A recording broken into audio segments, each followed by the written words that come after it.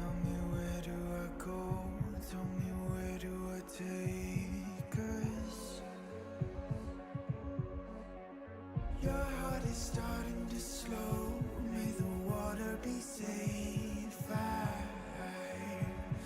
As I dive in, blood stains washing underneath the waves.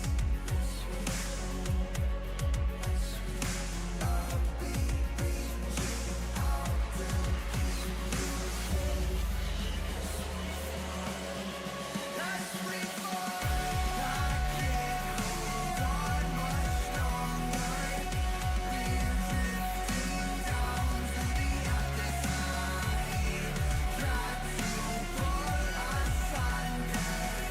Keep holding out for the other side.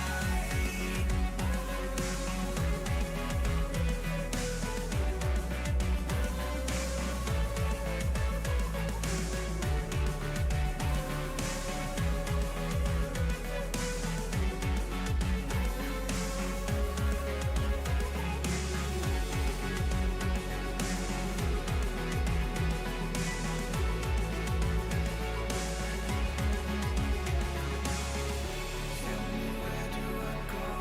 Tell me where do I take? Where do I go? Tell me where do I take? Your heart is starting to slow. May the water be safe. Where do I go? Tell me as I dive in. Where do I go? Tell me where do I take? Hello, everyone, and welcome to the first day of the LPL playoffs. Play-ins are done. Our 4 teams who are joining our top 4 teams in the regular season standings have been decided, and we're going to see who is going to be the first to fall to that lower bracket. I beat down Boulevard, your play-by-play for today, and I am joined for the first time in my career, Dimitri Albattery Toledo. Dimitri, I'm really excited. How you doing? Dude, I can't believe you've decided. You know what? I really want to cast LPL. I want to play-by-play for Yeah. for some of our first reps at like 4 in the morning. You are It's truly fine. pulling in. Yeah. I was on if you NXT don't know, earlier, too. It's cool. that is true, but you only had 4 games there. If you don't know, That's true. Beatdown has been helping us with project managing, kind of helping behind the scenes for getting a lot of the LPL English stuff. So please, everybody, give him a warm welcome onto the show. But we've got hopefully a good match for you because Top Esports, first seed coming in, expected favorites, and FPX, they're trying to pull off what is the biggest dark horse run possible. Yeah, I think that's a pretty good way to put it here. Of course, Top Esports being the first seed chose their matchup here in FPX, and I have a lot of confidence, I think for good reason, that they'll be able to have the easiest time going up against this team. And I mean, just talking about kind of how we got here, we can kind of throw to our format explainer. We're probably going to be doing this a lot throughout playoffs, just to give an idea if you aren't really sure of how we got here. Yeah, thankfully we kind of got through it. It was 50 Yeah. days in a row of games. We had I think 260 is the amount of games that we had from the beginning of the split to now. And as you can see, our top 4 teams from a Group Ascend immediately were placed into playoffs. We had our play-ins a couple of days ago. And like Beatdown just said, kind of looking at our playoff format as we go further on here, Top Esports, as one of the rewards for ending first in the season, they got to pick their first opponent, and they chose FPX, which is not all surprising considering what we got from them in the play-ins versus NIP. Yeah, I think it's a pretty. I don't think anyone's going to disagree with the position that TES have taken in that one, and you can see basically the entire first round here. And all the matchups are going to be. Later on the night, of course, we will have BLG and IG, so stick around for that one after the first series is done. And Dimitri, what stands out to you from some of these matchups here? I'm just surprised that, JDG, they were third coming in, and no one really was wanting to pick up Weibo a lot sooner. I would have expected, hey, IG, they're obviously the last team that was chosen. Yeah. WE ended up being kind of that second one, but I'm really confused because Weibo have not looked good in the past couple weeks. I thought, it makes sense for IG, because IG, you're I don't want to have to play against randomly, 1v9 performance from Rookie or Thashai. They got to a World Finals kind of pulling that stuff off over on Weibo. But Xiaohu and that gang has looked kind of murky. So to see them make it all the way to potentially third pick is a little strange to me. Yeah, I think it is interesting for us as outside lookers versus what pros think about their fellow pros in the league, they always have a bit more data when you think about scrims and things like that. So that's why, despite what we see as viewers, they do have slightly differing opinions. So maybe they were looking at Weibo and they're like, nah, you guys don't get it. Like, they have the sauce. We're not ready for that quite yet. We need to play them later. So I'm guessing that's kind of the angle there. If they knew that Hong was playing, I think maybe they would have taken them first. Who knows? Now they're hot. Maybe things are a little different. Maybe things are a little too different. They kept that one in the back pocket, though, so, like, it's okay. It's not a big deal. But I think we should hone in on our teams that we're covering on this first matchup today. Of course, first, it is our first seed, Top Esports. I mean, this roster that needs no introduction. They have been, for the most part, crushing it all split long, besides some oopsies that we'll talk about in a bit. Just an insane team. There was so many questions as to what this roster was going to look like coming into the year and then after their split one performance, and it really feels like this should be the one of our two teams going to MSI. It's really unfortunate if you're only a first-hand watcher, but I think they've come back swinging. We have, if you saw, the LPL actually release their own All-Pro votes, Kanavi most valuable player of the regular split, and I think almost every single one of these players had laid claim to being top in their role all season long. And it's a nice thing, too, for this team to kind of bounce back the way they have, because during the Split 1 playoffs, they started in the lower bracket. It had to be a crazy run for them to be able to make it all the way to first stand. But this time around, as we talked about the other day, Dimitri, they get to start in the upper bracket. And, of course, with how dominant they've been all split long, you got to imagine that the goal here is to stay in that upper bracket and kind of give us, answer that question of what tests are we going to see in this first match and maybe throughout all of playoffs. We have some keys to watch if you're looking at Top Esports. If for some reason it's been a long time since the regular season and you're maybe unsure as to how this team is going to be playing, these are some of the players that we are going to be looking forward to all playoffs long to kind of step up and be the guys to kind of push this team forward. And like you said, kind of that full court press when we look at this team. Their lanes are incredible. I know this is we talked about regular season Kanavi and him being MVP, but I really do feel like 369 and Cream have been some of the best in the region, bar none. And you look at kind of some of the champions that they're playing, obviously a little bit more lane dominant, but especially for 369, I really do feel like he is playing some of the best League of Legends, both mechanically, but also the map as well.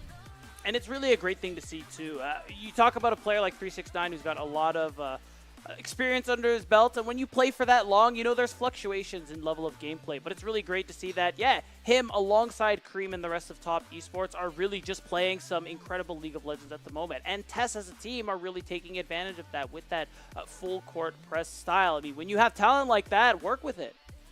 Oh, for sure. Look, if you're a jungler and you're like, guys, I have 3 lanes that are always going to be pushing, hell, I'll take that any day of the week. That sounds like a jungler's just dream to be able to have. And so, kind of looking back at this Top Esports, something that we'll be hopefully watching with this team as they start in the upper bracket is how many loose games are we going to get? Because obviously it kind of follows them. Like, how many more of these games are we going to get where we're like, God damn it, TS, like what's going on, dude? Why can't we just cleanly close out games, push our advantages, end in more convincing fashions? Because for the most part, they were a very aggressive team, and they do tend to end games very quickly, but there are so many mistakes from this team sometimes, especially in their losses, that now in the upper bracket, now that you're not fighting for your lives here in the format, there's a lot on the line. Yeah, and the hope is that this team will be able to play these cleaner games because they really aren't under as much pressure compared to those Split 1 playoffs. The fact is, they can afford to take some of these games slower, especially when they're in situations where they've fallen behind, and I think that's kind of what we're looking for here from TES, not just against FPX, because I think overall we can all agree they should have a pretty easy time with them this series, but going forward as well, because the expectation is that, again, this is likely one of the teams we are sending to MSI, and I think cleaning up as much as you can before you go international is important. Oh, for sure. They have a lot of best of 5s, right? They're going to be playing, if they only go through the upper bracket, they have to play at least 4 best of 5s to be able to make it into that season, or into the international play. So, I don't know. I think that when we look at Top Esports, this should be a cut and dry series. We'll see what their opponents have, as FPX, it took them a while to get here, man. They have gone on such a journey here in Split 2. Yeah, they really needed to lock in I think for lack of a better term, to make it into that top 8. And they were barely able to make it there. Of course, you mentioned it. They played NIP in their play-in match to qualify for playoffs here in Split 2. And it was a tough one. 5 games, it went the distance. It wasn't clean, but they managed to get here. And I think that's kind of the important thing right now. But what's next for them, Dimitri? What's next for them is that they got to get care on some surplus. They need to get this guy a stimulus package through the mid lane because it's tough. When I see this FPX team and what we've seen from them so far is it feels like Shadow is the make or break guy for this team. Him and Jue have been so incredible to watch so far. I know we'll be having a little bit of a spotlight on Jue later on in the show, but this team really has kind of been reinvigorated by this new jungler stepping up. Yeah, it is a lot of weight and pressure on his shoulders, but man, when it's working, it looks really good. Shadow has been able to do a lot for this team, I think so, and there's something to be said about the bot lane, Awesome and Jue. I know we're going to talk about them a little bit later, but I think there's something to be said about the success they also bring to the team as well. So I think a lot of it really is going to be for this team's successes. Can they get themselves a draft where Shadow's in the best position to be able to make things happen? Yeah, and we're kind of looking at Sheer. There's like a mini narrative that we kind of want to keep track of as we go throughout these playoffs because Sheer had a lot of hype behind him playing on JDG last year, and so throughout this year he's kind of evened out and been more of a middle-of-the-pack top laner. I kind of want to see what his journey is going to be looking like because he has to play against a lot of great top laners here in the league, but now in this playoff bracket, at the very least from his side of the bracket, he's going to have to play against Bin, Thashai potentially if they go into lower bracket or upper bracket, you know, with that matchup being later on, and he's playing against 369 tonight. There has to be a lot of weight on this guy's shoulders who has taken a bit of a step back in terms of some of his carries this year. Yeah, it's tough too because we talk about a player like Shadow and how when you have carry players like that, you do kind of expect more facilitation from your solo laners, especially in the top lane. But yeah, Sheer definitely has his work cut out for him either way because you mentioned it, 369 playing some of the best League of Legends of his career, best top gameplay in the region, so I think Sheer definitely has his work cut out for him, but this would be a great opportunity for him to step up and kind of show that while being a younger player, he is someone formidable to look out for in the future. Yeah. You know, we're talking about some of the best players. You know, we have our Pogs. If you've been watching throughout the season, there is a lot of player of the games. They're spread out. And while the official votes are out, and it is Kanavi who's taking it, I think the most important part, and you can kind of see almost three-fifths of the members here of Top Esports. Actually, I'm already wrong. 2/5 of this roster are Jack11, Kanavi. Exactly. But Jue being up here, I think is super impressive for an FPX that all intents and purposes shouldn't really even be here, right? Like they came into this season as you, WE, and Thunder Talk. You guys are going to be in play-ins, but probably get knocked out. They were even somewhat underdogs, I think, going into that play-in series versus Ninjas in Pajamas, but they've played much better, and it does come down, I think, to this support matchup. Jue versus Chris. Jue in particular has been so incredible to watch. I think having to prove yourself against one of the most legendary supports of the league in recent years. Yeah, he definitely has his work cut out for him. But I agree. I think he did look really good, in particular in their series against NIP. And I think Jue has been a really big part of FPX's more recent success as well. So I think that's what makes this matchup exciting. You said it. Crisp is a legend. There's so much history, skill, experience behind him. So as much as we talk about Sheer and what he's up against in the bot lane, Jue is under similar circumstances on the bottom side too. TFP, by the way, if you do not know, is team fight participation. Right. It's a bit of a weirder stat, but it definitely does help and kind of show that both of these guys We got to fill out the graphic. Yeah, exactly. Someone's got to put a third stat in there, and that's what we're throwing in there.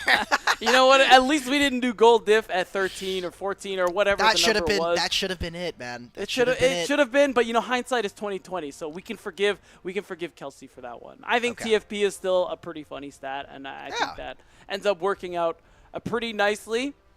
And with that in mind, I mean, that's the setup. That's TES versus FPX. I mean, we have our predictions already that we were talking about earlier on. We have our expectations coming through here as well. And the hope is that, you know, FunPlus Phoenix can show us a little bit more of something. Again, kind of step things up because, yeah, they made it here. But if they want to avoid getting O2'd, they need to do more. I mean, they're gonna have to get 0-3, brother. We got a hell of a Sorry, lot of best of I meant five. series score. I meant series Yeah, score. okay, yeah. All time for this year, they are 6-0. TES versus FPX. Oh, 2 of those are best of ones. So, Still. An amazing format. I love best of ones, very competitive. But the 2 best of 3s that we saw from them in the regular season of Split 2 didn't look very good. There's maybe a handful of games there where it looked close for FPX. I think their first series at the very beginning of the Split, maybe there were some angles there for FPX to take over. But this kind of feels like, even on Top Esports' worst day, how much are we actually going to see from Fun Plus Phoenix? Because, I mean, yeah. Like, FPX have had a lot of really, really bad games, and a lot of them thrown from winning positions. Yeah, it's true. I've seen some good games from them, so if we see that FPX today, maybe we can see some excitement. But, I mean, you look at all of us here on LPL English, and there aren't any Fun Plus Phoenix believers. No. I think it's for some pretty valid and correct reasons, but we're all ready for some surprises. We're all ready to be wrong. We'll give FPX their respect if they make this happen, but for the sake of being right, no. Look, it's tough because FPX, they can take a game. I think it's more realistic that they take a game here than not. I have Top Esports going as 3-0 just because I feel in no uncertain terms when I watch Top Esports, I feel more secure about them being able to find a comeback. Kanavi is going to pull a rabbit out of a hat. Maybe we get a Jackie Love performance that we haven't really seen throughout the Split. He's been starting to level himself up, especially if we're talking about our 2 bottom lanes here. So I feel like if FPX are able to take a game, that's kind of reasonable. If they take 2, then we might be under the auspices of Top Esports maybe experimenting a little bit. Yeah, or maybe FPX is playing out of their minds. Who knows? True. But I think for the most part, Top Esports, there's a lot of good reason to believe that they will be able to take this one, just because of the fact that there's just so much skill on this roster. And I think my hope in the 3-0 is that, for the most part, it's kind of similar to what you mentioned, because I voted for it because I think for the most part, TES are really clean. And especially in this, now that we're in playoffs, I would like to also believe, part of me is kind of willing this a little bit, that they're going to be able to really clean it up, not have any more of those happy games, and really just play some good, clean League of Legends. Yeah. I'm just so worried. For everybody who's wondering, casters, can we start the game?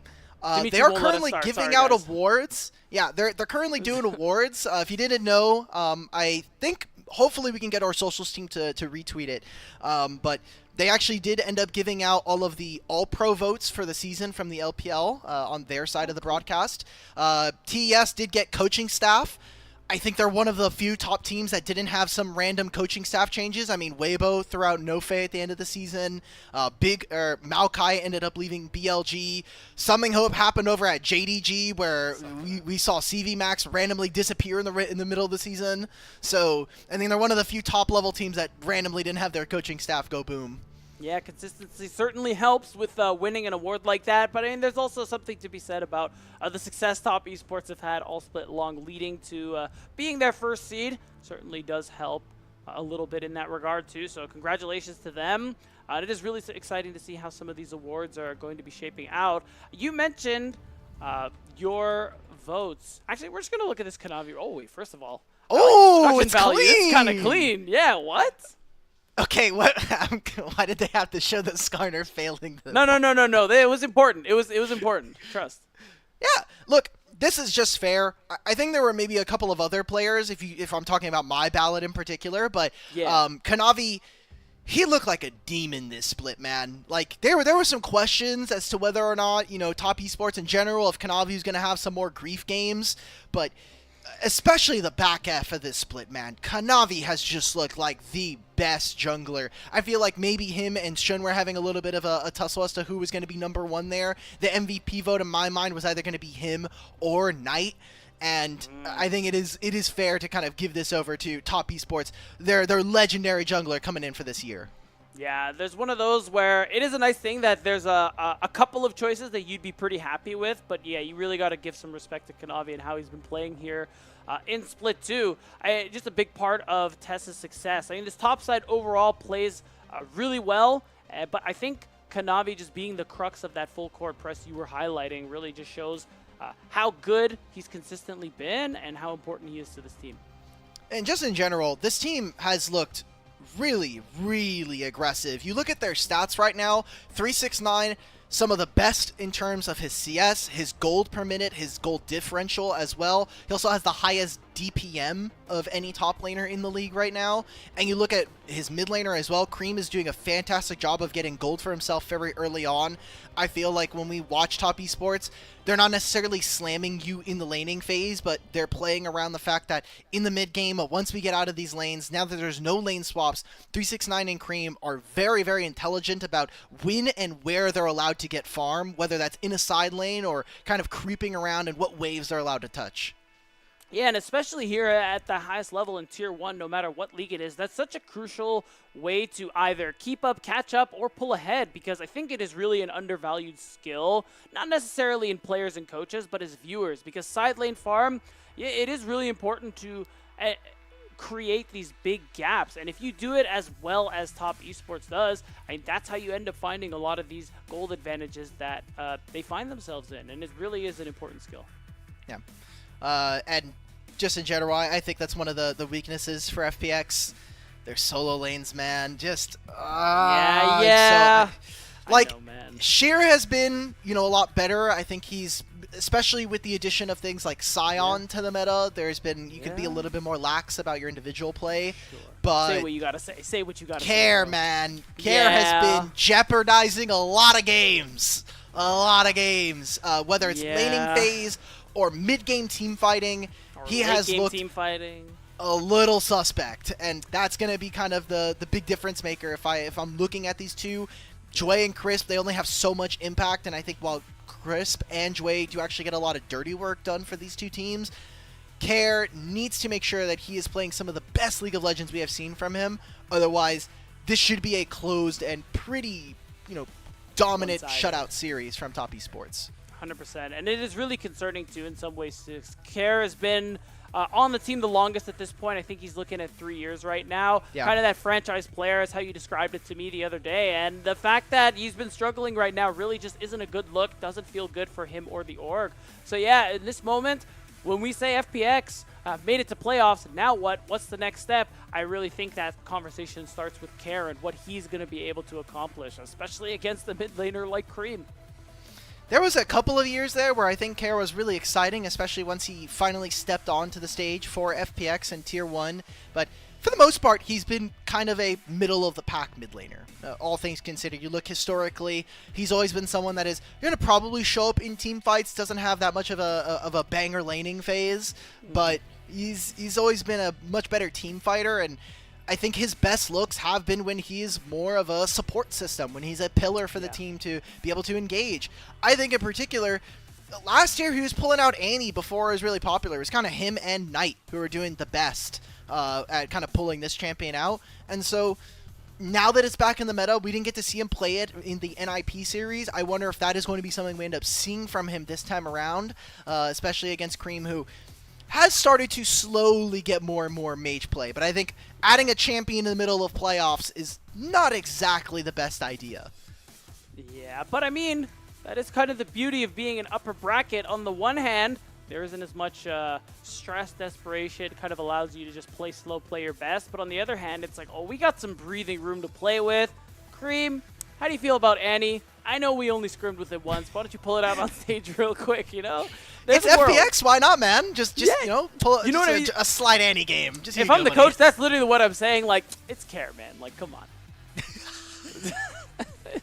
Yeah, I mean, hopefully they're not saying that, but that's crazy. All right, Kareem, he did play Annie when he was on OMG. Oh, I remember these games. These games were terrible. Oh no. Yeah. Oh yeah, these were some true stinkers. Surely he's leveled up. Okay. Oh my God, we have We're walking back. out. Okay. Well, for everybody at home, we weren't stalling. Nope. At least from Never our that. side. We couldn't start the game. So we're going to have both of our teams coming out. Because we are in best of fives, there is no 1v1 for side select to start off the series. Right. It is going to be at our Game 5. If we do end up reaching a Game 5 for any of our series here in playoffs, that'll be when we have our 1v1s for side select. I think it's a very fun way and a little bit more interesting than kind of starting off the series that way. Yes, and also worth noting that you had mentioned it earlier that because they can't have the same player do 2 1v1s in a row, Care can't do it for FPX this time around because he did it against NIP. He lost that 1v1 and they still No. that NIP series is such like a fever dream when you think that's about a it. good Like word for it. blue side wins the first 4 games. You come into game 5 and you're like, okay, you've got to leave on Aphelios. They're playing some interesting stuff here. Finally, FPX break the pattern. They win on red side. I think there is so much kind of going on there, especially for a player like Jue, who we're seeing kind of walk across the stage now. So FPX, they're going to have to dig deep, man. They're going to have to really kind of prove it and pull out all the stops if they want to beat the best team here in the LPL. Yeah, really important here. Of course, they will have the second life if they fall in this series, but man, how good would it feel to knock down seed 1 or at least take a couple games on your way down there? Would really do a lot for confidence and your ability to be able to keep going in that lower bracket. Again, we need to see more from Fun Plus Phoenix because if they just play the way they've been playing this whole time in Split 2, I am seeing it just be 0-3 into 0-3. Hey, man, that's tough because if we think about our playoff format, we are still waiting for them to get set up on stage. Obviously, the players just now walking on. It's going to be a little bit before we get that.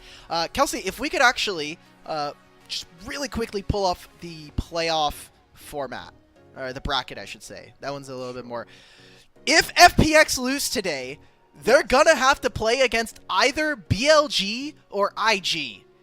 That's terrible. That's terrible. That is really tough, I think, for FPX. Now, FPX have beaten both of these teams in the regular season, but it's been a while since that's happened, and especially in BLG's case, they've made some roster changes and are starting to, I think, really put themselves in playoffs form. We haven't seen the Cinderella or the pumpkin show up for Beichuan yet. I think a lot of people are still waiting to see whether or not he is actually a real prince or he's a pumpkin. But for now, they've been winning games, they've been doing well. I mean, what else can you ask for, right? Yeah, just keep winning. Winning usually is a great way it to solves solve all your everything. problems. Yes. Like, quite literally. The amount of teams, players, coaches that say, "Nah, winning solves so much. Winning can allow you to sweep so many things under the rug." Is pretty insane. So, Yeah. we'll see if BLG can keep that one going forward. It's funny because you think about like all the times where people are like, this roster should never have won Worlds, and they're like, well, we literally just kept winning series, and it's like, okay, well, you Crazy just gotta, how that works. You gotta keep band-aiding, you know, like, okay, there's a small leak here, okay, we're gonna just slap on like some Zeri Lulu on there, okay, we're having some problems in the jungle, you're stuck on Sejuani Maokai, that's all you need to do. That swipe on our screen tells me we are getting into draft here. Top Esports, because they were also first seed and the higher seed, they do have access to side select, so they should be on blue side here. So let's see it. It's Top Esports' first couple games here on the patch. That's right. And I got to say one thing real quick, Dimitri. It feels really good coming from NACL to watch just good brand priority on certain champions. Like, bro, when I tell you no one cares about Nico in the NACL and it like, drives me nuts, it's just disgusting, man. And the Gwen gets through like every draft phase. I can't, bro. I can't. I'm okay with Gwen getting through. You know, she's a little weaker. I think that Top Esports might be prioritizing a Scion here if they are getting rid of some of the weaker matchups. I think you're okay with giving over something like Mbessa or the Jace over to Sheer if that is going to be the case. So we'll see. There is also a Vi getting on through. I wonder if that is going to continue to be a really big presence here in the playoffs. I think most probably. The champion is just kind of has the entire League of Legends world in a chokehold. She is just too good at the moment. But, I mean, Talia is also a champion that we need to be recognizing. So I think that priority is just going to go over to that instead for Cream. All right, so Talia, most broken champion right now. Her items are really abusive as well, so Good to see being able to make that cross map. I like this breaking up of the combo. We said that maybe we were going to see a little bit more Scion here. It's going to be the first pick going in for FPX on the red side, and potentially breaking this up and giving Shadow one of his better champions that we've seen from him in this split, as well as, again, that duo between him and Talia being able to make cross map plays. Yeah, it's nice that he's going to be able to match the global there with one of his own, and that Scion is really important, I think, for Sheer, given the fact that we talked about how he plays that more of a supportive role for Shadow. And of course, unsurprisingly, Kanavi's going to grab the Vi to pair up with the Talia. That strong duo doesn't get through often, but it is powerful, and we're going to probably be reminded of why it shouldn't get through. Okay, so I was wondering, the Mbessa gave them more backline dive, but when I look at this top esports team right now, they really want a composition that is going to slow the game down. You want to be able to stop someone like Scion from really being that frontline tank. You want to stop Pantheon from having as much efficacy as we would normally see from him. And if you're going for a dive composition, I think he's really, really strong in being able to use that Aegis as well from his E, just that targeted invulnerability. So we're getting a Sylas here. There's some great ultimates. The laning phase is going to be something we're going to have to watch, as that has been, I think, a very big pain point for Care so far. Yeah, I think once you see Ornn and Vi, that's enough. You don't need any more information. It's a Sylas angle, but it is true. Nameplate's off. I like the angle here, but you mentioned it. Care has been struggling in the lane phase and in some of those mid-game team fights, so it's going to be really important for him to not fall too far behind so he can take full advantage of those ults that he's looking to steal. All right, so back end of this draft, no AD carries chosen. Varus makes it on 4 here. We have to be thinking about Lucian as a potential here, especially early on into this. And also MF, a very big champion, one that Awesome has played the most in the league. Yes. And if we're thinking about that, I mean, we also have to think about the patch. Like, Senna is really strong right now. She got changed for this patch. Farming Senna is in a good spot. So that might be something that Jackie Love and Chris could look for. And you look at this, this front line from Top Esports, I would love to have a Senna on my side. Yeah, I was just thinking, too, with the... I'm liking the Senna angle, especially I think that's why we're seeing the Alistar takeaway as well. I think Senna can get through one tank, but I think getting through multiple is where she is going to start to struggle. So I wonder if that's another route they want to go down with that second ban. Maybe get rid of something like Leona or another potential tank option. But either way, I am liking the Senna angle that you mentioned here. Instead, it is going to be the Ezreal. I mean, you got a lot of dive here for Top Esports, so they want to limit the escape that Awesome can play with. I'm feeling maybe a little bit less now on the Senna, now that I think about it a little bit longer. You do have a Scion on the other side, so it's going to be a while before she's really going to be able to punch through that. And with Talia kind of just sitting there throwing rocks, I think maybe you get a little bit more usefulness out of the Vi and her denting blows. There's a Renata coming in here for Jway, so expecting a Kalista here. I wonder if this is FPX kind of poking and prodding at Top Esports, saying, are you going to be able to take this pairing, especially when you already have Nico and Renata taken down? I mean, is this an angle for like a Lucian Milio or Lucian Nami or say, okay, yeah, so I think they're just going to go ahead and lock that one down. So they're basically expecting that 2v2 that you mentioned, and they're going with a pretty effective 2v2 of their own. Wow, this mid-game spike coming in from Top Esports is going to be absolutely disgusting. Yeah. I mean, you're going to be playing on mid-waves with a Lucian. Nami's going to be able to step up. This bottom lane should be an all-out war. If we're talking about damage, it should go in favor of Top Esports. So I kind of want to see how FPX...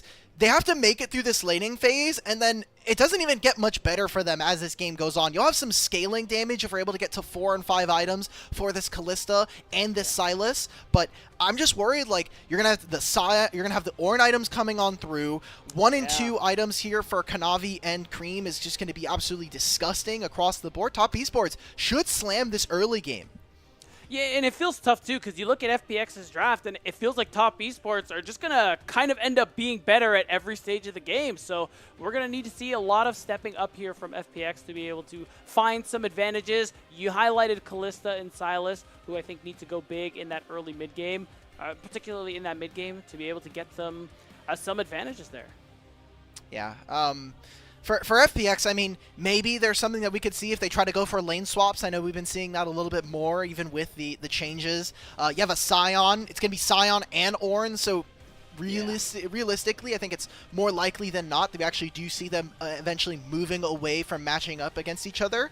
And so Big eyes. We came into this matchup talking that Shadow needed to be a massive driver for this team. You're on the Pantheon this time. You have a lot of early playmaking that you have access to. But is that going to be enough for this team? Is that going to be enough when we talk about playing with a Sylas when you have this matchup in mid? Yeah, I mean, a lot of FPX's past successes have revolved around Shadow and what he's been able to get done. So on the Pantheon, he has the opportunity to do it again. But there it is, guys. Playoffs has begun. It is top esports versus Fun plus Phoenix. First versus 8th seed. We'll see how it goes. Oh. Level 1 action. I don't think anything is actually going to take place. Just some ward dropping, unless somebody wants to get flashed on. So I kind of had. I was a little afraid there. You know, Were you nervous? I saw Shadow. You know, there's a potential he presses Control W and just flash W's on a cream, and maybe they try to trade that summoner spell out, but. Looks like we're getting a, everybody's here in bottom side right now. 369 and the rest of Top Esports, they do not know where the enemies are. They will spot out this ward. It's split between 4 people. What exactly are they doing here? Because they're clearing out all this vision. They're trying to stop Shadow from getting enough information. They're going for a late invade, though. This could go very well for FPX. Yeah, I think so. Creating this kind of split map on the bottom side. Oh my god, all 5 of them are here. It feels like I've traveled back in time. We're having this fight for the level 1 Raptors. Sheer is already getting poked down by the Talia. Trying to see who gets level 2. Kair's going in with the Abscond Abduct. 369 is forced to flash away. At the end of it, it's kind of an even split there. Neither Kanavi nor Shadow end up getting level 2, but 369 is forced to flash. Yeah, Shadow gets a majority of those camps, and that flash away from 369, yes, it is the Sion versus Ornn matchup, but when Sion has, you know, summoner spell advantage, especially with that decimating smash, becomes a little bit more powerful, so we'll see what that ends up doing. This is a huge investment from FPX just to make sure that Kanavi is not only a little bit behind, but also they're just doing a lot of information gathering. Yeah, and I think they pretty much got everything they could have hoped for there. Again, level 1, really weak as well, so trying to take advantage of an early timer where Kanavi isn't going to be able to have that much impact. So at this point, the info is there. You know as FPX that Shadow and Kanavi are going to end up on other sides of the map. I mean, you want to play for this Kalista Renata. We talked about how important this duo is, but that ward XP actually clutching up. Jackie Love and Chris Pitt level 2 first. And they get the heal away from Jway there. Expecting maybe a little bit more coming out from them. So FPX are at least coming to play. Shadow's going to look for something on top side here. They know that they have priority from this Sion. They know that Vi is going to be going up towards this side of the map. So, I mean, Shadow should have a lot more damage. We'll see what Kair's able to do in mid lane. I think right now he's just trying to trade HP and force cream under his turret. Yeah, oh wow, Kanavi's taking a lot of damage. You're seeing... Okay, Kanavi's just going to go ahead and use the smite to finish off the Gromp. Not a whole lot lost here, but Shadow will be able to take the blue buff. Looks like Sheer got caught trying to go in between turrets. Still has the flash to play with, but he's going to go down. That is first blood to Top Esports. Oh my god, Kair, we're going to continue to go for this. All right. Cool. Wow, we just gained kill over. It just ends up being a 1-for-1. Kair is going to be able to not get the kill on the Sylas. It's Sheer who picks it up in the end. I still think this is really good for Top Esports. Like, you're getting a pretty massive wave shoved into the bottom lane. Shadow only gets this topside scuttle, doesn't even end up taking the blue buff either. And for 369, he's like, okay, cool. Like, you gave a kill over to the Sion. We have, I think, reasonable amounts of ways to kind of deal with him as this game goes on from the side of Top Esports. I like this. Again, all of this just to make sure that Kanavi is under duress. Yeah. And, oh, wow. You're seeing the flash and heal come through from Chris. Some aggression on the bottom lane, and we have some more trades into the jungle. Shadow trying to make Kanavi fight for every jungle camp he's going to get, and I think that's going to continue. Scrying Orb is going to give him a little more information. Kanavi, I am so sorry, buddy. This is not going to be an easy game for you as the W comes through. Kanavi is low, no flash to play with. Kair coming in once again. Sorry, melee into ranged, and who is roaming more? Look, Sylas, he's just trading a lot of his HP. Cream can't get priority versus the Silas for one reason or another, so it's another wave being slammed into the bottom lane. FPX, at least in this early game, seem like they are well prepared and they are kind of firing on all cylinders. Part of the reason why this FPX team not only started to kind of find success in Split 2 with Shadow and Awesome moving on over into this team, but also I think there was a reason to expect, like, hey, Cheng's, the change in the coaching staff from Split 1 to Split 2, they've at least provided an early game plan here for FPX, and it's working out. Oh, wow, and Kanavi doesn't have the Vault Breaker. Long cooldown to rank 1, but the Dragon is helping out, putting some damage onto Shadow. But Dway coming in means Kanavi is going to have to leave. First Dragon coming through from FPX as we see a lane swap from TES. Look at this from FPX, dude. We're going to go. So Shadow's going to do the Dragon. He can go for a recall probably to pick up more items, but I think, he has pick of the litter. I wonder if he's going to start on his bottom side, because these bottom side camps for FPX are still level 1. These are the first camps. He never ended up taking these. So maybe he just says, like, I'm going to ignore them for right now and potentially even reinforce my top laner on this swap. Yeah, and it's looking like that's exactly what he is going to do here. I guess when you have this bit of an advantage coming through, you do want to cycle your higher XP camps. It would feel bad if Kanavi was able to get an invade and take away those Raptors, for example. But Shadow, back to farming. I think we're back to stillness right now. But Fun plus Phoenix really putting the pressure on in this early game, like we said they needed to. Yeah. Now potentially looking a little bit further in this game, we did say that it was more than likely that the bottom laners were going to be looking to swap, especially with these two top laners. This dive needs to work out for top esports. You kind of see that they're dropping another mid lane wave here, as Cream did have an experiential lead versus his opponent. And against Sion, it's tough. He has Flash, he still has ultimate up. So right now just making sure that top esports, their bottom lane, can get a little bit of gold for themselves. Yeah, the wave crash is good, and while they weren't able to secure a plate, they should be able to do so soon. Now, next thing to take a look at is going to be the grubs in about 50 seconds time. Shadow finally getting those level 1 camps on the bottom side of the map, and at least he will have blue buff for the grub fight, as we see Awesome and Jouet also rotate up. I'm going to be honest, Beatdown. Who the hell cares about blue buff right now? Shadow's going to be level 6 for this fight. Look at Kanavi's little experience bar, the purple one under his level. He's barely level 5 right now. He's going to do his red buff. He's not going to have access to this scuttle, so he's not going to get a ton of experience. So, like, if they even invade right now, Shadow has complete control of the map, and any side lane plays that top esports are looking for, suddenly you can just think, okay, we're adding +1 to that, because there's going to be a Pantheon potentially showing up. Yeah, I mean, now the Grand Starfall there is active. Shadow can move across the map very quickly. And yeah, you had mentioned it. He's now more than about a level over Shadow. He's even going to help Care get some pressure on this mid wave so this next wave can get in here. And with the advantage that Jouet and Awesome have been kind of getting in this 2v2 so far, you got to imagine Tests are going to be able to easily get first touch. Remember, there's no flash on Jouet. Crisp, his flash is going to be coming on up here. Cream has to answer the mid wave first. 369 does have teleport, but you can already see Sheer, he's moving, and he has ultimate. Handshake coming through. Pin cushion is being used. That's the Fate's call. We have a fight on the other side. Care is going to go down, but here comes the Scion. Sheer is going to force Kanavi to flash. We have the wall to make a line of scrimmage, but right now FPX looking kind of trapped. Kanavi's going to get in. Nice flick coming through here, and even though the Aqua Prison goes wide, Awesome is going down. He gets the reset. He's still alive, throwing spears. Finally, he is going to fall, and top esports starting to turn things around. Sheer is the only one left, but he's just a Scion, Dimitri. He can't make it happen. Oh my god, Kanavi gets so fed in this fight. From one way or another, Cream with that ultimate, and it's a large investment of summoner spells.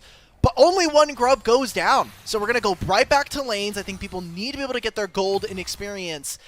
You look across the board, that was a few kills going over to FPX. That's them getting the feats of warfare. But I think in general, top esports come out massive for this play.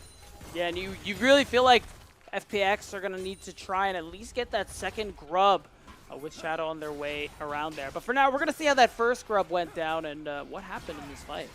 I never want to take these small skirmishes here. Wow, that Kalista W not spotting it out. The fact that Cream and Kanavi get to work together, they immediately take down Care. This flash from Kanavi is also clutch, and then just the rest of this fight is so sloppy, I think, from FPX. The fact that they get split up to start, the bottom lane already had to invest the ultimate as well, or the Fate's Call. The fact that Awesome even gets a reset here is great, but it really feels like this is us overreaching and having to outplay a bad situation. And it really feels like, to me, it was a really great catch-out onto Care. As soon as he goes down, Alk, I feel like you just don't care about this fight anymore as FPX. Yeah. That Silas, we talked about how powerful the hijack is in this game. Doesn't even get to use it. There is no stolen Ornn ultimate. There is no stolen Vi ultimate. So I think so much value was lost there for FPX. Yeah, it was really smart of Kanavi with him getting the red buff. I thought maybe he'd be a little bit behind, but catch-up experience is a hell of a drug. So he somehow slingshots with that, by the way. He's down 20 in CS, so jungle camp's around like 4 or 5. But he already has a completed Sundered Sky at 10 minutes. Like, this is exactly the spot where top esports want to be. They're going to be finishing their first items across the board in a few moments. I think FPX right now, they might be looking at a Dragon stacking as a potential win con for themselves to get back into this one. Sion already preemptively moving. You can start to see that FPX, they want to make sure they get this objective. Yeah, Unstoppable Onslaught threaten means Sheer is getting a lot of space for his team. And top esports happy to let go of this Dragon. It really isn't that much of a big deal for them to drop down 2. I imagine we'll see more of a contest for that next one. And 369 going to be able to get that Demolish proc off, and dopamine shot. Feels good. I mean, this is great, right? When you look at Ornn, he's another top laner that really loves to get gold and experience, especially that experience side, just so you can start to give out those masterwork items. Right. So being able to have alone time and get a little bit more gold for himself, not all that bad. Is going to be the finishing of the Grubs. 369 doesn't have flash, but it's literally playing Ornn. I don't think it matters right now. Yeah. And it's fine too. Cream and Kanavi are here, and top esports. Oh, the flick ends up being pretty good. Wait a minute. Oh, that's a little awkward. I don't think Kanavi can steal, right, guys? But it's the Call of the Forge God coming through. It's gonna knock up one. You have the tidal wave as well. You got numbers for top esports, but the damage is too much. Care and Sheer are gonna come up big time. Crisp is going to have to flash away as well. Cream forced to use the ultimate there to save himself and his team. And Shadow is going to come in with the ult, but no more kills go through. Okay, so we talked about in draft that when you look at this top esports roster, who is killing Sheer? Who is killing the Sion? And with how much HP they have, they're going to go for another dive here from the side of FPX. There are Hex Tech gates, so they got to do this fast. Yeah, there it is. No stuns are coming through, but the damage is more than enough. Fate's Call is going to make sure Jouet doesn't fall to the turret. All right, well, now FPX are splitting plates 4 ways here in topside. Jackie Love is slamming this mid lane turret. Hopefully the observers do end up kind of moving on over. He's able to get at least 2 plates for himself there to try to even out for this. I don't know, Beatdown. I look at this and I'm saying, okay, FPX, they got the second Dragon, they got another set of Grubs, so they get all of them, they get the feats of strength completed in that play. And we take a look at this, I mean, there's just no damage here. Who is doing damage on this team aside from Kanavi? I mean, honestly, it doesn't look like much of anyone. And props to Sheer for being able to get that big decimating smash. I think that was a really important part of that damage that ended up closing things out.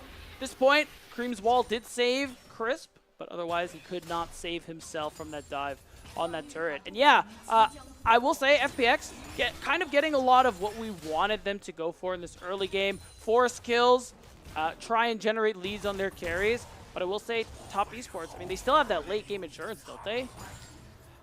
Yes. I mean, when you talk about playing on mid waves, I think we're still expecting for top esports to be really strong. Jackie Love on this Lucian should be able to get a lot of work done. And eventually Cream will have enough damage, I think, that he'll be really annoying. I think that the Unraveled Earth definitely adds so much value versus this team. But I think there's still a lot here for FPX to play around. I mean, the Silas has an infinite amount of possibilities you can kind of work around with that stolen ult. Yeah, very true. And right now, oh, wow. It looks like Kanavi is spotted by yeah, that's vision toggle from our observers. Damn. Yeah. So there is no replay there. Shadow's able to successfully cover, and he's just going to go ahead and go for the back. Right now, Herald's going to be coming up in 30 seconds. We're 5 minutes away from the Otacon, but I think it's Herald and the next Dragon to focus on, because while gold is mostly even, 1+ Phoenix getting gold in a lot of the right places, and they've been Drake stacking. They're able to get this Hex Tech Soul Point. That would go a long way towards win condition there with that Dragon Soul. I think this is a small mistake here from Top Esports. They put a lot of their priority, and you saw them shift towards the bottom side to clear some vision with Kanavi.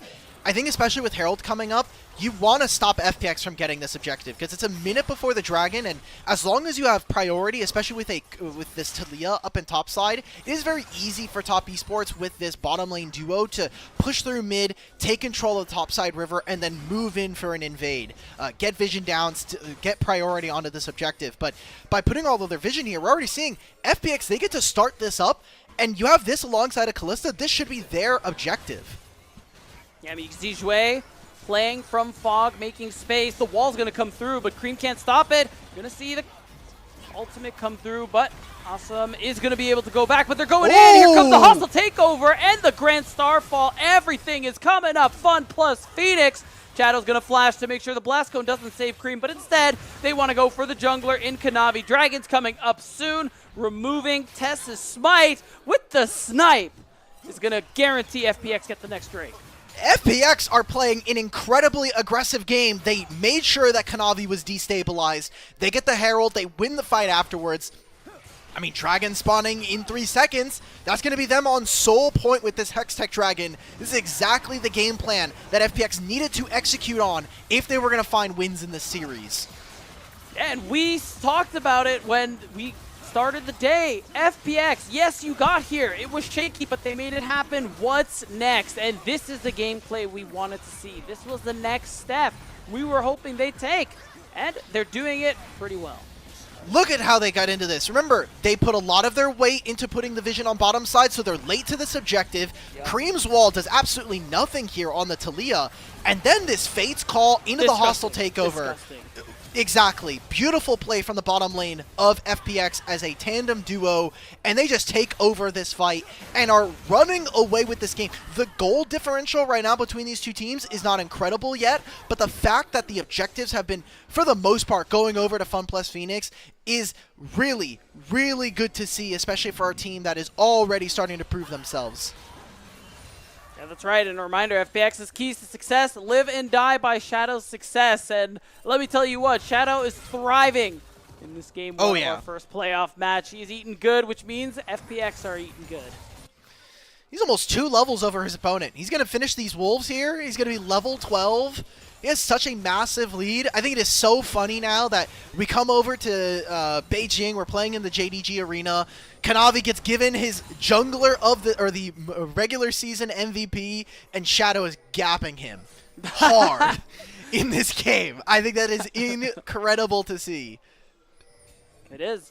And you talked about earlier, Top Esports being able to play on mid waves. You see the setup that they're going for right now on this top rush. I think Cream is looking for an ult.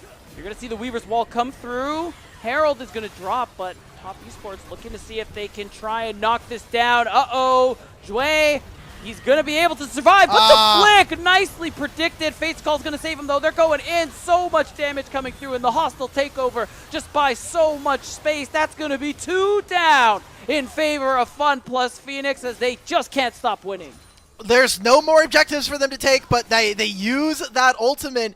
I was a little afraid with Jue taking it and the Unraveled Earth still being there. I was like, I think Jue, you're dead, but I think it's just Jackie Love now. Stolen hostile takeover is going to go through. Double Aqua Prison, but it's not good enough. Another play. FPX are stomping their foot on the gas, and they are not letting up.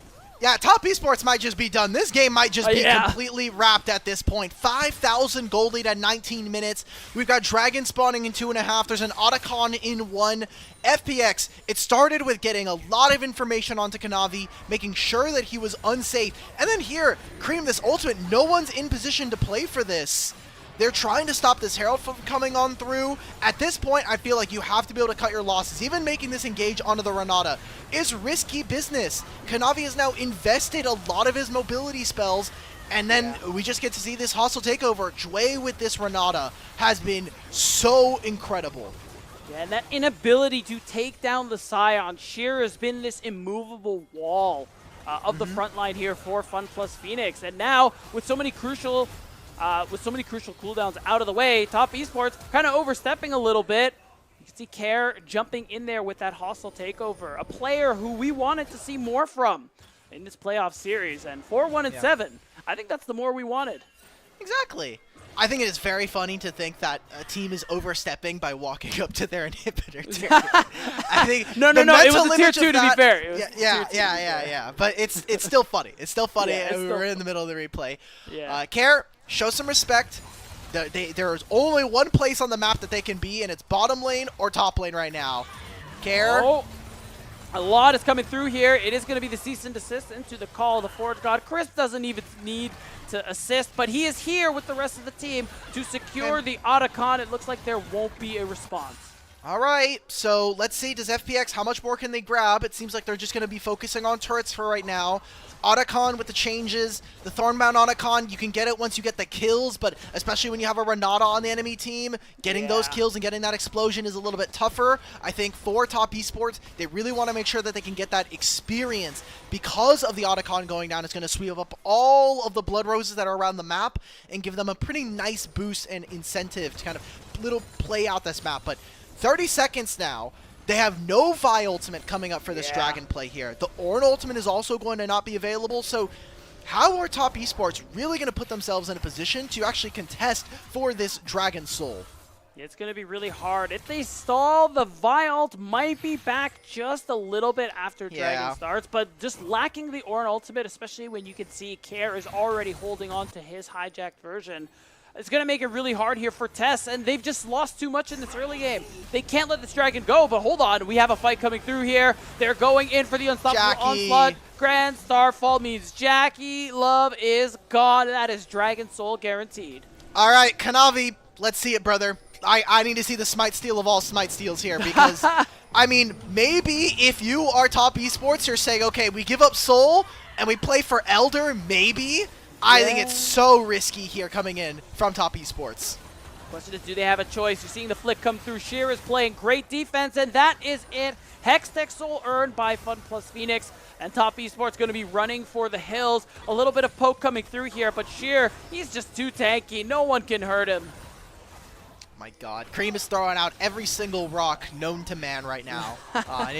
I don't know if it's going to necessarily be enough. He does clear this minion wave here. Wait a minute. Oh, Call of the Forge God is coming back online. Shadow's going to flash, so it's going to be okay. And the Searing Charge goes wide, but Sheer is in a bit of trouble. No flash. Oh my God, Shui is going to save him. Shui does it again, and the Fate's Call from Awesome means we might have a re-engage, but it's looking like FPX. They want to back off. Top Esports, they know now is the best chance they're going to get. You're going to see the culling come through, but not enough to make it happen. Kanavi, he's looking. Cease and desist is going to come out. Shadow is caught. That's another kill. Cream. The flick is coming through. Are we turning this around? Awesome is still here, though. Care is still around. Care has the ultimate from the Vi hijack. They could look to keep this one going, but this one is tough. It's 2 versus 4. We're low health. We're low mana. I think we're finally going to back off. Wow, Top Esports trying to squeeze water from stone there. They're going to potentially look for another dive. They want to keep Awesome and Care stuck under this turret, equalize the gold. Somehow FPX, 5,000 gold up. They lose 3 members, the shutdown, and even get themselves a Hextech Dragon. But the gold is even now for Top Esports. I'm still thinking this is an FPX favored game, but it's plays like that where FPX get trapped a little bit and they go for a little bit more than they should, where they end up kind of making the game a little more tough for themselves. Yeah, and I think this is a moment here where, as FPX, you want to be walking away. But I think they were just kind of feeling themselves a little too much. Care had the cease and desist. But Top Esports, it's good recognition from them being like, okay, guys, this is a great angle for us. We have their health bars low. We need to take this. And it was messy, but they made it work. I feel like FPX just did not play with the adequate range, because when you look at this team, there's like that effective range of when you're allowed to play, especially for Silas and this Callista. All of the terrain that they were fighting on just absolutely sucks for them. They can never hit over those walls. Jackie Love is going to have better range. Talia's going to be more effective in that way. So FPX, back to the drawing board a little bit. Let's calm down. We're getting really close to closing this game out. We've got Baron spawning in 35 here. You have this Hextech Soul. Now you need to be able to punish your opponents. I think biggest thing for me is we look at that player goal. Jackie Love's second most in the game, and I'm looking at that LDR in his inventory. This is going to be kind of that make or break fight. Can FPX actually use this Dragon Soul and close this game out?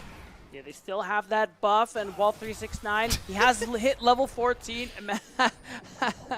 There's no way, It's right? true. Surely. There's no I will way. say, though, they've equalized gold. Ornaments are coming through the Masterwork items, so it's not impossible. So I think it is really important. I agree that FPX are going to be able to use this Baron, use the soul that they're currently sitting on to close things out. But it's tough right now.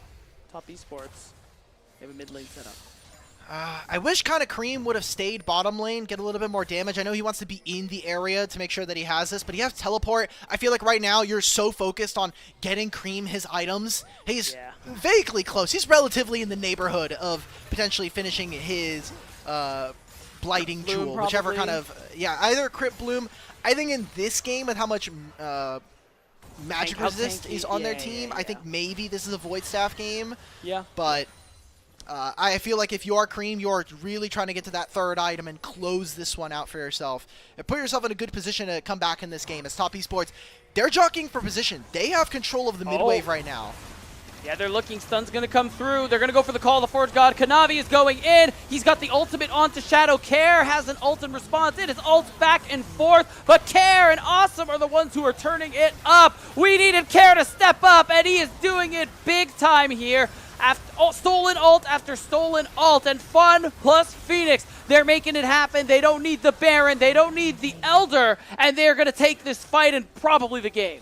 Yep, let's just go ahead and trade it. Look, you guys can have the mid wave. We'll just take your Nexus. I think that's a very worthwhile trade here coming in for FPX. What a dominant game, man. It started with an invade, and it ends with Shadow and Care running this game versus Top Esports. Wow, and Care is going to go in, flash the Abscond Abduct. He's taking a lot of turret shots, but what are turret shots to a man with a Renata in his back pocket? They finally get that ace. They're going to knock down these structures. And I think the Nexus is the only thing left here. We actually have low HP bars, so this one is getting a little tough, but it's not really going to matter. That is FPX taking the first game against our first seed here in the LPL playoffs. That's some good damn League of Legends, man. I love that coming in from FPX. Already showing out our first series here going into playoffs proper. And, you know, maybe riding a little bit of that wave after finding their win against Ninjas in Pajamas. We'll see what the rest of the series has to hold for us. But, damn, man. That was good. That was fun. It was good, and this is exactly what we want to see, too.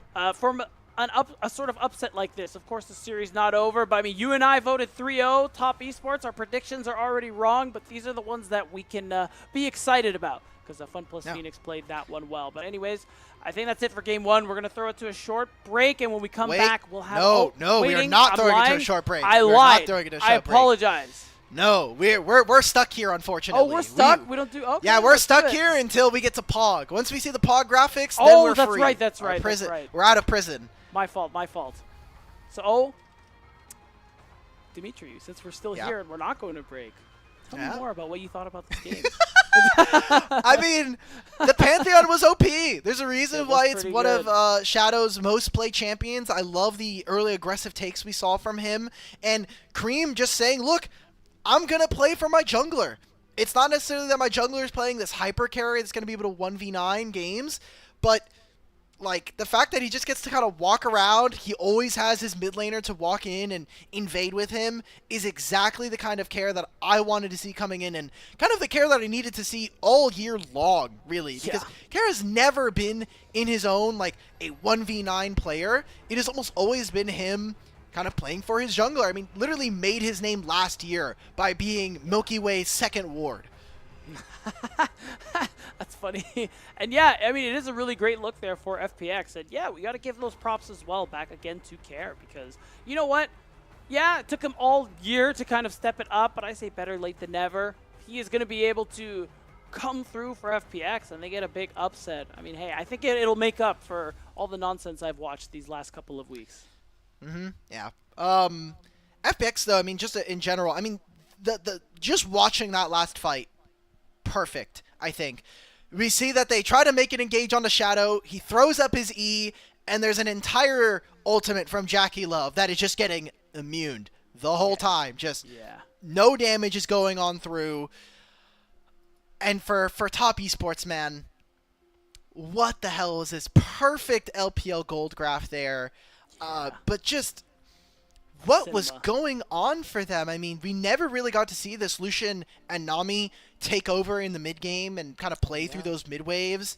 And Cream, I think in general, felt a little lost here on his team. Yeah, and I think when you think about how Care was really effectively trading his health early on to get more roams. I mean, again, it was melee into ranged, yet it's the Sylas who was able to find a lot of those early game advantages. And I think that's part of what made it hard for a TES to play the game a lot early on, because you have the Sylas who's roaming with this Pantheon, setting up a lot of successful plays, setting this Lucian Nami slightly behind and just putting pressure on them. Yeah. Just a really tough game. There were so many angles, I think, for Top Esports to actually be able to win this. This is one of them where I feel like Cream in particular had such a big role on this, and the fact that he lost priority. It is easier for Sylas to be able to trade versus the Talia early on and, you know, give a little bit of his HP to make sure that he's able to fight. But Cream was someone that needed to kind of step up here in this game. We kind of gave him... I know I was joking beforehand that, like, the mid lane matchup we should be avoiding because Cream is a much better player than Care. But it really felt like Care Historically, yeah. kind of, really kind of put it up on blast for this game number one. And he's like, look, I'm here to break expectations.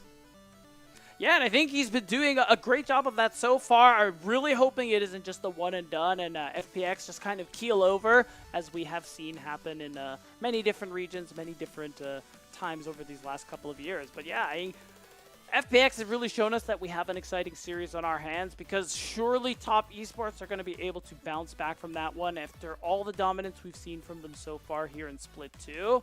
So it means that it's not going to be a sweep, which is great. You don't know that. You don't know that. That's right. You're right. It could I don't be a know that. sweep. It could. Okay, but that would be crazy. I would be. You know, like, hey, that. like we're sitting here. We're like, we have this series. We also have the BLG IG series that comes after this, and we're like, please just be a sweep. And the monkey paw of the LPL is like, all right, sure thing, buddy. As you wish. Yeah, here's a sweep coming in for our number one team. But, you know, still a lot on the line here. I think that when we get into this game number two, still things to kind of think about. There's no Scion, obviously. Pantheon being taken away as well. There are a lot of champions that I'm kind of keeping my eyes on as we go throughout this series, and hoping to see if FPX can kind of get in their bag, because TES have just played way more games than FPX, so they think they have more defined and a little bit better champion pools versus FunPlus and what they're actually good at. So I wonder how that's going to look in a full best of 5 yet again. Yeah, really curious to see what the strategies are going to be like. And yeah, you got to imagine the experience is really going to pull through for Top Esports later on into this series. But either way, you're right.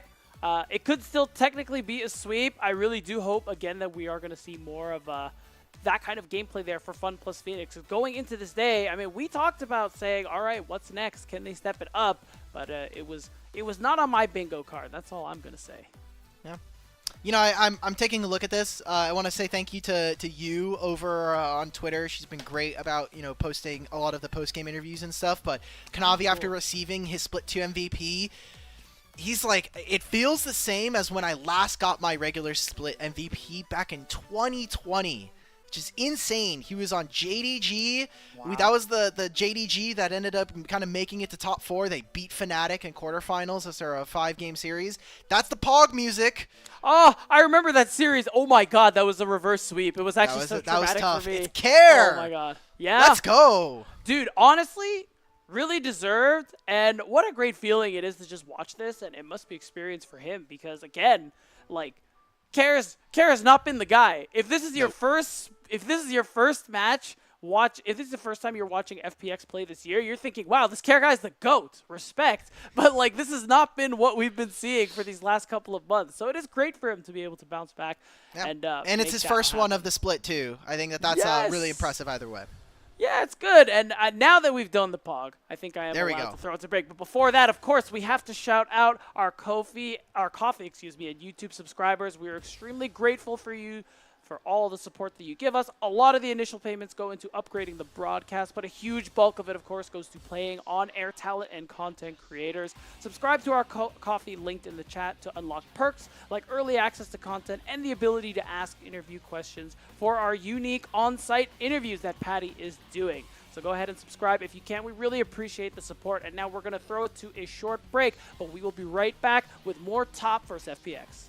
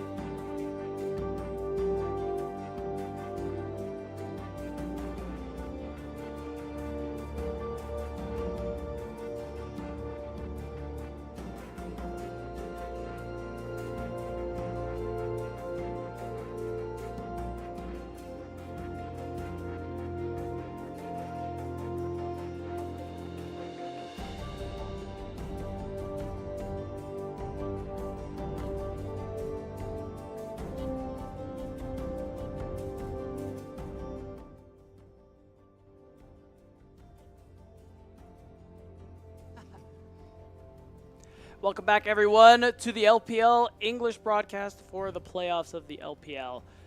We had a pretty exciting turn of events with Fun plus Phoenix, surprising, I think, a lot of us by taking Game 1 in a pretty convincing fashion. I am Beatdown Boulevard. Of course, with me still is Alk Battery, and we still have plenty of LPL playoffs to work with. Oh yeah, the fact that regular season MVP, #1 team of the split, comes Best coaching in, staff. demolished game #1 of the playoffs. Incredible stuff. But yeah, we've got some MOBA Trainer stuff, by the way. If for whatever reason, if you haven't heard of MOBA Trainer, it's a new app that teaches you League of Legends with a series of puzzles. You boot up the program, and you'll be able to work through puzzles every single day to improve your game knowledge. You select a puzzle from the map, answer any questions, and then unlock more features. We could do one while we're waiting here for game #2. Yeah, like, genuinely, I love this game, like, as a concept. I don't know if it's like the maybe ADHD, but this just feels like a really fun thing I can play every day for fun. So we're looking at early vision because our producer is highlighting it. So let's just send it. Yeah. All right. Early vision. Okay, Ferret. I recognize some of these names from EMEA. Avado is playing as well. Nice. All right, we're playing Nautilus. You have Kai Cenat as our bottom lane. Should be able to win. Okay. Could go back bottom lane. I think warding the brush is the more I also important think warding thing to the do brush here. is correct, yeah. Nice. All right, Love we could that. go for a dive because we already control Tri-Brush here. We don't know where Alistar is, so not too afraid of what's going to happen here. Yeah, pressure him off the wave. We have level 6 as well. Yeah, Oh, just kill this that guy. guy. Yeah. Easy. Okay. Metal Horsey, easy peasy. Easy peasy. Nice. Some of these have been really funny to look at. All right. Yeah. Playing Rel. We have control of bottom side. Oh, no, we're coming from our bottom side jungle. Okay. You could sweep Jesus first. We're not going mid. No, we're definitely not. I think you could just walk in. Wait, that wave was I think This I is 3 actually minutes saw in. Israel and Fog. Yeah, I think sweep first. All right, let's do it. But my Talia's going to show, so who cares? Yeah, like my Talia's going to go first. Oh, yeah. we saw a ward here. Are we just going to walk? Yeah, I think we're hex flashing. Surely. Yeah. Very cute. Very cute. Okay. Yeah. They don't know we're here. Oh my god! Kill What this the guy. hell was that? Kill this Leona right now. Yeah. I mean, Ooh! yeah. Yeah. Okay. I wondered if it was because Ezreal did have flash. Wait, I'm confused. No, he doesn't have flash. He doesn't have flash. Oh, okay, that was easy. Okay. Well, And also, Ezreal probably just gonna have E level 2 anyway. Yeah, So that's fair. yeah. All right. Well, we did good. We got no wrong answers. We're the goats. This is what happens when there's 2 color casters instead of having at least Yes. 1 real play-by-play on the broadcast. There it is, guys. And of course, if you enjoyed that, you can subscribe for 20% off and unlimited puzzles using our code LPL20. Proceeds will benefit the MOBA trainer designers and the LPL English unofficial broadcast. Start leveling up your game today. This is one of the I love that we've been able to have MOBA Trainer, especially Yeah. not only like you said being able to help out the designers, but also helping out on the show. And they've given us something to do in between the game for Game 1 and Game 2 because a lot of times there's not much to talk about. We're already here into Game #2 draft. FPX, they have blue side yet again, and without Nefiri being up on the table, they're going to go ahead and try to prioritize Cream's champion yet again. Yeah, so it's going to be that early pick on the rise. You do leave up a couple of pretty strong champions overall as a result of it. I mean, Xin, I think, has really been a high priority jungle so far. It should be a really easy pickup there for Shadow. Another one who's really good at early skirmishing, kind of similar to the Pantheon. And we saw what Shadow did with that. I feel like it's just the next best champion in terms of AD bruisers that you have access. We are getting a Care Akali, so already an early game skew coming in here from Fun plus Phoenix. Wonder what the response here from Top Esports is going to be able to be. You could go for the Sejuani. I'm not getting baited by this hover. I do not want to see Lee Sin here. You could also just go ahead and... Oh, my God. All right. It's literally... We're going for some early game. I promise you, like, he's tunneling on the fact, like, guys, if I press E in Akali Shroud, I can reveal her. Like, it's OP. I think Kanavi's a little mad right now. He's like, I'm not letting this guy gap me again, bro. This is just not happening. So we're getting a blind Yorick. I think this is a little question mark, especially you haven't seen what top East or what FPX are picking. You only see a Xin Zhao and an Akali, and even that's not going to be super incredible versus his champion. I feel like this is weird coming in for the side of top esports. Let's see what else they have in as we get towards. We're been fast here. Damn. Yeah, wow. I mean, again, Misfortune's going to get targeted. We're going to lose out on the Ezreal as well. So a lot of bot lane picks. I think we're probably just going to continue down on that trend and likely not target any supports. It will be interesting, though, if we do see no supports banned. I mean, Alistar is still up. Wasn't picked before, so it's something Jue could pick up if that goes through. Yeah. Alistar's good here. I think a Leona ends up getting a little bit more value versus top esports when you look at the fact that already these two solo laners don't have a lot of mobility. Top esports are going to be the ones to ban Senna, but you're looking at the AD carries. You could take a Jhin, you can take a Corki. I think that either one of these gives some really good skirmishing power and allow for Awesome to play really far up on the mid wave if he wants. Yeah, I really like the Corki for that reason. I think that mobility is going to be pretty helpful, especially when you consider Lee Sin trying to get on top of you, that mini baby cage that Yorick, of course, can put up there. But they're really taking their time with that one as Awesome is going to lock that in. Wow. All right, so top esports, they should be strong on 2 items, especially with these solo lanes. They're going to be looking to hopefully prioritize getting those grubs early on. And when you look at FPX, they are so strong on 1 item. I mean, you're going to have potentially 2 Trinity Forces coming on through. Shadow gets to play with some of the new mage items that are kind of floating around. And so, I mean, you look at this from FPX, I think that this feels a lot more coherent. You have a lot of ways of being able to start fights. Xin Zhao is going to be really effective with that Crescent Guard versus what top esports are showing. And while top esports, again, have some scaling elements to their draft, I feel like you have opted into a counter matchup in top lane, a matchup that should be better for Cream as the game goes on, and then a Xayah Rakan in particular that might feel a little bit like, hey, we're inviting you to try to dive us. Yeah, it will be interesting to see. Top esports definitely have ways to play out later on into the game, but we'll see. Maybe FPX can go that 2 in a row and actually get us up to match point here. I mean, clearly have a pretty good draft going for them, like a lot of what we've been seeing so far. So the question is, can top esports get an answer back this series, or are they going to fall down 0-2?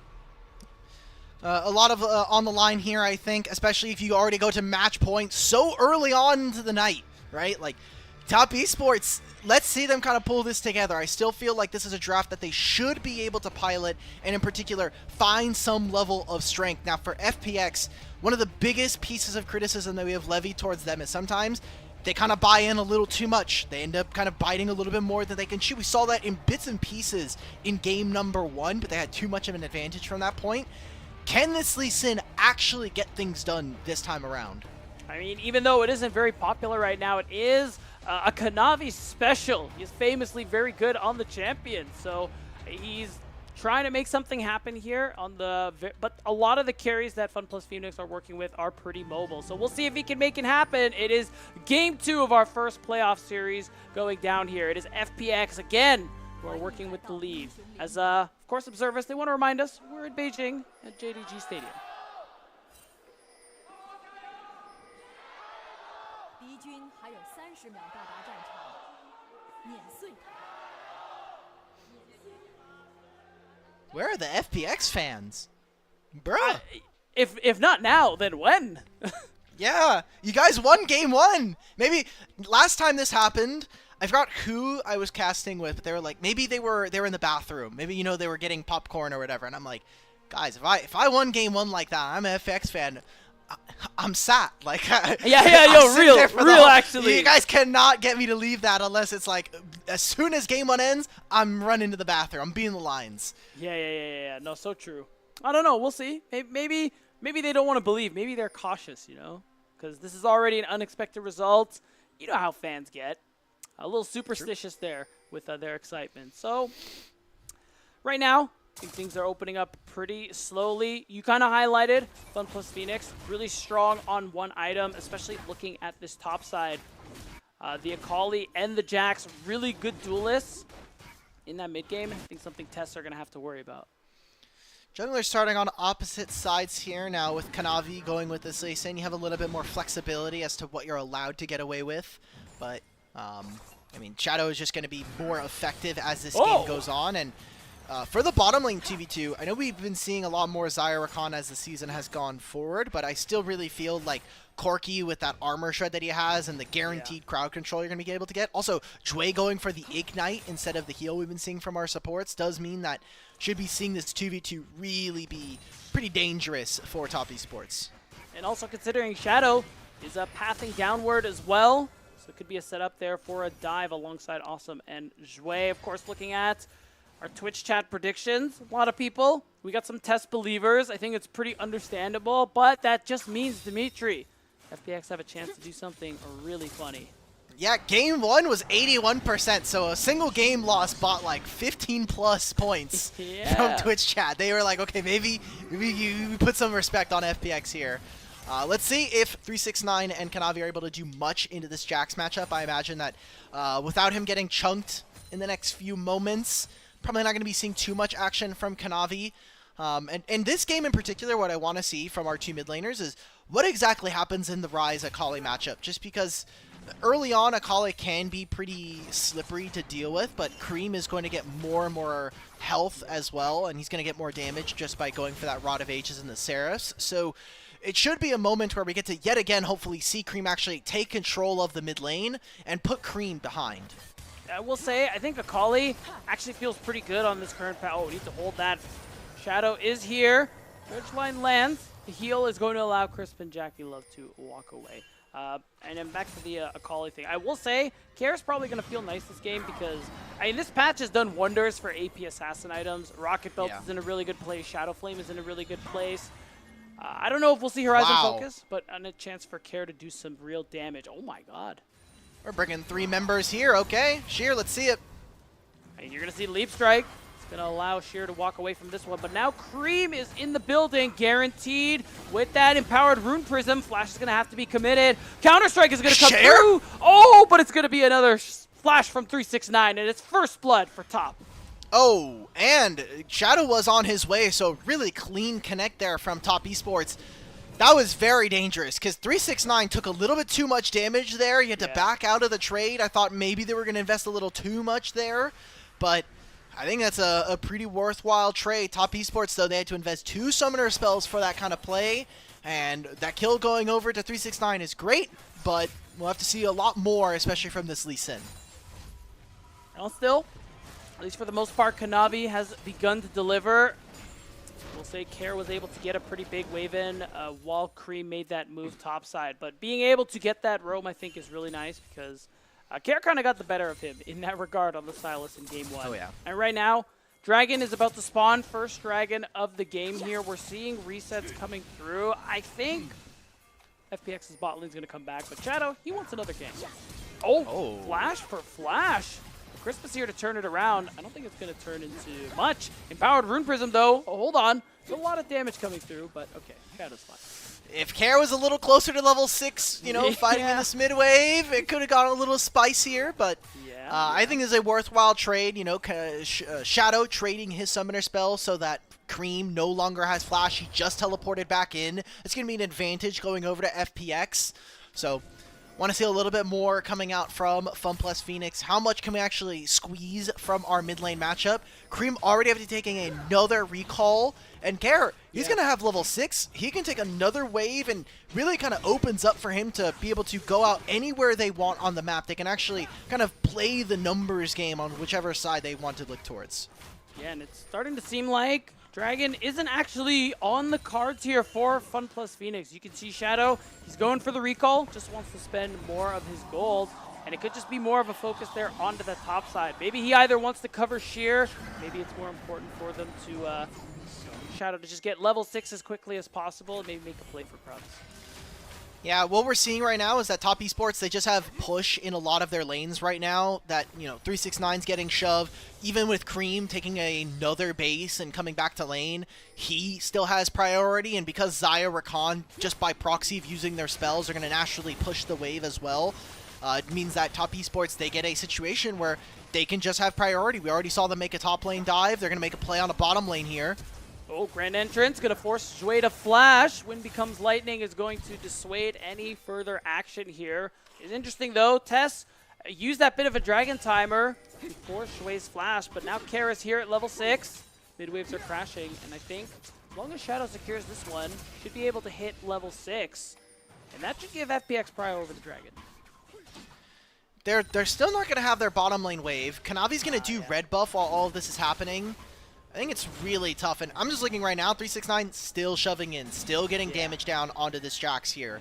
And that's another wave in mid lane. So Top Esports, so look, they take their timer, they went for a one kind of move onto Dragon, didn't end up working out. They go towards bottom lane, they get Joy's flash, which I think is really important. And so they're just going to continue to kind of push FPX away from these objectives. And we said from the draft that Top Esports, with their solo lanes, should be looking towards early grubs. It looks like they're going to be able to try to make that trade. And okay. Shuriken Flip debated us. Yeah, I just always get excited when I see that one land. But yeah, to your point, this is a lot of what we see from Top Esports throughout the entire split. That dominance coming from that sort of full court press style. They have all winning lanes. Kanavi plays something aggressive. So far, it's been working out for them this game. Sheer taking a lot of punishment from the Maiden, from the ghouls, under the turret here. So you got to imagine they can just keep him here while the rest of TES rotate up to secure the grubs. There we go. Well, now I mean 369, he can recall, teleport down towards the bottom side. Sheer will have access to that summoner spell soon. But FPX are late. Look where Shadow is. He's doing all of his bottom side camps. Their duo in Awesome and Jway are just now here to pick up the wave and take over responsibilities. So that's 3 grubs very easily going over to Top Esports. And that, I think, is so massive for them. But can they get alone time on the turrets? You have this Yorick. He's going to be predominantly sitting in a side lane by himself. And once some of these lane allocations start to break down and we have our bottom lanes going back into mid, that's where I think TES are going to be feeling very comfortable. So FPX, they need to start picking up dragons rather soon, because that's going to... The longer they delay even getting this first dragon, the better this is for Top Esports. Yeah, they really devalue the chance of that Dragon Soul, but instead they're going to go through here. 369 going to be able to use the cage to save himself. Dodges, the wind becomes lightning. Now he's feeling himself a little bit, realizes, oh yeah, I'm good. But you're going to see Shadow, Sheer, just going to use that time to take down the Maiden to limit 369's power a little. That's a lot gone now. So maybe this makes it easier for Sheer to go for this. He didn't end up using that teleport like we thought maybe he would. Recognizing that there might be a cross-map play. Now Kanavi will be on vision as soon as he crosses over the threshold from the Tri-Brush, but he's going to back away. It's going to be another fact of Top Esports pushing one side of the map, using this to walk into Fog of War and pressure FPX here. And hopefully now that they've gotten rid of the Maiden from 369, Sheer can do something, because this is a matchup that maybe gets a little bit easier once Sheer gets his first item done. And I will say that's FPX. They secure that first dragon. I think part of it is the relieving of pressure that was gained from taking down that Maiden, because now as things kind of slow back down, it really is that focus for FPX, trying to see if they can actually get something going for them. Because we talked about how strong they are at one item. They're getting pretty close to those power spikes, so can they actually find some kind of skirmish going? There isn't really anything to fight for in these couple of minutes. Dragon in 4 minutes, Herald in 4 minutes. I think for the moment, if you're Top Esports, you're really happy with the pace of this game. Yeah, doing well for yourself right now and making sure that you're able to kind of keep up here in this game. You look across the lanes right now. I mean, Cream in particular is doing a really fantastic job having a bounce-back game versus Care here. And, part of the reason Care and the rest of FPX were able to do so well in that first game was just early game skirmishing, putting themselves in an advantage early on. And right now, we're kind of seeing that Top Esports are starting to really nickel and dime them across the map. Yeah, and this is what they do best. Even without the Maiden, 369, see the advantage he's getting on that side. Shadow, though, trying to see if they can do something. The spot lane, though, that Xayah Rakan Hey, with level 6s up, very dangerous to dive. I think really limits the options you have in plays. And 369 on the other hand, I mean, because Shadow showed, it gives Kanavi the opportunity to force Sheer away, and they can take full use of the grubs. Man, I mean, Kanavi's not complaining that 369 tanked another turret shot there because that could have been them taking this full thing. He's like, you know, it's fine. I'll get the minion wave. I'll take the turret plate. It's okay, fine. man. Yeah, it's okay. He's maybe paying him back for an MSI trophy 2 years ago. But, I mean, great job from Top Esports. We're at 12 minutes here, and they have an almost 2,000 gold lead for themselves. We're going to be playing for Dragon in like 3 minutes time alongside that Herald, and we've not seen anything from FPX. We're really kind of now going to have to tap in on that 3 when they have their first items completed. Yeah. I mean, speaking of Top Esports, they've tapped in on their first item on Kanavi, Cream, and Jackie Love. So a lot of the core team fighters, they have their items. Care has his too, to be fair, but he's the only one when I checked there from Fun Plus Phoenix. Shadow did managed to just lock in and get the Sundered Sky, so that will help a little bit there. We're really just waiting on Awesome and the Trinity Force now. Okay.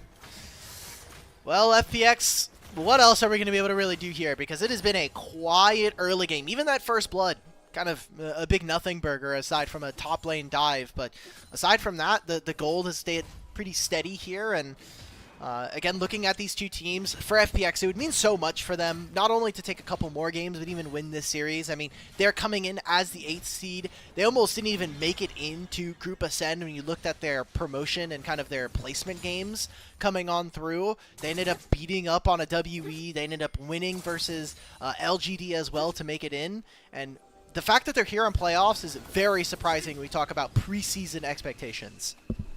Yeah, that's right. The fact that they've been able to make it here is definitely a testament to some of the improvements that we wanted to see from them, and also being able to win out that game one, again, in a very convincing, aggressive fashion. Yeah, this game is a little bit slower, not as exciting, not as riveting, but now that FPX have reached that one item mark kind of across the map, this is that angle for them to be able to make something happen, right? We're a minute away from this next Dragon. Surely this is the time. It also means in a full 5-game series, FPX are actually going to have side select for Game 5, depending on how this goes. I think it's important. I know we always joked when we had side select 1v1s at the beginning for our best of 3s. It was like, okay, well, every team is just going to choose blue side because that's basically what it's going to be. Blue side had a pretty predominant win rate there, but the fact they're able to win on red side at the very beginning of a series is really, really important. I think we got to see that especially in their play-ins versus NIP. Again, 4 games in a row, blue side winning, and then finally a red side win. Let's see if TES can make a dive happen here. Kanavi's going to be able to jump over this wall, and they're going to realm warp in. Yep, here it comes. Sheer recognizes that he is just not allowed to be here. Oh, the teleport. It is going to go through, but Care is in a lot of trouble. He's going to have to sure he can flip away. That's first brick. Another step for Top Esports toward those feats of warfare. And still, very quiet early game from FPX. Very little invested there from Top Esports. You got level 11s now coming through for both solo lanes. Just like, we used our realm warp, we pushed mid, walked up to top side, got the turret, got even the teleport, and now even Sheer using his at the same time. I think that is a massive investment from FPX and not something that they have really lost from Top Esports. Not even getting themselves a kill. I think you're perfectly fine with that. Now, do they play for this Herald is the big question, because you know Yorick and Jax are not going to be able to pop up. I mean, items are here. I think FPX are feeling kind of confident, especially with Yorick being away, but we'll see. Right now, Top Esports are walking through. Dredge line, it's going to go wide. Is Kanavi going to take that resonating strike? The answer is no. You see Care. Oh, they got the Root Prism, actually. You're going to see the quickness come through. Damage is coming out. It isn't enough for FPX. Are they going to be able to do more? The flash recall. Awesome is going to be able to get one in the background, but Care, he is picking up kills. It's a double kill, and the Akali is here to play. Okay, but it's Feats of Warfare going over to Top Esports, so they'll get the boot upgrades. They do stop the grubs being, or they do stop the Herald from being taken here. But Top Esports on the opposite side of the map, 369 has a level and a half over his counterpart right now. They can control a bottom side with another turret. They take now control of mid as well. The fact that FPX go even in kills there is as good as it's going to get for them right now. Yeah, and it's tough because they still lost a lot as well, because you talked about it. 369 now level 12, getting a lot of pressure in that side lane, and this, if it keeps up at this pace, it really doesn't get easier. You can just see how tanky this team is right here. Like, Care is sitting, he's trying to get all this combo off. I love this from Kanavi and Crisp, the jungle duo, jungle support duo of Top Esports. And then this flash coming in from Jackie Love, the blade caller comes on through, destroys a lot of Top Esports, but I'm still looking at all this damage coming in from Kanavi and Cream. They are so tanky, the Sundered Sky HP alongside having that Phage, and then Cream almost done with his Seraphs and 4 minutes away from his Rod of Ages. He's going to be getting really close to level 16 pretty soon, and that's going to be a very difficult spot for FPX to play. Yeah, you mentioned it, Cream. Oh, hold on a second. Crispin's going to get caught. He's going to grand entrance over the wall, and that's Rakan. Slippery as can be. Care, unfortunately, in a little bit of trouble here. I think he might have to flash it out, especially with Navi looking for him. He's going to dodge a supersonic strike, and actually buys a lot of space. They're going to go in, cancels the Realm Warp. Depth charge going to come through. There goes Cream, and we got a little more to work with here. Crisp, he's doing his best. Jackie Love is trying to walk away, but he can't. And another perfect execution is going to come through. We wanted action. FPX gave us action. It's another double kill for Care. Wow, Care on the Akali, man, he's getting stuff done here in the game. And that started with Chris taking too much damage in that mid wave. He ends up falling a little bit too short. He has to try to make a snap play. Too many members of Top Esports invested to try to catch out the Akali. So now FPX, they grab themselves second dragon, and they now have the Herald. This game gets a lot closer now. They even brought 369 over for that play. How much more can FPX actually get done here in this game? Because it's not like it gets easier for them as this goes on. But we look at the replay. Chris is already half HP. Dre with this flash engage, stopping so much. And then Jackie Love, the damage is just completely segmented. 369 and Kanavi show up late for this fight. Yeah, it's really nicely done there. And the fact that FPX were able to get so much, not just the kills, but they secured the dragon, getting them halfway to a Dragon Soul, and now they have the Rift Herald into their pockets as well. So Shadow has that option to be able to knock down kind of his pick of the litter of structures, be able to take out whatever he wants. This should just be a mid-tier one, though. Very easily. You can very easily go for this as a teleport coming on through. Kanavi doesn't know. Okay, they pull him off. I think this is a win for Top Esports, though. You got the teleport out. You're still pushing on the side lane, and they weren't able to get this mid-tier one. You're just going to be able to grab this on another mid-lane wave. I think you're fine with where you're at right now. Yeah, really not worse for wear. But it's looking like Top Esports don't want to actually force that situation just yet. Even look at 369. He's holding that wave. He's taking his time. Trying to see if he can get Care to show up in his lane before Jackie Love and Crisp trying to force the situation. So FPX actually successfully defend that tier 1 turret in the mid lane. I think our sights are going to be set here on this bottom side right now, though, because the Otacon is spawning. I think that's why you're seeing Top Esports members try and clear out some vision. I just don't know if it really matters. Like, they don't have a ton of damage for this objective. Yeah. I mean, now that Jackie Love has the Navori Flicker Blades, maybe that ends up changing. Kanavi now having a Black Cleaver definitely makes this a lot more even. But, you know, we talked about Dragon Stacking being a potential win condition or something that can help FPX get out of the rut that was this early game. The issue that I have with it is, again, they started it so late. The second dragon's going to be, or the third dragon of the game is going to be spawning at 23 minutes. The one after that is going to spawn at almost 30 there. And that becomes a bit problematic, especially when we're talking about like 3 and 4 items here for Top Esports. That becomes like a pretty big issue for them. It's going to be this mid-tier one falling soon. I mean, Top Esports, you have 3 grubs. You can very easily just walk up to this turret and hit it if they need to. Probably going to be playing on this next mid-wave. So you need to see FPX be a little bit more creative. How much more can they actually get from this game state? Yeah, I mean, right now they have Sheer's teleport to play with.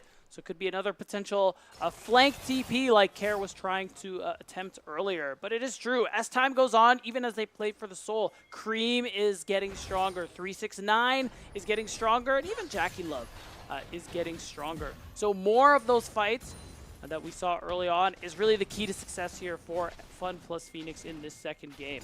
But I mean, props to them for being able to get themselves in this position. They were down 2K gold before. It was less. Now it's less than it's about 1,000. And the fact that FPX are winning out on some of these fights is a pretty good look.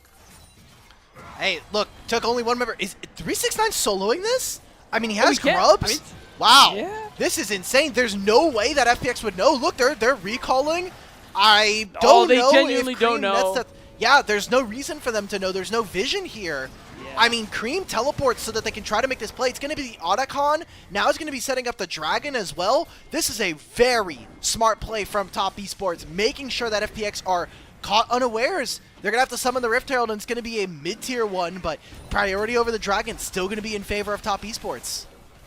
Yeah, at least Herald is going to be able to knock down something. There could be an angle for FPX to try and clear out some vision, but it is tough. 369 is pushing out that wave pretty strongly on that bottom side, and Sheer is away on the other side. This is a nice exchange at least. So there's going to be more gold, allowing FPX to catch up a little bit. And it seems like FPX, they can use some of that pressure they have top and mid to at least get some kind of a presence here around this Dragon. Soul point for FPX. If they're able to get this one, it would feel great. But they've given up a mid-wave here from the side of Top Esports. Cream just gets to push another wave. FPX cannot start this up. This is an advantage over to Top Esports here. And I'm looking at this. There is no... I mean... Sheer right now has teleported. He's trying to make it into a flank on this side of the map. 369 can teleport if he wants to. Awesome has finished his Muramana stacking. Can Care get into a flank? I mean, Sheer is kind of separated from the team right now. Depth is going to go through. It's going to knock up several members. We're going in. Crescent Guard comes out. We're split up. But Kanavi is going to secure the Drake. It is stolen away. Care will get a kill on the exit. For FPX, they want a little bit more. I think they are going to be able to find it. Jway gets the hook. He's going to be able to set up his team for success. Kanavi's trying to equalize. Cream is trying to equalize. And it's actually working. You see the kills falling apart. Top Esports are starting to pull ahead. They have officially scaled. Oh my god! Wait. I think? I'm pretty sure I don't know if can he go for more? 369. Okay, so he misses out on the E. He's going to let him go. A lot of HP. Care should be able to move on out of this. Wow, TES, they grab that Dragon. It is so close for them. Oh my god, he goes invisible. Don't do it. Don't press the E. I know it's a bait. It feels good. But, yeah, just TES, the way that they set up that fight to start was so fantastic. But then gets a little bit tricky there. We see the investment, a lot of summoner spells. Jackie Love getting focused down, but he is not the important member in this game right now. It is Cream and 369. Take a look back at this replay. Care, if he just jumps in maybe a second early, maybe they can get a little bit more. I love this Crescent Guard, but Kanavi still in the area. No one's applying pressure. And the only reason that this fight looks even for FPX, I think in my opinion, is that Cream is fighting the Jax right now. If Cream had been with the rest of the team, I feel like TES just stomped this fight. I mean, look at what happened as soon as Cream started getting involved. People started exploding out. Yeah. And I think that's really just going to give you an idea of what FPX are dealing with later on into this game. And now Cream is approaching level 16. He's getting another item under his belt, getting close to that Zonya's Hourglass. He already has stasis with the Seekers. So Cream has officially been upgraded to a problem. Oh yeah, he's like what, like 600 experience away from being a certified problem. He's got certification status in this one. Yeah. He's pretty close to getting that rank 3, and thankfully we're not on the patch where Rise gets even more buffs to his overload for no some reason, by the way. Yeah, but you know that's going to be a big make or break point for them. problem. Now has the Seekers as well. Yeah. So is going to be able to play his life out that much better, that much more better. It's going to be able to play more aggressively, and the fact that FPX comp, a lot of this top side is around trying to blow people up. These longer fights really aren't great for FPX. So I think now it seems like the clock is really starting to run out. FPX don't have a Dragon Soul to play for because Kanavi stole away the Drake in that last fight. So as FPX, I mean, you kind of technically want to stall, but you also really don't. No, I mean, you're maybe looking, because remember, these fights have been close. At the very least, we can give Fun plus Phoenix that kind of bit of grace here in this game. They've been really, really close, especially in this mid-jungle. But right now, kind of the big difference maker are these solo lanes for Top Esports. Cream finally ticking over to level 16, so rank 3 of the Ultimate. 369 has been a demon here on this Yorick here. We had some questions about, you know, maybe necessarily blinding this versus FPX, but as so far has been a kind of a straight up nuisance for FPX to deal with. And right now, Baron is on the cards here. It's what the only thing both of these teams are really going to be looking towards. We're a minute 30 on to the next dragon. FPX, they really would like to try and secure that one, but it is tough. Any space you give away around this Baron, with this level 16 rise, with JackeyLove approaching the Infinity Edge, means that you're very likely going to lose this objective quickly if you don't set up around it. When I like this from Awesome, going for the Spear of Shojin this time around, going for the Tunneler, so putting a little bit more stock into his spells, especially with the Conqueror here. I think it makes a bit of sense. Jue's getting caught. Oh, Jue is almost down. Depth Charge is going to buy some time, but eventually he's going to fall, right? Right? No, instead, it's going to be kills still in favor of Top Esports. Finally, Jue falls, and of course, he's going to lose his mid laner in the process. Everyone has gone down. Top Esports are going for the Baron. That's a clean 4 for 0 from the side of Top Esports, and they're still pushing on the opposite side of the map with their 3 grubs. Baron on top of that. That almost essentially locks up the game here for TES. There were some question marks about this early game. I mean, they got the first blood for the Kanavi, and then they just kept the game going. FPX really had no moves in the early game stage of this second game, and now Cream gets to just keep playing the side lane rise. 369 keeps to be on the side lane with this Yorick, and Dragon spawning, he's here. Kanavi's also going to be in the area. We take a look at this replay. I think from Jue, this is really adventurous. Like, I think it's an incredible escape from Kanavi, but no one is in the area. This is never a fight. Yeah, there's really just not enough for you to do. I mean, look, Awesome as well. You mentioned it. He's playing for spells. Not as much DPS as you expect from Corky, so he isn't able to do as much as JackeyLove in these fights. And, of course, it earned a test to Baron. And another turret as Jue is going to get engaged on. But they're just going to go ahead and walk away. Kanavi and gets hit by the Counter-Strike. He's in no real danger. As you see JackeyLove collect the dragon in the background. That is 2 Drakes to 2.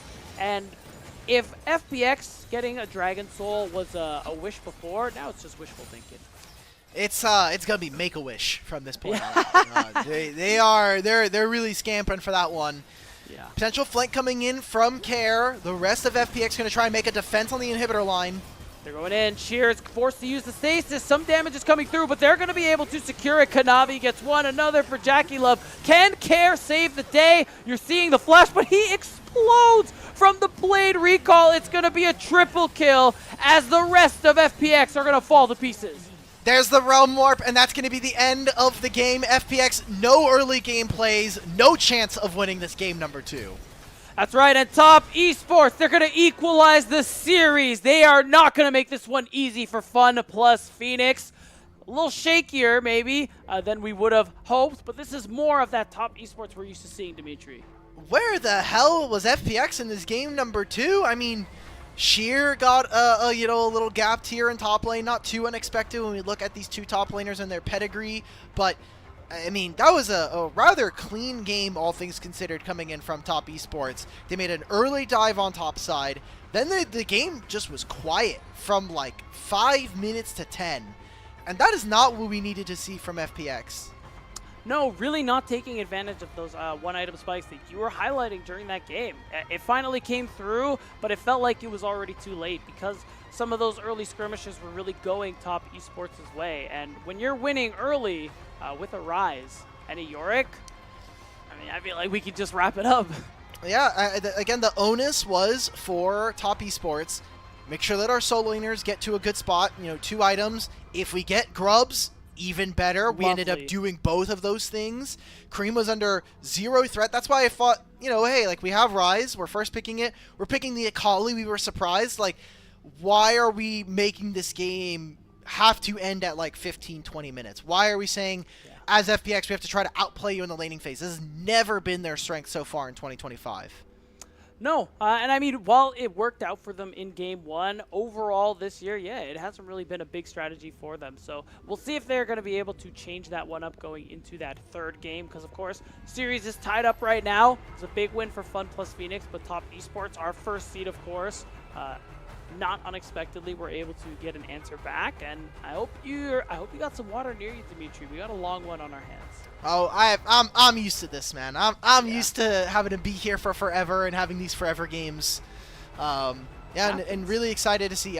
Again, we came into the night. We were like, okay, if it's a 3-1, not super unexpected, but I think really exciting for Top Esports and for FPX on different levels. But I kind of want to see what else we got from FPX. I hope that it isn't just going to be like a one-hit wonder. We got our one game, guys. they're already like popping champagne. Chugs is back there like throwing medals around, and then they're like, TS is like, okay, so if we blow up the next 3, like, cool. Yeah. I mean, the hope is that they definitely give us a little more to work with here. It wouldn't be the first time we've seen something like that in any region, but I'm hopeful. Still plenty of champions. I think for both of these teams to be able to pull out. We're only game 3 of Fearless, and really, are you playing Fearless? Unless it's a best of 5. That's what I like to see. That's exactly what I like to see here. Oh my god, that Yorick. Yeah, Yorick was putting in some damage. I wonder who MVP for this team is going to be. Because Kanavi made some early plays, but I don't really know if he played this game like, MVP status. I feel like this might just be a 369 or like a cream. This is a game where everyone played decent, but there was just not a lot that happened this game that was like out of this world. Yeah, I'm trying to think. I think they might end up making it Kanavi anyway, because even though not all of it was great from him, I think overall he did a lot in that early game, and I think what really secured it for them, the vote, I think, is going to be the Dragon Steel. So I think that was a pretty critical moment there, being able to deny the Dragon's Soul point, and I really feel like that was the moment where they really just started choking out Fun plus Phoenix, and they were just running out of time. There was nothing to do. So for Top Esports, one of our things that we were going to try to keep track of in tonight's series was how many loose games are we going to get from them. I feel like Game 1 was definitely a lot looser from them. Game 2, they tightened it up a little bit. But, like, how many? And I think when we look at our predictions, when we think about the fact that only one person from our community Discord voted for FPX to win the series tonight, I think 1.5 is a perfect metric. It's very similar to actual betting, but 1.5, loose games from Top Esports. Are you taking the over or are you taking the under? Ooh, I'm taking the under. You take the under? Okay. I think if you look at the whole split, TES's whole thing is really just like, oh, we're going to win the series, but we will drop one game in the process. And that was their one game, Dimitri. Okay. All right. That's the one freebie that FPX got. They got to strike first blood, but TS will have the last laugh. What are you thinking, though? What are you thinking, though? You think we're seeing more happy games? What's the story? I think it is more than likely that we probably get one more game where Top Esports, even if they win, that I'm going to qualify as a dirty win. That's a dirty win from them. One where they had to sweat a little bit for it. Just a very weird to see FPX so silent in an early game, because it's not like their main strategy's always been like, we have the best laners in the league. That's not true. We're the best team fighters in the league. That's not true. It has kind of been like Shadow basically being like a bit of like a, what is it? Pulling off guerrilla tactics. He's going to walk into your jungle. He's going to walk mid lane.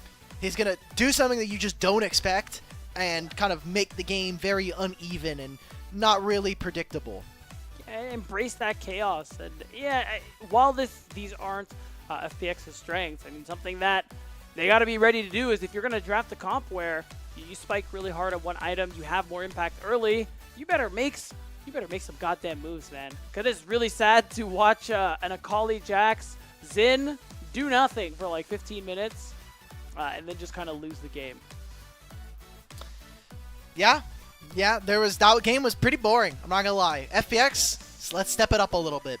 And yep, there we go. We got C369 get the MVP here, and that's Not Kanavi, but, you know, again, that was a Fair. game that I think everybody from Top Esports can be a little bit happier about.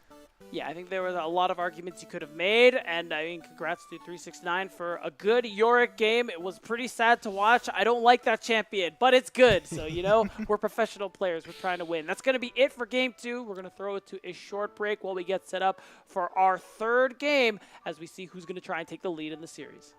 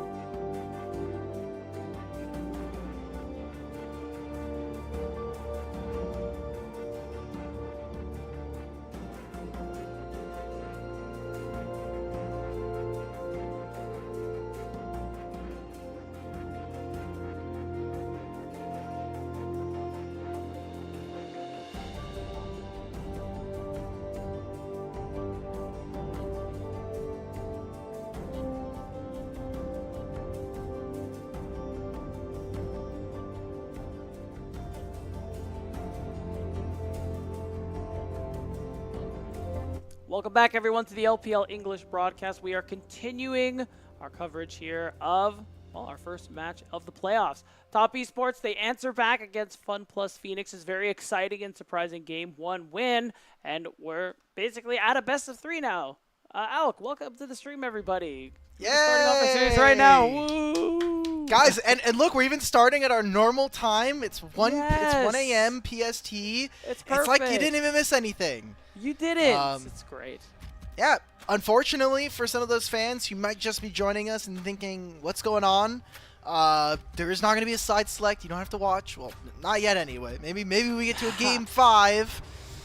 Things could be possible there, but FPX coming off of a pretty snoozer loss. You know, didn't do anything really. That's a good way to put it. Game 1 was really exciting, but I think when we're looking at Top Esports, the things that we are still seeing from them are exactly where they should be, right? Like, this top side of the map, very dominant and still playing with a lot of priority all over the map.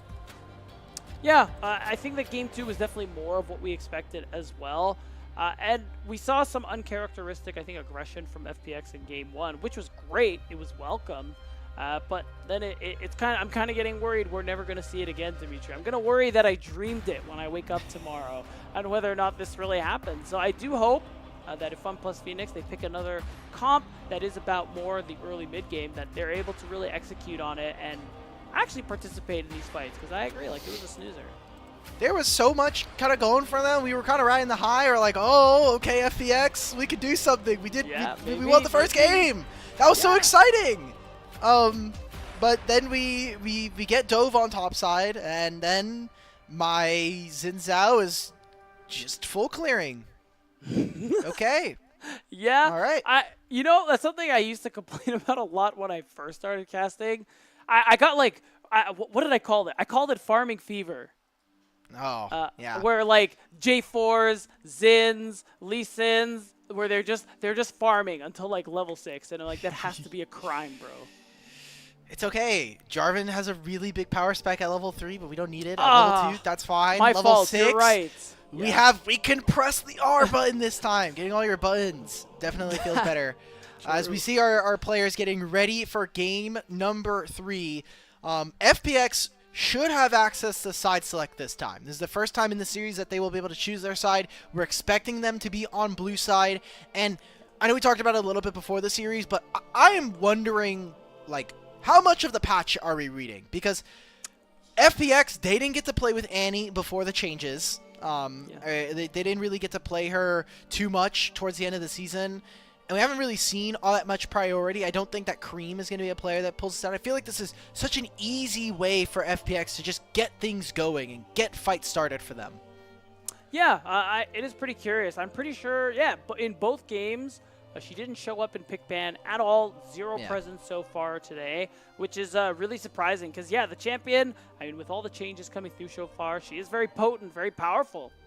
So I'm wondering if we're going to see that option come through this time around. You mentioned it, FPX, they chose to be on the blue side. As we round out this first rotation of bans, it's going to be Varus, Nefiri on one side. TES are going to get rid of the Nico and the Yone.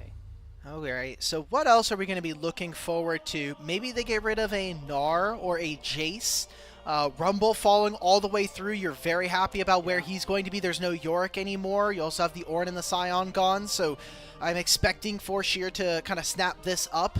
And then kind of pairing this in terms of junglers, we're kind of out of a lot of the AD junglers, so we're going to be seeing a lot more of those tanks. Skarner, Wukong in particular start to gain value, especially. Yeah, I think all are a good shout.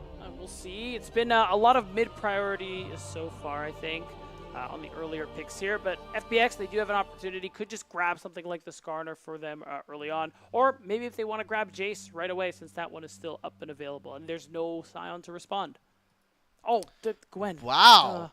Okay. I mean, you say duh, but like there's still a lot of top lane ADs that I think Renekton, like I'm thinking immediately of Renekton, but you could play the Jace into this. Would mean that we're going to need to see Shadow potentially put a lot more resources into going towards Sheer. So, Top Esports, what is their options? I know we've been seeing a large focus on AD carries here, especially in the back end of drafts. But MF would be a massive steal away from Awesome. Yeah, right. Again, he's played it more than anyone else. Going into today, he played it 17 times Yep. in Split 2, which is like, I think the second most is a much smaller number, is what I'll say. But the bigger pickup there, I think, is that Cream is actually going to be locking in the Azir. Okay. So, already setting up for some long-range combos. Into the Gwen already is a little question mark because the Hollowed Mist allows her to basically avoid all that damage.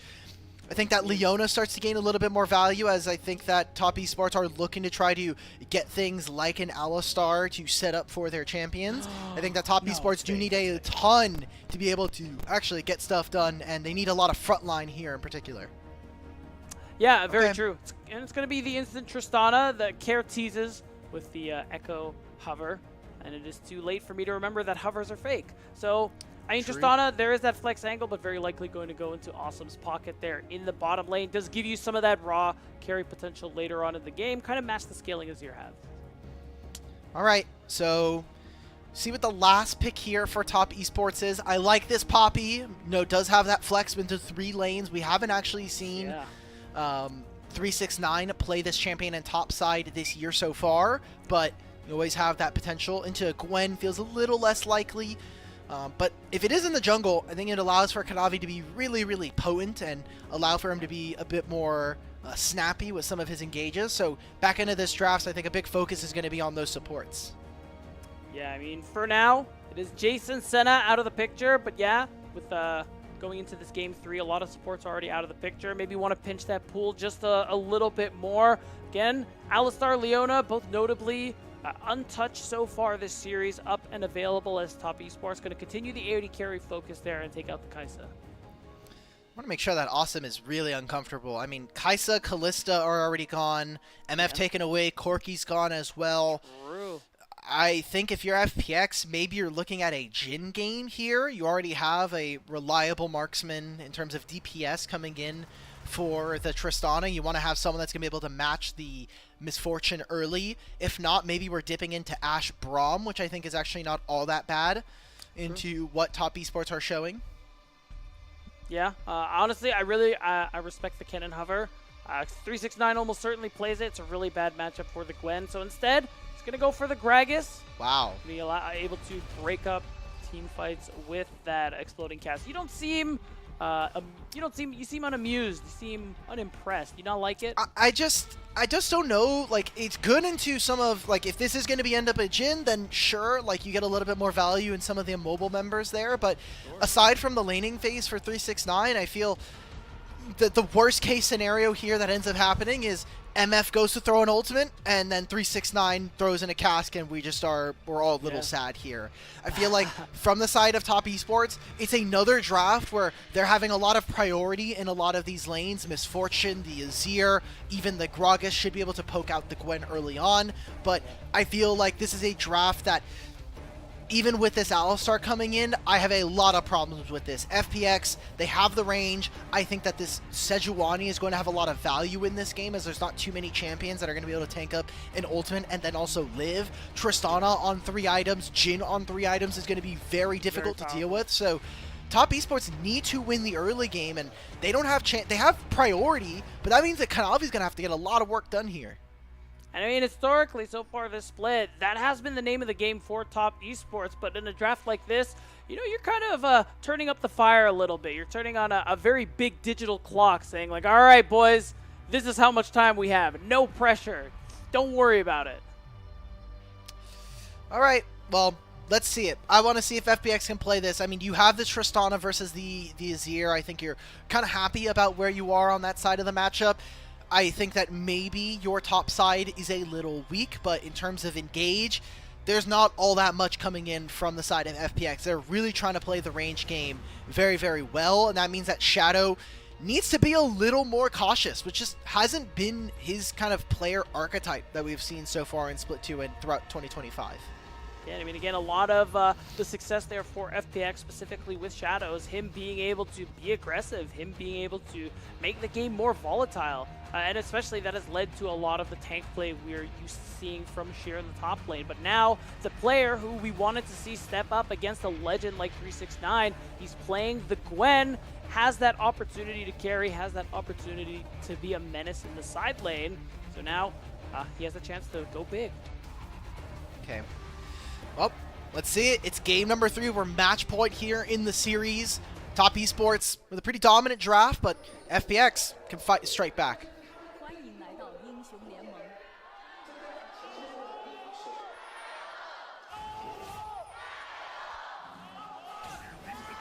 敌军还有30秒到达战场，女性。 Okay, the crowd mic was on this time. I feel like last game we were complaining that they were, you know, a lot of the fans weren't there. Maybe they also gave up on that draft in game number 2, just like you FPX. And so they were like, okay, we'll be here for game 3. I think we found the answer. I think that was why. I was going to blame audio issues, but I like your story a lot better. You believe in League of Legends fans more than I do. Hey, man. League of Legends fans, they gotta do some heavy lifting, bro. We're maligned a lot of the time, and true.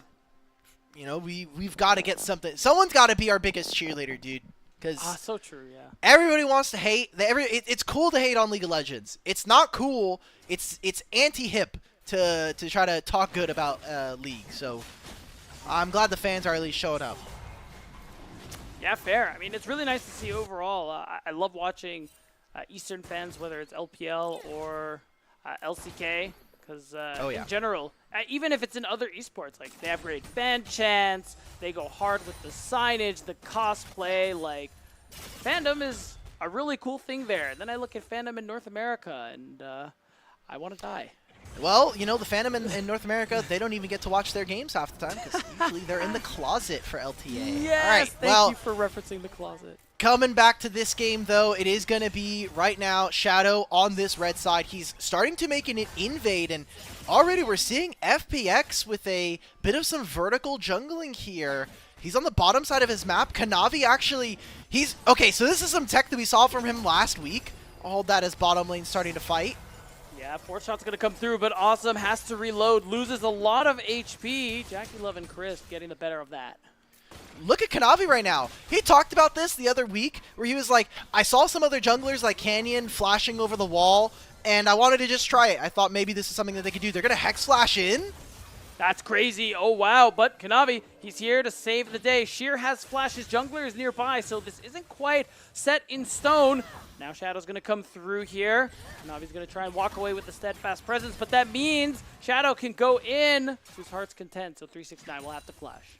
That's a big win, though, for FPX. Shadow gets to be there. They get to stop this. The only person that is actually ahead because of this play right now is Kanavi, as he got his red buff and he stole 2 of the camps of Shadow. Shadow is going to try and take away his Raptors. But, I mean, 369 kind of loses his flash. That's a big win here for FPX, in my opinion, in this early game. Yeah, really nice opener to go through, and Shadow able to, yeah, he's going to be able to mitigate some of what Kanavi is going to be able to take away. So I think fair to say FPX come out positive, but Crisp, he's level 3 on Alistar. He has all his buttons, so he's going to try and get a little bit of pressure. Oh, Flash is going to come through. Care, he is stuck. Even with the Flash. Oh my god! The Azir is going to come through. Cream is going to secure first blood. But look at how much was invested for this play. Like, I mean, Kare's going to be able to TP back. It sucks for now. It is a kill going over to the Azir. It's not what we wanted to see, but he has a cull in this matchup. I mean, you now have no flash on Cream, no flash on 369 or on Crisp. We'll have to see if this ends up being an early game that, you know, top esports are going to be very, very excited about. But what the hell is going on here? We're already in a lot of early action here.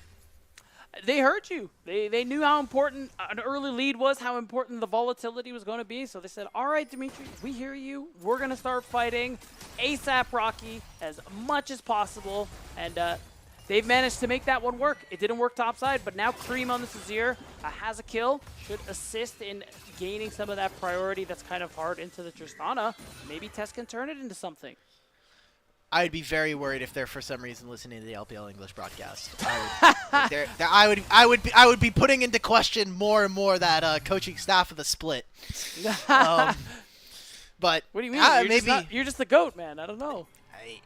Who knows? Who knows? But FPX going to be pretty innovative here by using that Arctic Assault from the Sejuani. They're actually not going to be able to see from the side of Top Esports that Sejuani is in the Dragon Pit. Oh my god! We're pulling up lower thirds of champion win rates. We're doing this all for playoffs? All right, let's go LPL broadcast. We're doing well here. Ignore Care being 0-2 on the Tristana this split. Not happens. Not important. But early Dragon already going over to FunPlus Phoenix. It's kind of what we wanted to see from them. Yeah, and it's really good, too, for a comp where you're going to be pretty happy with your chances later on into the game. So even just getting this first Dragon and then ignoring the next couple of ones is fine. And wow, Kanavi forces Care to use the Buster Shot. I think that's something that TES can take advantage of in these couple of minutes. Remember, Care, no flash, now no Buster Shot. So if Kanavi was so inclined, he could return and try and take Care out. Still pretty dangerous. Probably going to be waiting for his flash timer, which is going to be coming up in a few moments anyway. So for right now, I mean, FPX are happy with where the game state is. Remember, it is all about getting those coal stacks done for Care. Same thing here for Jackie Love, who should be pretty safe by himself, especially versus a Jin and a Rel. I want to see if Crisp and how active he is going to be, because we put a lot of emphasis on the supports, and I think while we have seen Jue in particular have a lot of impact in some of our games here, Crisp, I think, is still trying to find his footing here and be that legendary support that he is supposed to be, especially with the name that he's made for himself in prior years. Yeah, and right now, we have a bit of a skirmish potentially going through here. Shadow's just here to alleviate pressure. I don't think an actual fight is going to come down, but you said you wanted Crisp to find his footing. He is finding these angles to try and impact the mid lane. And trying to get Cream ahead, I think, is going to be pretty important here. So we'll see if Crisp is able to find more of these roam timers, especially as the lane swaps come through going into that Grubs in 1 minute's time. You're a mid laner, man. You should know all about this. You're like, oh, my support's mid? Nice, I get free priority. Isn't this role great?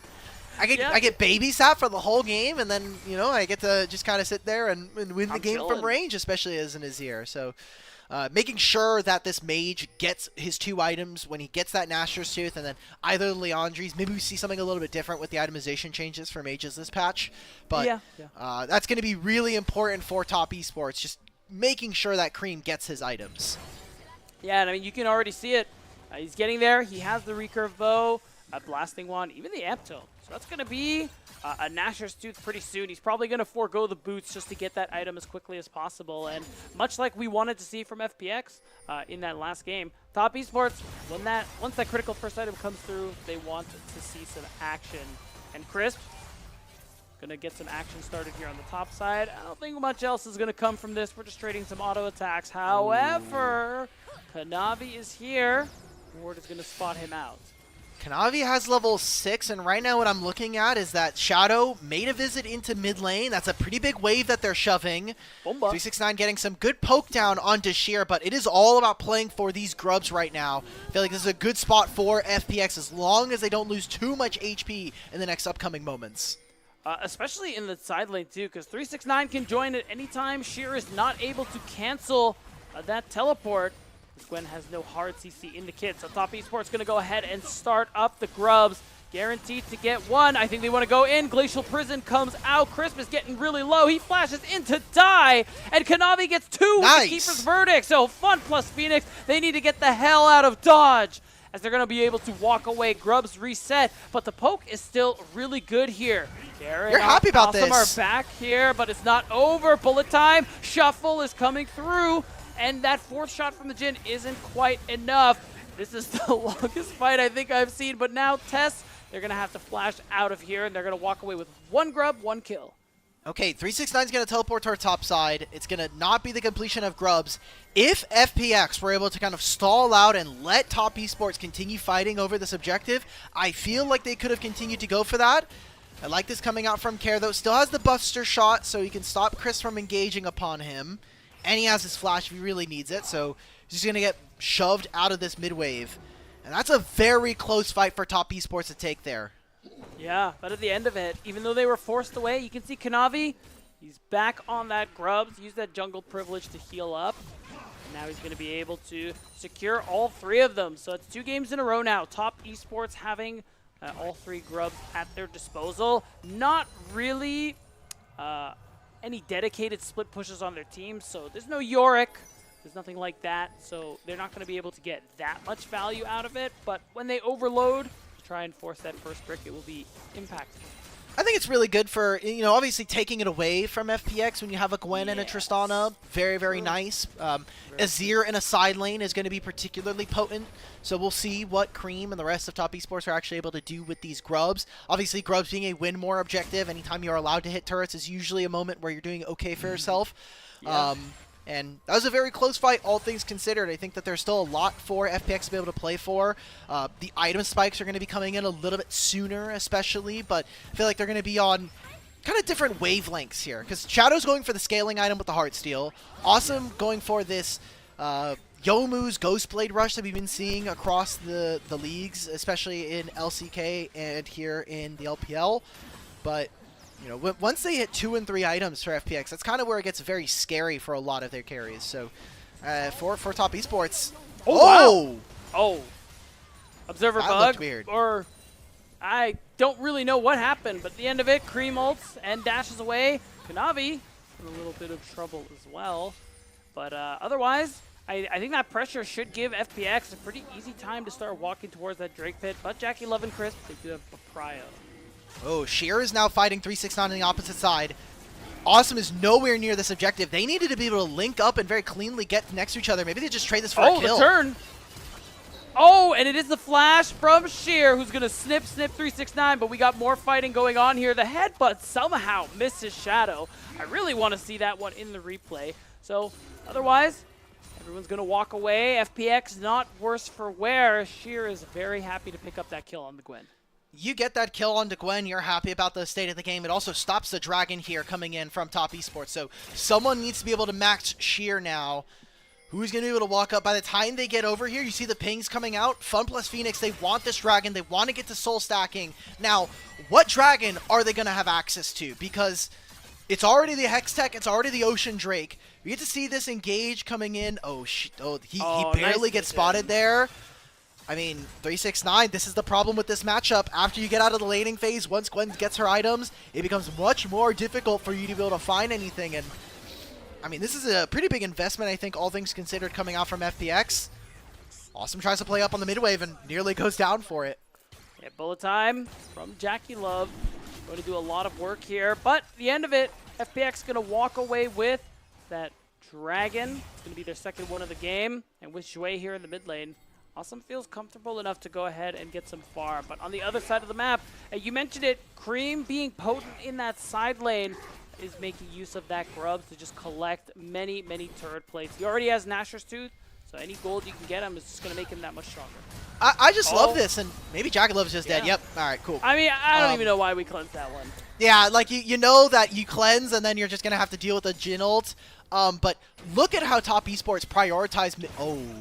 That's not Joey's fault. That's Hex Flash. Anyway, I'm going to finish my point here. Yeah, just look at how Top Esports are shadowing Cream. They have Crisp and Kanavi sitting in topside jungle of FPX. They're letting Cream get 2 plates for himself with that. So this Azir is going to get further and further ahead of their opponent.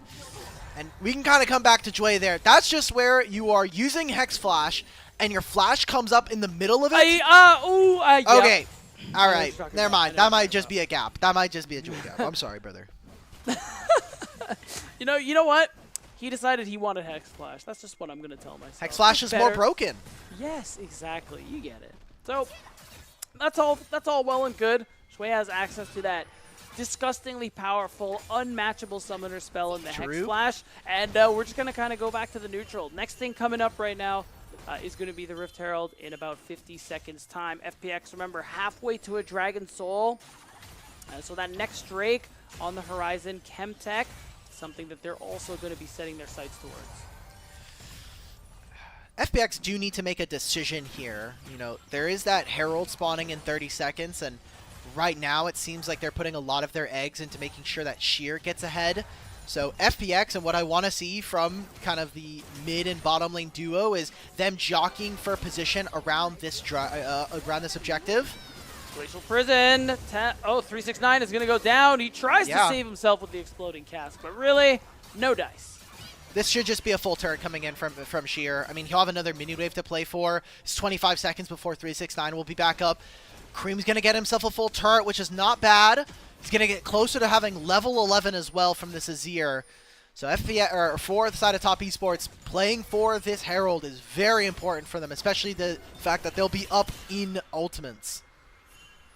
Yeah, very true. Seen a teleport as well from Cream. But Wait, going back what? to base. Oh, he wants a little bit more. He's feeling himself. He's going to shuffle Sheer in with that Emperor's Divide, but now Sheer, he's too low health. He's just teleport trying to out, play no? his life. I think he's just going to die to the auto attack, so I think the play was to run away, but good recognition there from Cream. That's another big advantage for TES. So he'll get a kill there, and he'll get the turret. I was going to say, I don't know if that's necessarily worth it, but if your goal right now is make sure that Azir gets gold, make sure that he gets the second item accelerated versus his opponent, he's already up 1,000 gold on this Tristana. Giving up a Herald versus a team that really hasn't been able to kind of really develop the map in a meaningful way, this is pretty smart coming in from Top Esports. Cream is going to be really far ahead now. Yeah, I mean, as soon as he backs, you got to imagine that's a full item completion coming through here. So this Azir is massively accelerated right now. We needed those early game advantages to come through. Wow. From test this game against FPX's draft. So the fact that Cream has been able to do this and TES has been able to set him up for success is a really big deal. You got to imagine he's going to be very formidable in that next Dragon fight. Is that Rylai's? I don't know why we're doing Rylai's this game. I got to be honest. I mean, Leandri's, I get it, right? Like, there's not too much value. There's not too many HP stackers except for, you know, jungle support, but that's pretty natural. I think maybe the slow being more useful, especially for stopping something like, you know, if you're in the middle of an ultimate from the bullet time, the slow is going to be pretty nice. I could see it. I don't think I'm a huge fan of it, especially for the lack of AP that the Azir will have, but yeah, he's so far ahead, I feel like you're allowed to have luxury items at this point. I feel like you have enough kind of house money to play with now. So Dragon is here. It's going to be a press here of the bottom lane wave. Top Esports know that this Azir is very far ahead and very strong, so pulling him near and anywhere close to these fights is exactly the kind of way that they want to be able to play out this game. Right now, 23 seconds till the Drake. FPX have a bit of a setup here, but they have to go back and play on this mid wave.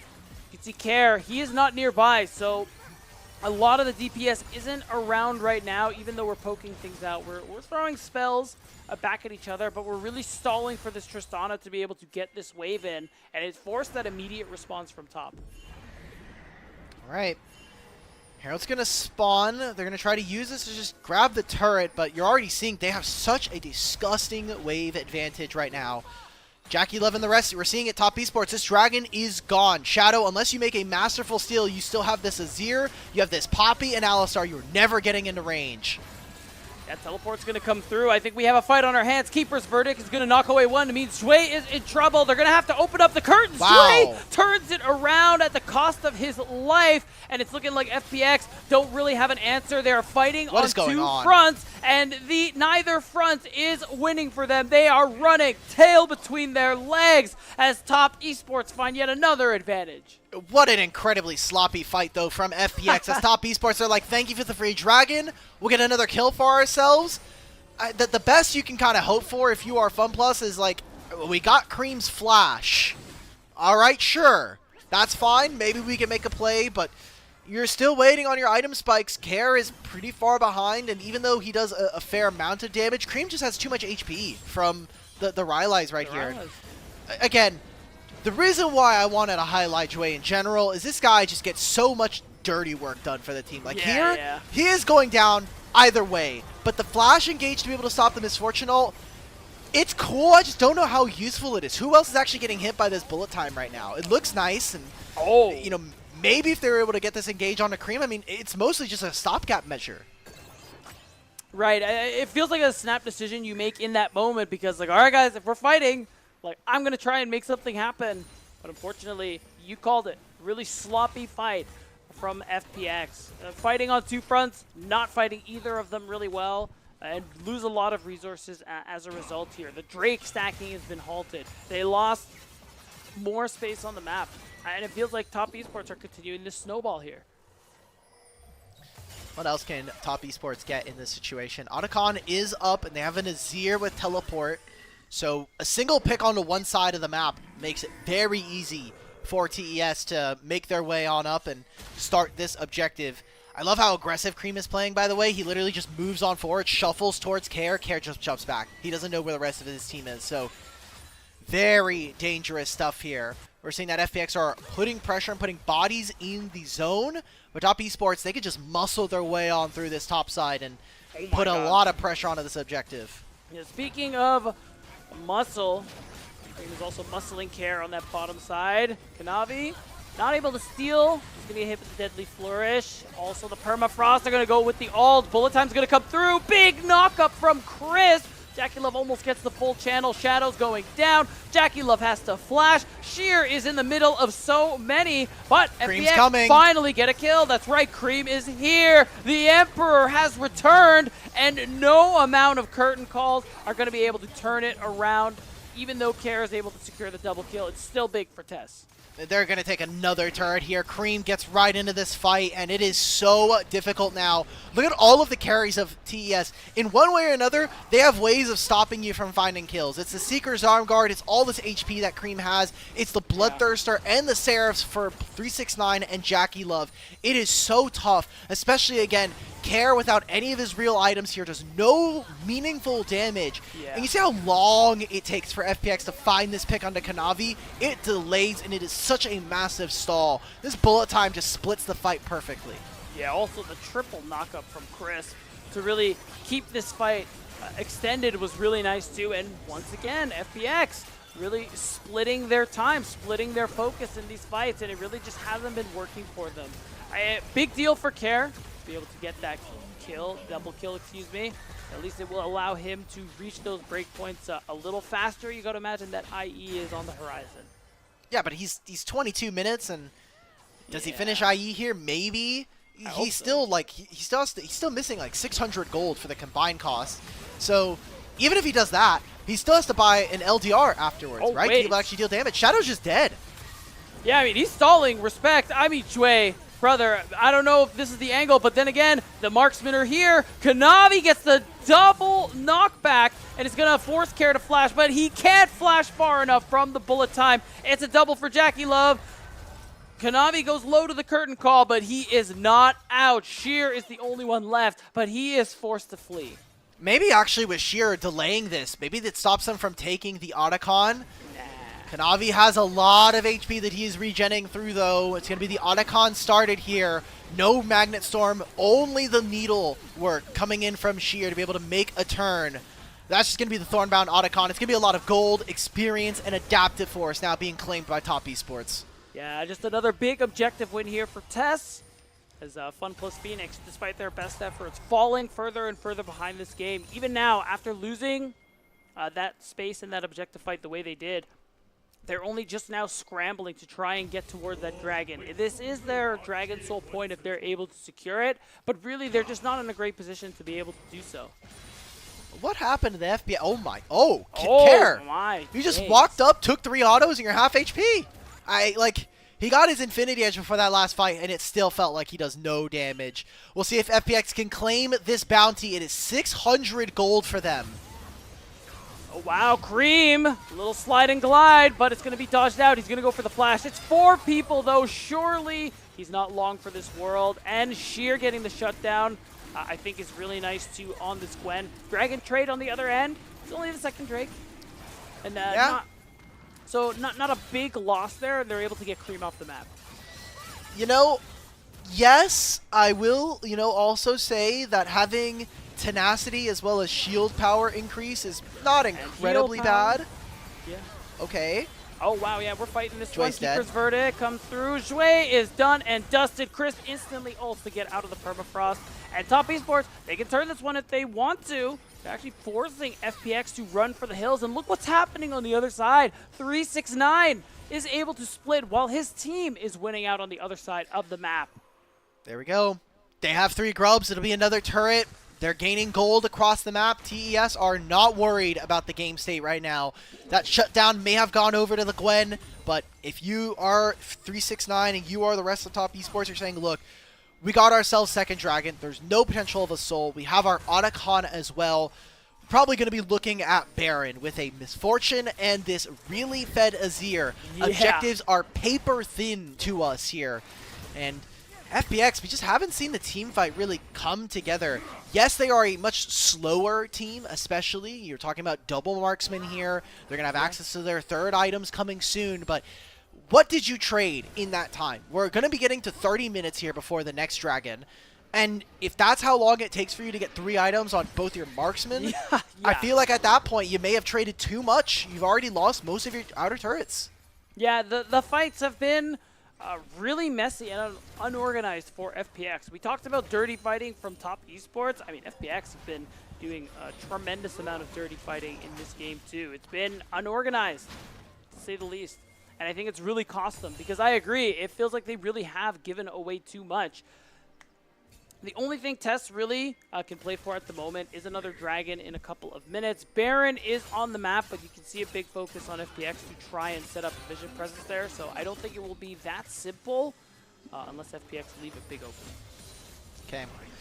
So we've got some time here, but we're kind of seeing right now that for FPX, they're having a really hard time getting pressure in this top side. I love what Top Esports have been doing, making sure that they can move through mid lane, put pressure on the top side here, try to make this play into Cream really well played. A Glacial Prison goes wide. You're going to see another Keeper's Verdict. Kanavi just doesn't miss, and Shui is sent packing. 369 is TP'd in as well. With the space they've gained, there's an opportunity for TES to turn and go for the Jackie, bear. no Oh, way, wait a man. minute. Jackie Love gets caught out, doesn't have the cleanse, is forced to flash. A lot of HP lost. Curtain Call is going to be opened up, but I don't think much is really going to come from it. Cream's tanky. 369 is tanky, and you know what? Despite the missteps, Top Esports, they're going to start the Baron. I love that from Chris, man. He stopped Joy from getting in. We haven't seen too much of the Rel versus Alistar combo here. 369. Yeah, he's jumping in. Exploding Cask is going to blow everyone to the side, but not much else. There it is. It's going to be the Flash Body Slam. Now, Big Kanavi's in a little bit of trouble. Needlework is starting to come through. Deadly Flourish. Big knockup from Chris. He finds another one. And Cream with the big shuffle to help secure the kill. Even with Awesome going for the trade, this Azir is too strong. This Misfortune is too strong. And FPX have to run for the hills. Okay, yeah, at least for FPX, there is no Baron being started.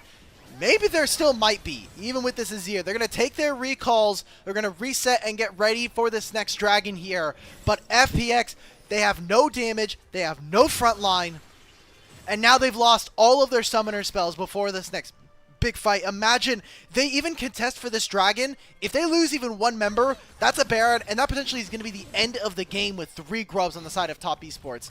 Take a look back at this replay. Chris has played this Alistar the last 10 minutes fantastically. Him and 369 doing everything in their power to stop FPX from getting anywhere near the pit.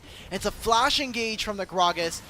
And it is so tough for FunPlus Phoenix to ever get into these fights. I mean, Chris is able to find Sheer, set up for Cream, and they just make this team fight. They made this game look very easy. Yeah, this is the Top Esports that we're familiar with. All of Split 2, Dimitri. This is the Top Esports that we expected to just run right through FunPlus Phoenix. And well, Game 1 didn't quite go as planned, but now Top are here to play. As you said it really feels like FPX are playing on this razor-thin edge. Their margin for error is so small now. All it takes is one more bad fight. Top can take the Baron. Top can end the game. Okay.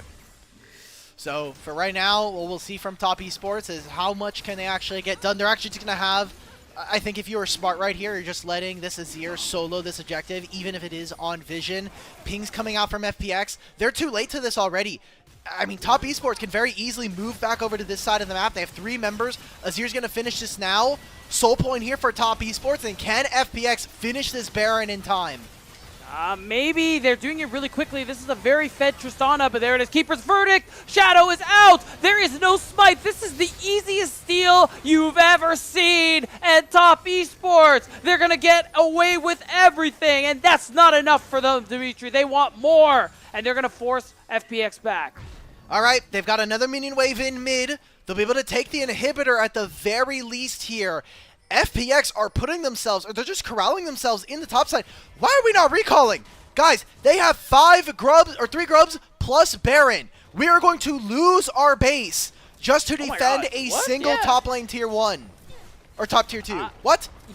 I don't really know what I'm looking at here. Zhui in a little bit of trouble. Isn't going to get the wall bang, but the exploding cask is going to come through. That is it for the Rel. On the other side, Crisp is low. Care is going to get a reset, but Jackie Love, he's the one who's auto-attacking. FPX are the ones who have to run away. That's another kill coming through here. Inhibitor, not long for this world. And I think that is it. Awesome and Care are here, but is it enough? Can the carries actually get enough done? Care gets found. That's it. Yeah, big shuffle coming through. Cream is going to flash because they want to close this one out. And Top Esports, they get the ace, they get the win, and they get themselves up to match point in this series. Look, it looked a little bit wary. Maybe they were a little sleepy still from the ride over to Beijing. Yeah. But Top Esports have come to play. They have been looking so good after that first game. It feels like they're really starting to play with a little bit of vengeance in their hearts. And at least we're seeing a Top Esports that is, you know, being competent. Still more of the same of what we got from them in the regular season. Yeah, and I will say, I think on the other side of it, more signs of life from FPX compared to Game 2, I'd say. But are you really thinking that, you know, this is more of what we want to see from Fun Plus Phoenix? Or you think there's a chance they can actually take us to the Silver Scrapes? Or is it Top Esports are woken up, it's GG?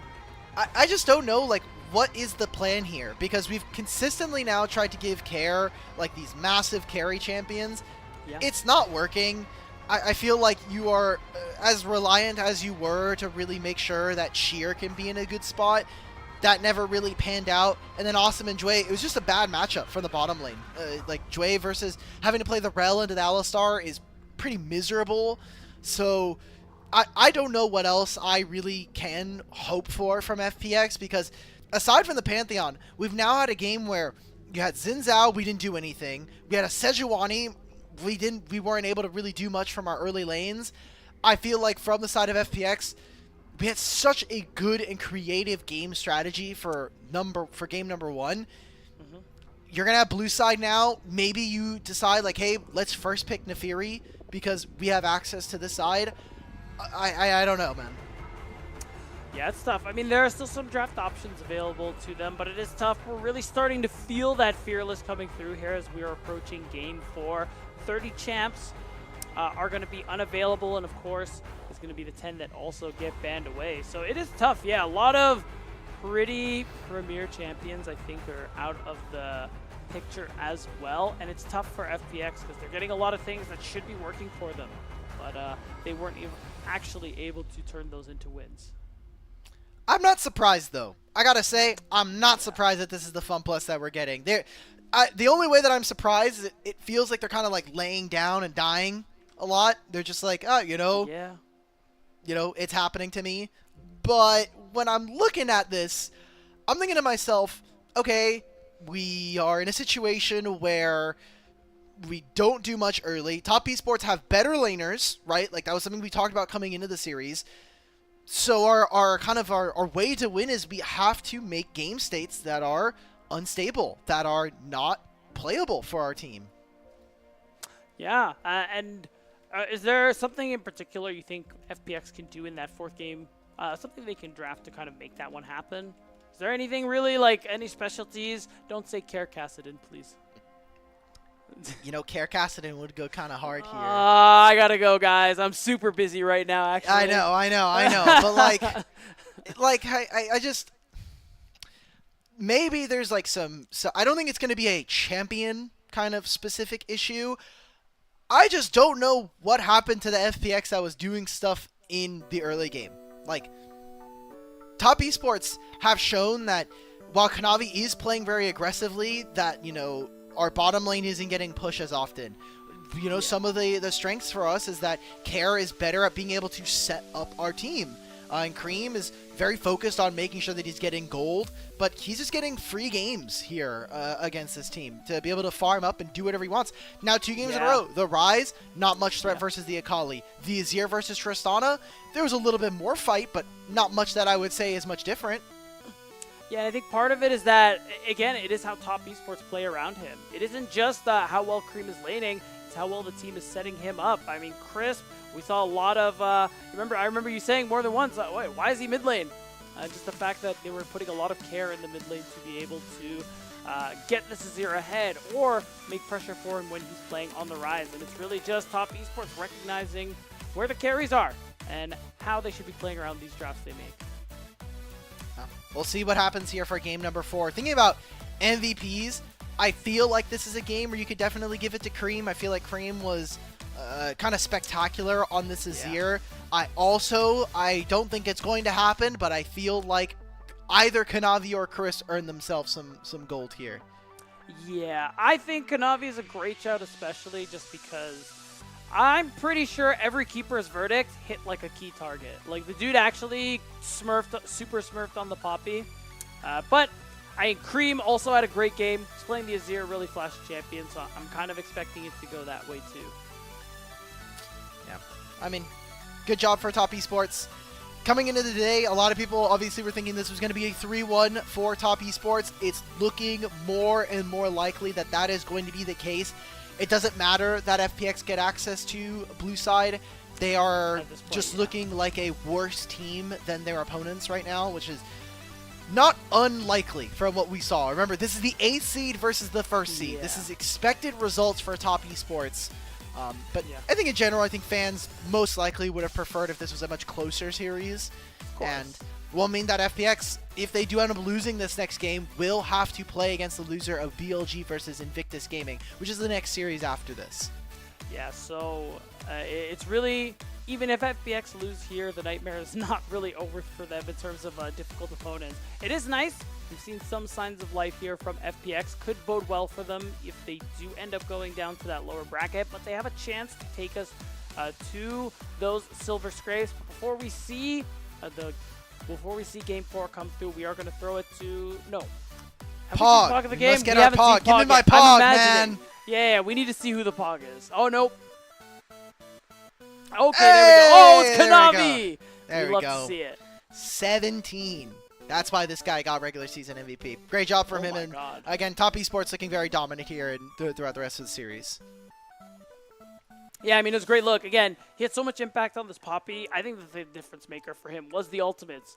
Always 1 key target, sometimes 2 key targets, and he was able to have a lot of impact there. Good stuff. I think now that we have Pog, now that we have our answer, we are going to throw it to a short break as we get set up for Game 4. We're going to see if Top Esports can close this one or if FPX can give us silver scrapes.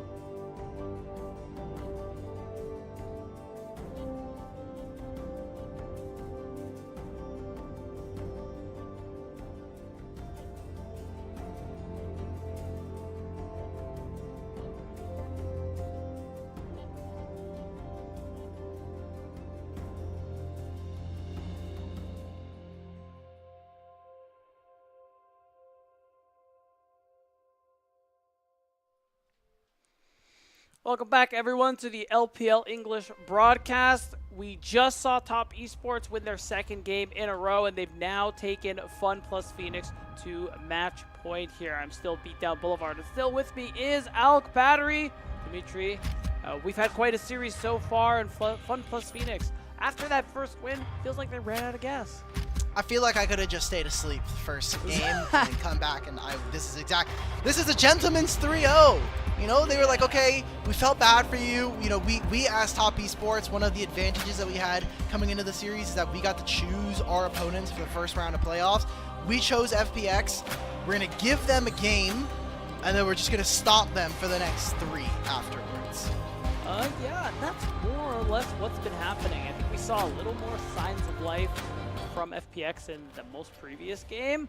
But otherwise, it's just been a stomp. Games 2 and 3. So you kind of highlighted it, but before we get into a pick ban again, I want to get your thoughts on potential pick options for Fun plus Phoenix to maybe take us to Silver Scrapes. I mean, Nefiri, man. Yeah, true. Nefiri. You did mention Nefiri.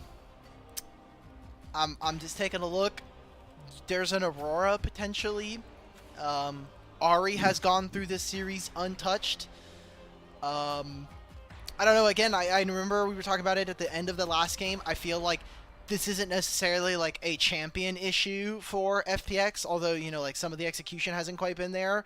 It just is the level of play. I know we came into today, we're like, okay, FPX, it's great that you made it into playoffs, but if you don't want to immediately finish with your seed placement, you do need to level up. And whether that is just from laning phase, whether that's creative level 1s and early game strategies, we just need to see something more from you guys. The fact that you even had a 5-game series versus NIP is a little worrisome in my opinion, especially when you think about how much better their split was in comparison to the Ninjas of Pajamas. And this is kind of a situation now where, cool, you've at least at the very minimum, you've guaranteed yourself group ascend, so you will have access to better teams for the rest of the year in terms of play and practice. But again, as a competitor, you want to do more. You want to be able to win games, right? So you're on blue side again. Let's see if they can kind of make a dent here in this series. Ban's going to be sticking pretty similar. I don't expect for Nico to be making it on 3 yet again. No, that's one of those. That's one of those perma champs. It's a little too good. We can't allow that one to go through. Although Nidalee ban comes through, maybe alluding to something like a Jace early on, because we haven't seen that one yet, right? Am I insane? We haven't seen I'm Rumble. Not insane. True. Could also be Rumble that they're setting up for. So Yeah. 2 big tops and Jace Rumble still available. Annie, unfortunately, also not getting through. I know you've mentioned her a little bit so far this game. No Annie this series. I'm really sad. I would have loved to have seen know. Care play it, but all right. Yeah, definitely feels like they're prepping for a Nidalee or a Jace like we were talking about. So the answer from Top Esports, I mean, there's still not much up and available, and they're not going for the Nefiri first pick. I think this is rather strange, especially for blue side, especially for a player like Shadow, who has made kind of a name for himself a little bit on this champion. I know it's hard to say that when we look across the league and how many other junglers are playing this champion, Kanavi especially, but I think of that first game that we got from him from the Nefiri, they were playing, I think, one of the last games of Split 1, and it was just like it was versus NIP actually, and he went like 17-0. It was that game was a pure FF. So it's gonna be we're gonna actually end up getting that Rumble here. So for Top Esports, what exactly can we see from them, and what 80 carries are they going to prioritize? Because so far we've gotten rid of so many of them, and they've been a pretty big focus as we get later on into the draft.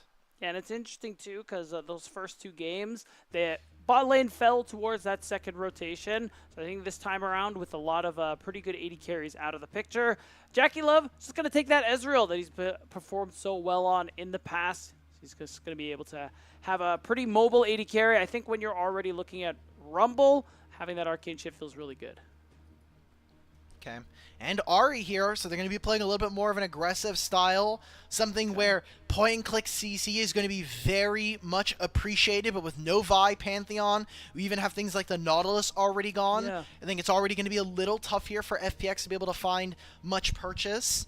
You could go for the Kaisa. You know, it has been something that does give you some scaling here, but does mean that you are a bit lower range. Could be. It might end up being Ash Braum.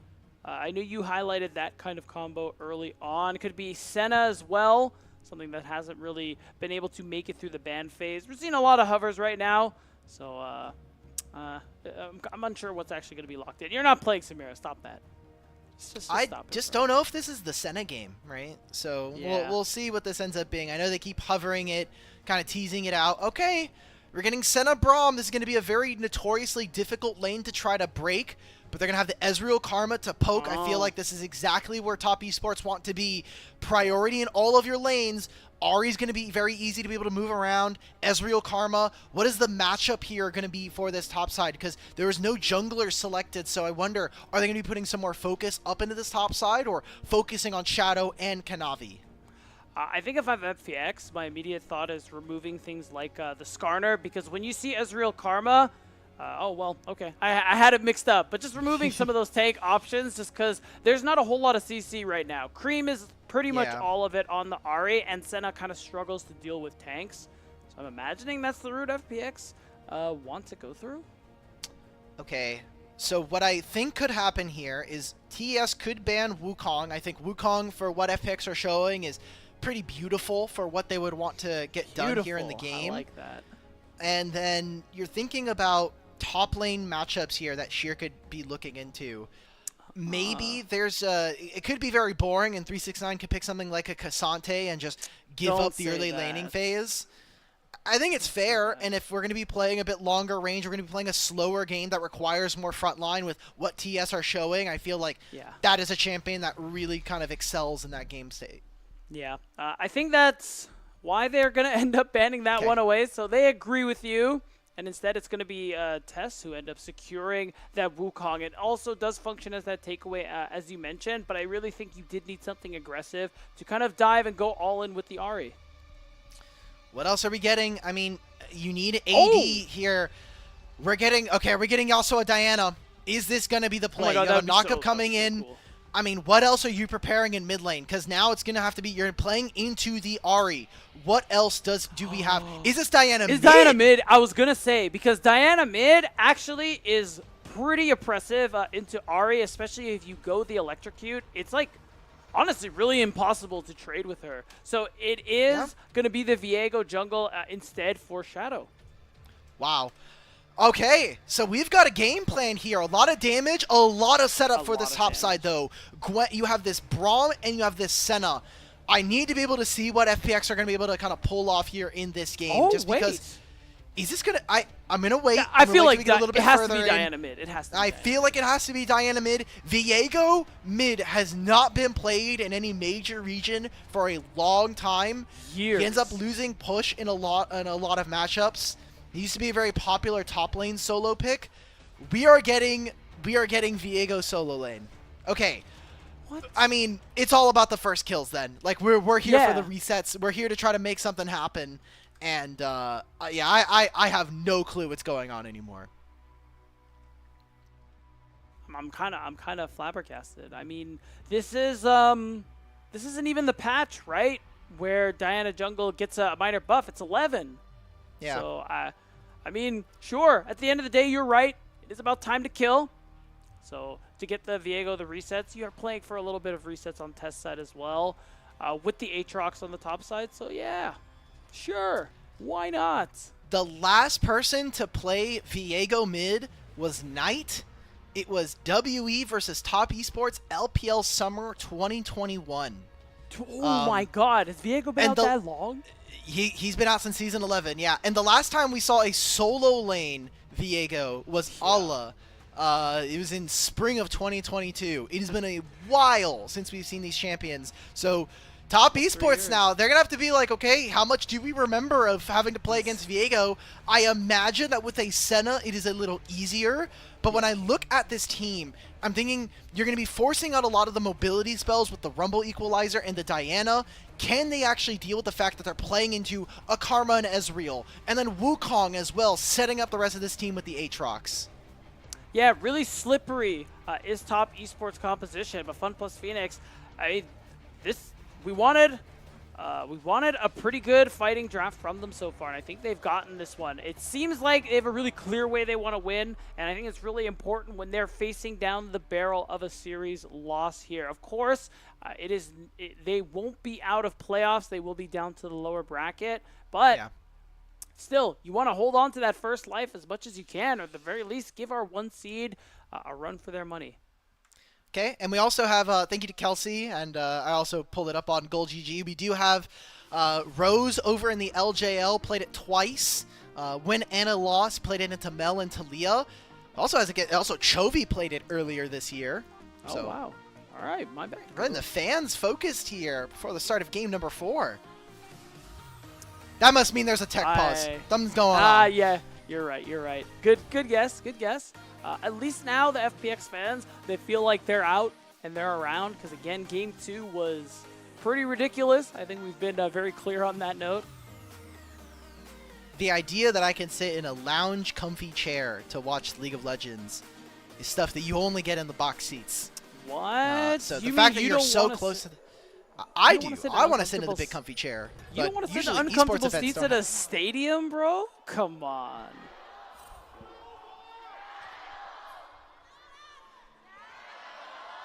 敌军还有30秒到达战场，免速。 I feel like when we saw last game, and you look at the fans that are in the crowd, all showing out for FPX, they put a lot more power and more intent into their early game compared to FPX in game number 3. So, Yeah.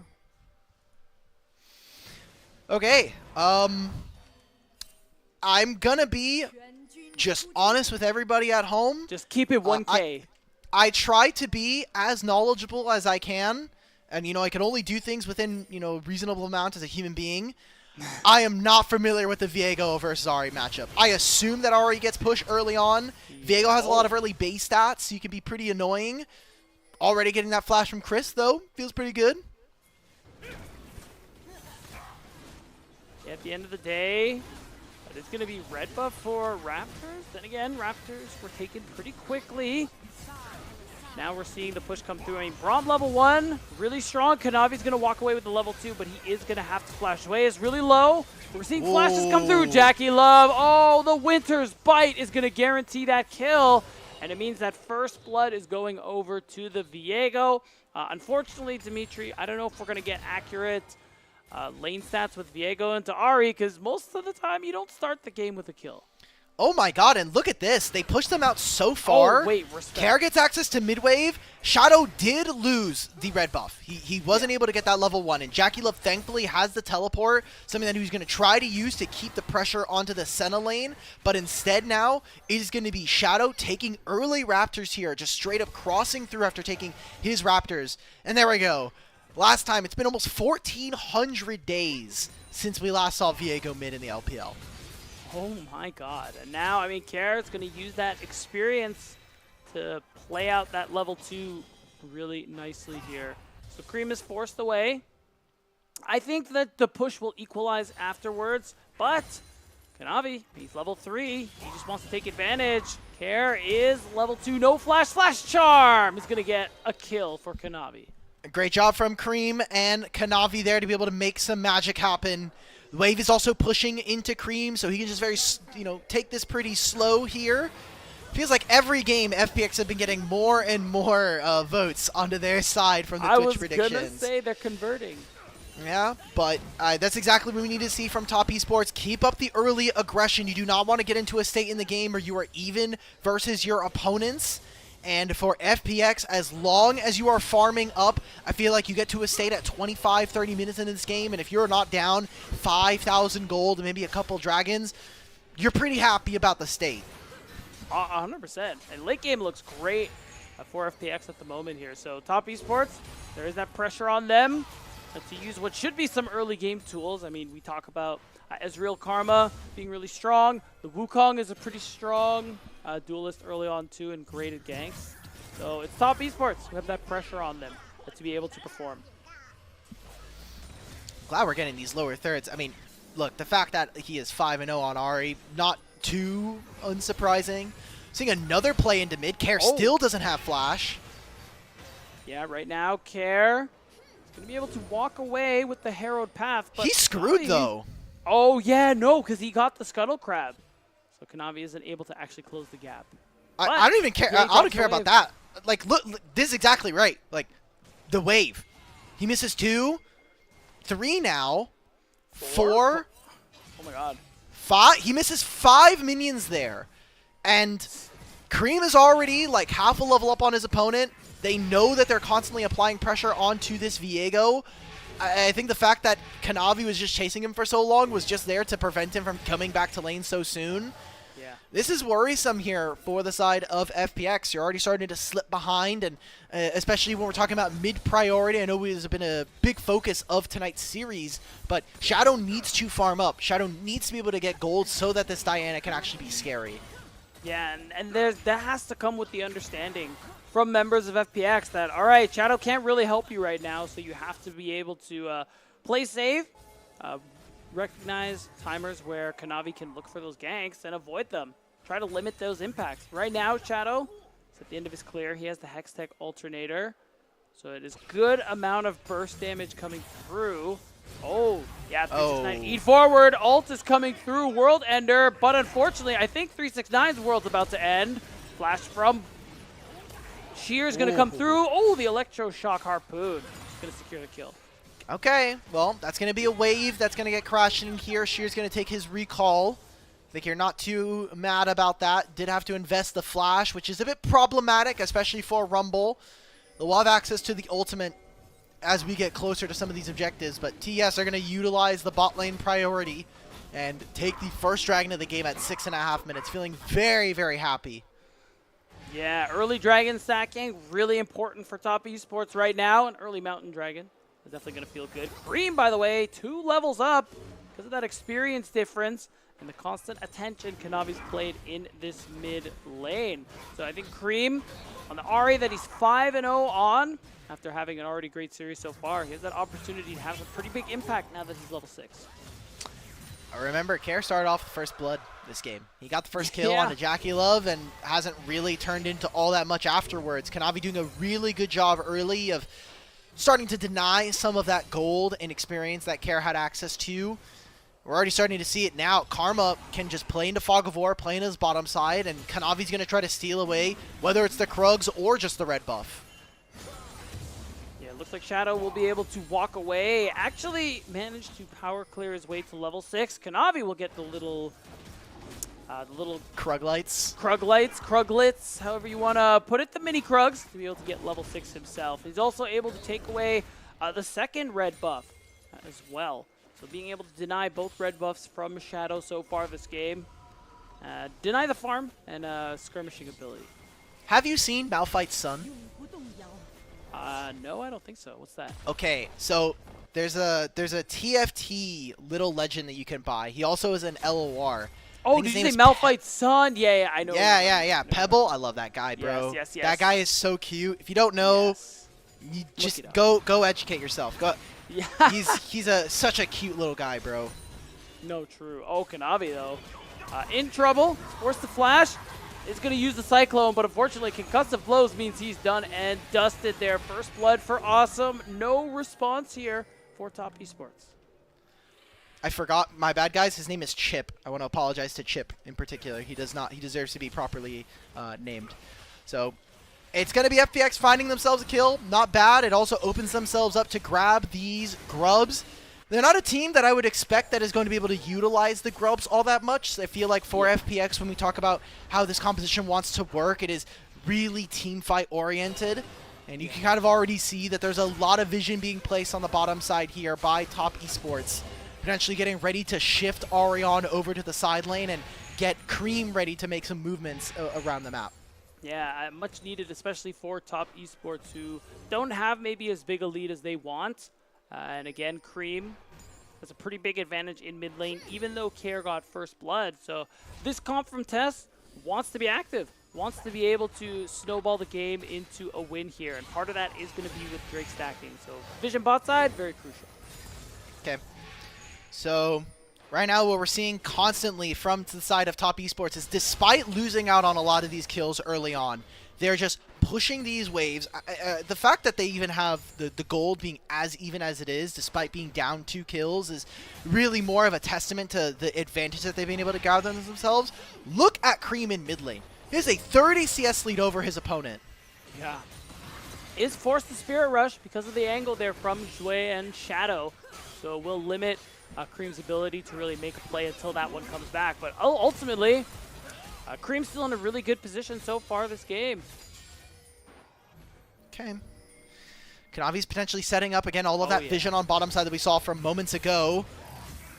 Yeah, I mean, Shear's getting engaged on. No flash to speak of. The Infernal Change is going to land, and even with the Equalizer, No way. actually, I say it, he's going to live. The Electroshock Harpoon's going to come through. Shear bites off more than he could chew, but Shadow is going to be able to use the ultimate there to help secure the kill. Care gets another. So this Viego is able to participate just a little bit more. I mean, sure, you got gold back onto Care, but you dropped the mid wave for this. Yeah. Kanavi, it is just Braum for now, but Shadow's here. Okay, so he's going to force him off, gets the Cyclone, and a TP coming in from Cream. He has no ultimate, but he has the flash. Oh, this is tough, though. Concussive Blow is going to get stacked really quickly. Heartbreaker coming through, even with Kanavi's help. That is a dead Ari, but the Wait a turret... minute. Oh, my God. Wait, it's doing way too much work here. Care, of course, is still going to be able to walk away with his life. It's going to end up being a 2-for-1. I think we still take those. Okay, now that I see Cream teleport for this play and still end up going down, now this play ends up becoming worse. Because they got multiple plates, they got summoner spells out from the side of Top Esports, and Sheer, while all this is happening, he just moves mid and gets himself a play as well as crashes this wave. So I feel like Top Esports, they try to salvage a pretty broken play coming out from the side of FPX, and ends up paying the price for it. So now, I mean, despite being down 20 CS, Care just got 2 more kills plus an assist, and he's now up almost 1,000 gold. Yeah, and he's already coming back to lane with that Blade of the Rune King, while Cream not quite hitting that first item yet. So really, Top Esports, they sacrificed a lot to salvage an already lost play. So now, at this point, 369, he's getting walked down. He has flash, but it really feels bad there, because I think he's in trouble. He has no vision. Kanavi and Crisp are just now walking over, trying to make this play happen. Oh, that's it. flash. Yeah, they got him. Not much else to say. That was flash and his ultimate. So, I mean, Care and Sheer now with 3 grubs, they get a full turret for themselves. That's going to be feats of strength again going over to FunPlus Phoenix. I gotta say, it's feeling a little risky here now for Top Esports. There are still some areas for them to be able to get back into this game, but now the Dragon as well going over. FPX, they're playing aggressive. They're playing to make sure that Top Esports cannot comfortably farm in this game. Yeah, I mean, Dimitri, I don't know about you, but I hear some music playing in the background, steadily getting louder. Some copyrighted music. Some copyrighted music that we're definitely allowed to play between games. FPX, much needed advantage here in this early game. They're up almost 2,000 gold. They're in a comp that scales much better than Top Esports composition. So the fact that they are the ones who want to keep this game low and slow, but find themselves this far ahead, they're in an amazing position to win this game. Yeah. I hate to do this in the middle of the game, but because we're going to probably be playing the copyrighted music, if we do end up playing it, please support us on Coffee, because this stream will lose monetization as soon as we play that music. So if you want to help us out here on the LPL English, throw us a couple bones, would be greatly appreciated. But I think right now for TES, they're kind of in a situation where they thought, okay, this bottom lane should be winning, but they had to force Jackie Love's TP early on. They thought, okay, Cream, he's got a pretty decent advantage for himself, but they just lost all of it around this bottom side. Shadow is really far ahead at this time. He is very strong on this Diana with the Proto Belt already completed. So this game is problematic for Top Esports. It is, and the problems are only going to continue to grow. We're a minute from the Rift Herald. Right now, FPX, the ones who have a pretty good bit of control around the river. There are still some wards there for Top Esports, but really, not enough presence that I think they're comfortable enough going for that dragon. And you can see the player goal charts. Shadow and Care at the top there. Honestly, the only one in the top 4 for the side of Top Esports is Cream. Oh boy. Cream, you got to bring us to the promised land here, brother. So Yeah. it's going to be right now for the side of FPX, them trying to make a play towards the bottom side. I think I get this. You want to make sure that Shear's in a good spot, and if you can try to find this Aatrox yet again on a side lane, you're not too upset about it. You will be trading position for this Herald right now. You can kind of see that right now. Kanavi's finishing up his Wolves. He can move on up. You already have so much vision invested by Top Esports. And that seems like that's going to instead be the play here. It's going to be Jackie Love picking up a blue buff for him. And now that they have push on bottom side, they can very easily just move into this upper portion of the map and play for the Herald. Yeah, it should be pretty easy for them to secure that one right now. Kanavi, he's level 9. He's a level behind Shadow, who's been farming really well so far this game. They're just going to go ahead and start this one off. I mean, Top Esports, really tough for them to let this one go. I think that's why you see them posturing and hope that they can do something. But can they actually? 369 has used it. He has teleport. He is going to also hit level 11 here. It might just be a play after the Herald is taken, but Top Esports, they're too late. It's already gone. This is additional souls for Senna, and something we didn't talk about because of the Senna pick and kind of how it augments the rest of the team is the fact that with the change in her itemization, especially with the addition of Static Shiv, it actually makes it very easy for FPX to contest on mid-wave and get that push so they can get into Fog of War so easily.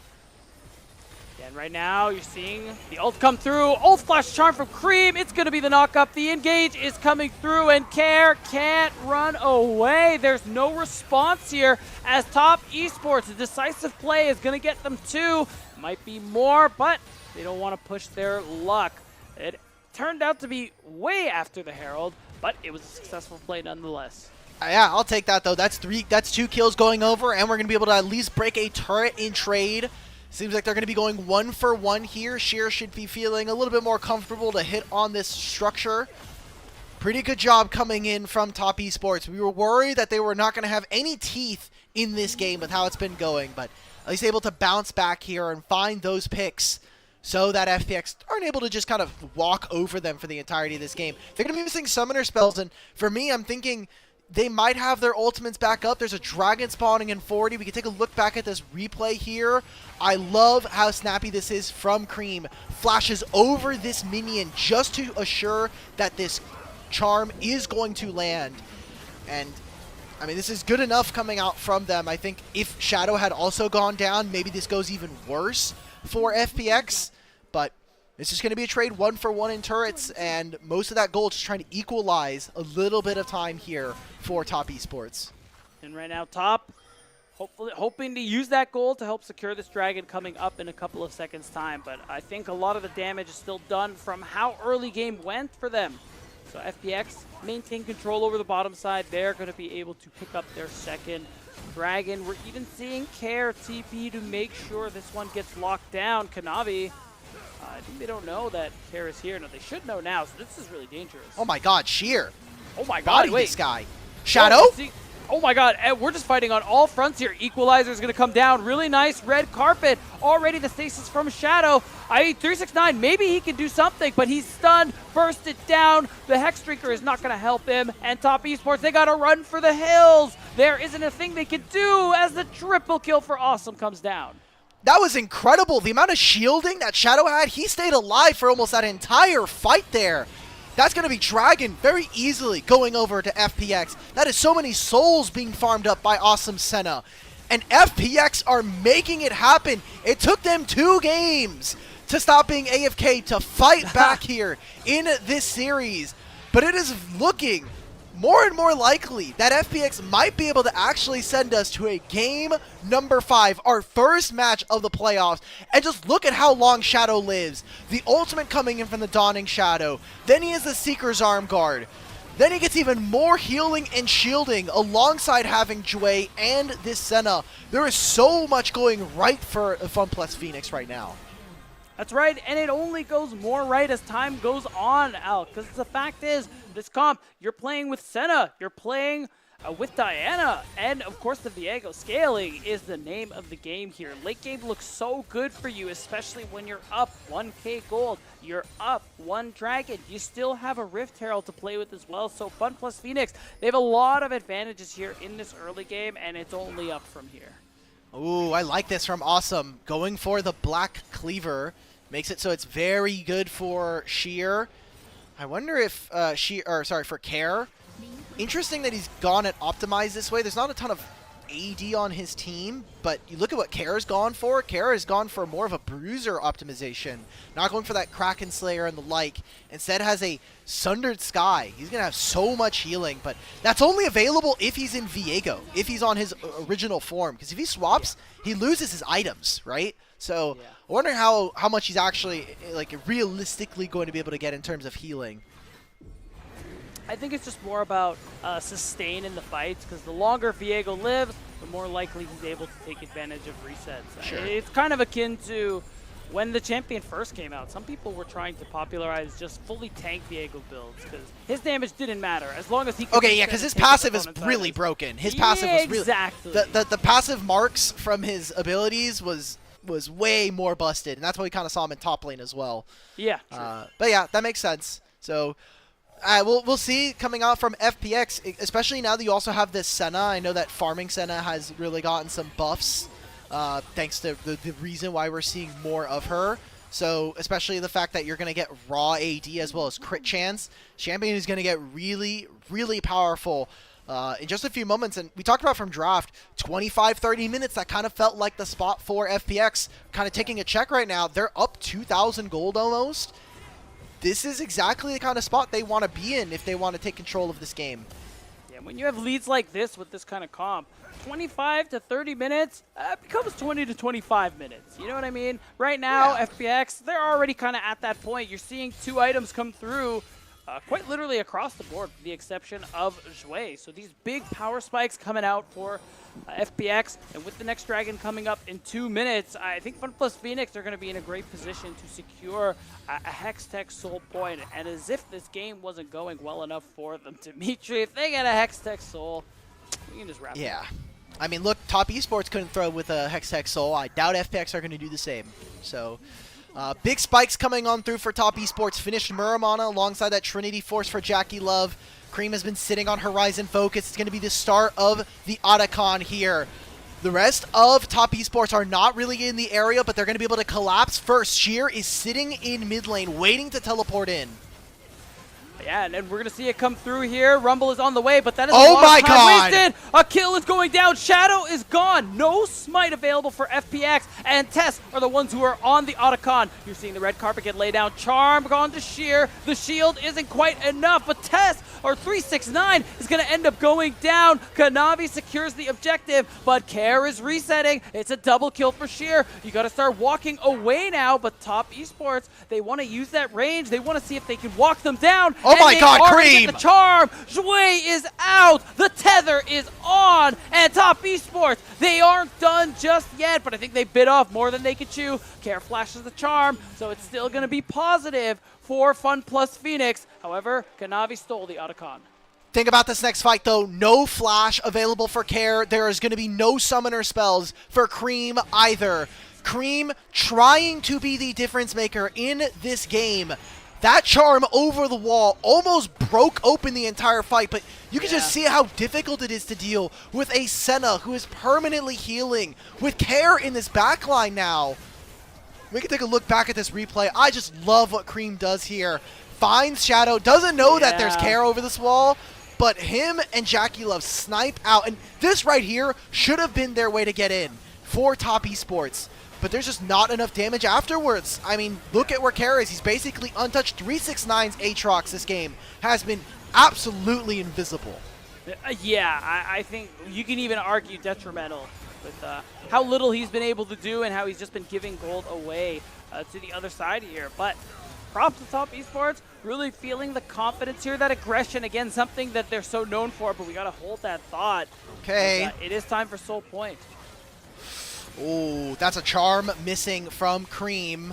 Some good damage here. 369's going to try and jump over this wall. Care is marking him, but Care He's going to actually go right back over the wall. Okay. Ooh.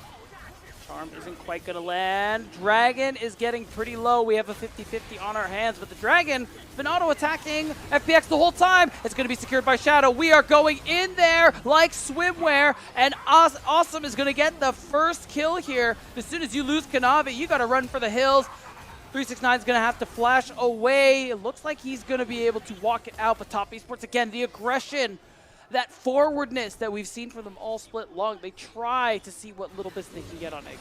They just don't have enough damage at this point. It's looking chalked at this. Like, the fact that our Ezreal and Karma wasn't able to more meaningfully gain advantages versus the Senna Braum, the fact that 369, you know, yes, he has been invisible, but he also got focused, right? He got 2 separate ganks thrown his way, ends up falling in a lot of them. And while Cream is trying right now, Cream has a full level over his opponent. He's getting a lot of CS for himself. He just unfortunately doesn't have enough damage. He's going to have a Seeker's Arm Guard, and that's like 90 AP, which is nice, but that burst isn't really there. The rest of the DPS from Top Esports just isn't able to match, and Jway might just sacrifice the game. I wonder if Top Esports now, with numbers advantage, they get 369 to teleport, and they look to start up this Baron. I mean, they're in a position where this really feels like that natural answer, but I don't think they want to risk too much. Now Shadow goes in, but unfortunately, not a whole lot is going to come from it. Although we're going to see the Moonfall come through. Kanavi has to flash. Root is going to come out, but Cream, he wants a little bit more. The Charm is going to land. No one else is there to help. Carrot doesn't have flash. He has to ult to save himself, and the Seeker's Arm Guard is going to come out clutch. Okay, Cream, he has teleport right now. There is a world where he backs and TPs, but it doesn't look like Top Esports, they don't want to do anymore. Whoa. There it is. There's that ultimate from Awesome trying to scout out where Cream was. Still have to think that that's a win here for Top Esports. They got the teleport from 369 and the flash away from Cream. Such close margins here, but you can just feel this game is slipping further and further away from Top Esports. And FPX in the first round of playoffs, with being the team that Top Esports selected as the 8th seed coming in, are about to take the best team in the LPL to game number 5. Yeah, and we got to give some props to FUD plus Phoenix, because it isn't just what some people might want to just assume, where it's like, oh, Top ran it down. The FPX have had some good looks here. Flash from Awesome is going to come through, but Jway again sacrificed to the no! 2 kills, a double for Kanavi. It's falling apart. Cream, he wants to get a little bit more. He's reaching, but he isn't going to be able to find much else. So that's a 2-for-0, and you know what time it is. It's Baron time. Oh, God. Oh, no. There's still 2 minutes before the Dragon, so it's not like you can even make the trade here. Karis trying to walk into Fog of War. Top Esports are going to try to make a turn off of this Baron. It is Cream missing the Charm. 369, they're going to try and buy time, finish this objective. Oh, guys, just finish the Baron, guys.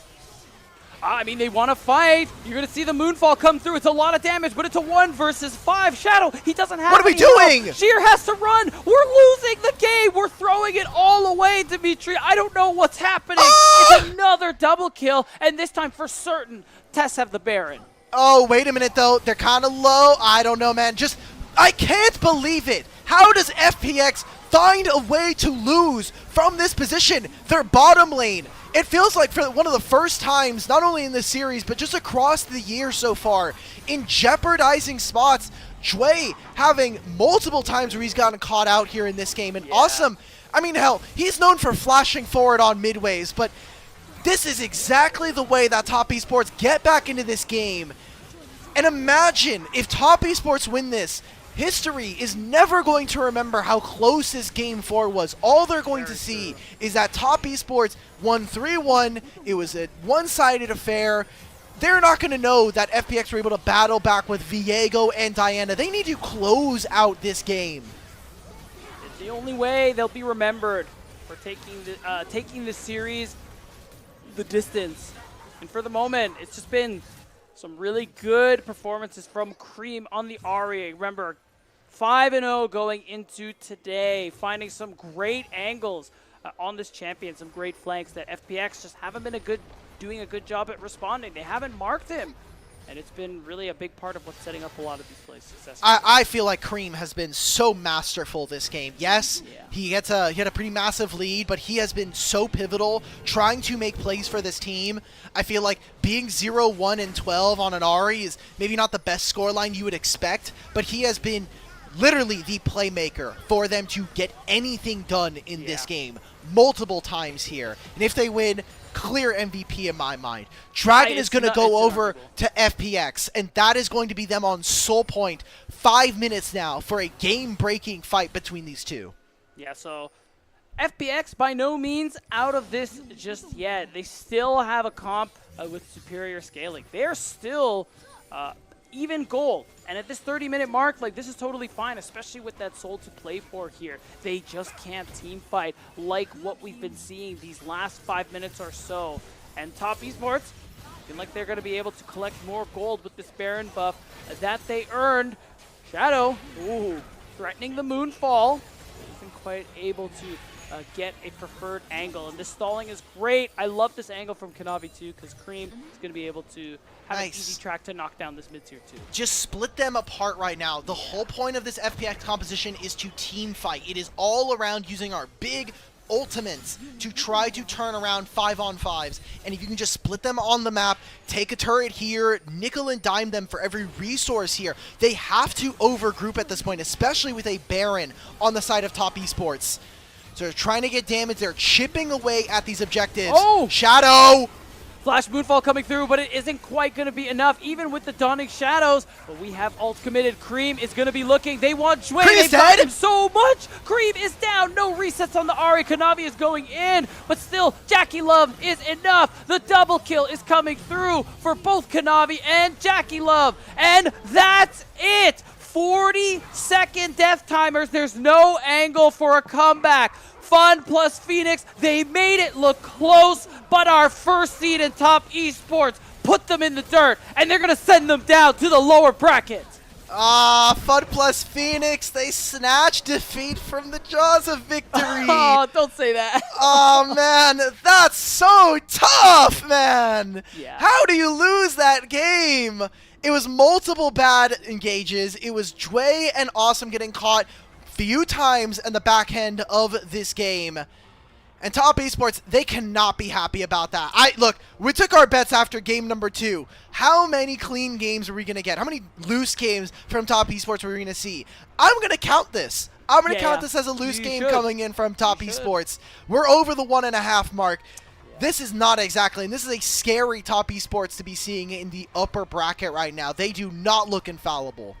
No, they really don't. The fact that FPX of all teams really showed Top Esports as mortal really bodes well for every other top team left in the bracket. I mean, of course, after today, Top Esports, they're going to face the winner of our next match, Invictus Gaming and Billy Gaming. So the fact is, on a good day, any one of those teams, I feel like will dismantle this Top Esports that we saw today.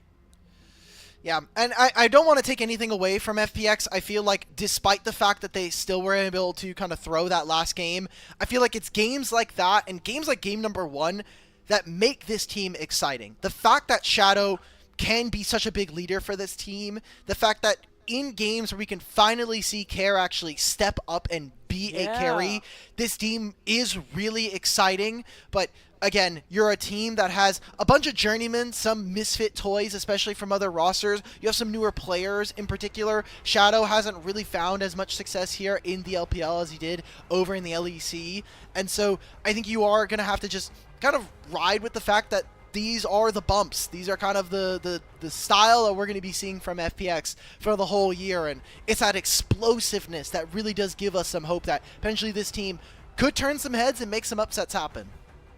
It is possible. Of course, now that they're down in the lower bracket, they will face the loser of the next series of IG and BLG. So it is tough. I mean, I just want to ask you point blank, do you think from the bright spots we saw from FPX, do you think they could actually beat either one of those teams? I think they could beat IG if IG have a terrible night. You know, a lot of these games are happening consecutively or, you know, like maybe 1 or 2 days after the other one. So maybe there's a possibility that ends up being the case. I'm taking a look at the schedule. The next game for FPX will be on the 4th, so they'll at least get 4 days to kind of match up, and same thing with their opponents. But if it's against IG have looked a lot less clean, and I think that, you know, we're talking about some of the early laning phases. I think it's really tough when your laners are having to face up against Bin and Knight versus something like Rookie and Thashai. But again, that could change, right? Like if IG have a completely dominant series, if BLG look lost in our next series after this, I feel like I could very easily say the same thing about Billy. Yeah, so certainly it's not all doom and gloom for Fun Plus Phoenix. They showed us some sparks that they could turn into some kind of blaze. Phoenix Rise again, something like that. You know what I'm trying to get at. For a potential bit of damage in that lower bracket. But for the moment, it is Top Esports. They get the 3-1. There are a couple of people who did the predictions over here on our side who are going to be really happy with that conclusion. Dimitri and I are not one of those people, so you know. No. It be how it do, as our good friend Brandon would say. And yeah, of course, our producer Kelsey just wants to remind us that she had predicted 3-1. So I see you, Kelsey. I know what you're trying to do. It's okay. Kelsey has gotten a lot of their predictions wrong, so I'm just gonna. Yeah, she's low elo. She spent too much time in North American League of Legends doing all her Boise State stuff. So she's been infected by Mountain West as a region. But for the side of Top Esports, I think there are still a lot of questions. The fact that they're able to come back in this game, Cream, man, I love you, dog. Like I have there's a lot of things that I can criticize for Cream's games from what we've seen. I think he's really improved at some of his mage play. His Azir has definitely been one of the champions that was pretty questionable and something that really harmed him last year in 2024. The fact that he couldn't play a good enough Azir made it tough for him to win series against better teams and even losing out to teams like Fnatic. But I'm glad to see that Cream is, I think, stepping up, especially as a player who now in his second year on a top-level team needs to kind of pay back the fact that he got so much experience in 2024, being able to go to all the internationals and represent the LPL.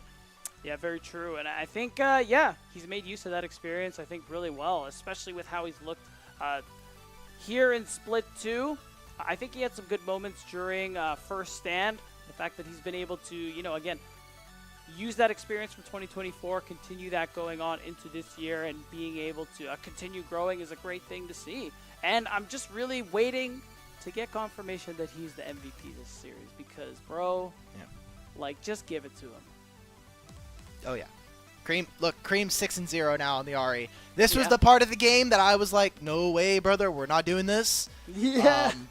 But the rest of this game felt like, hey, the rest of the team's not really stepping up. Ezreal and this Karma never got anything done, something that Jackie Love was actually talking about in a pre-series interview in between the games.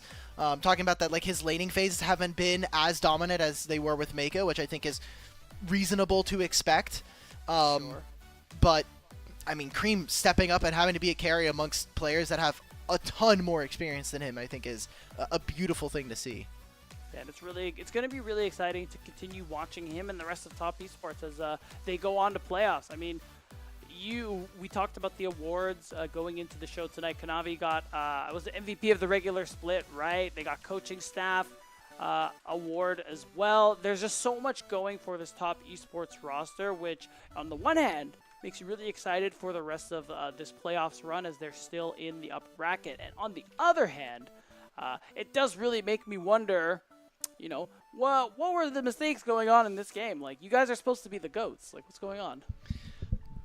Remember, their style is we're going to play with 2 to 3 lanes of priority. We're going to have our jungler play a carry-oriented style, and we're just going to kind of put you on blast the entire game. Just exactly. We're going to throw hands and make sure that we always have like a 500 to 700 gold lead and across the map, and just pressure you by having better players. That just hasn't been the case so far, at least in this one. No, it hasn't been. And the beauty of having a second life is you have more chances to make these mistakes. And we'll see if they're going to be able to learn from them there. I got to say, the Viego mid was an interesting experiment that I hope to not really ever see again. But otherwise, FPX, on the other side there.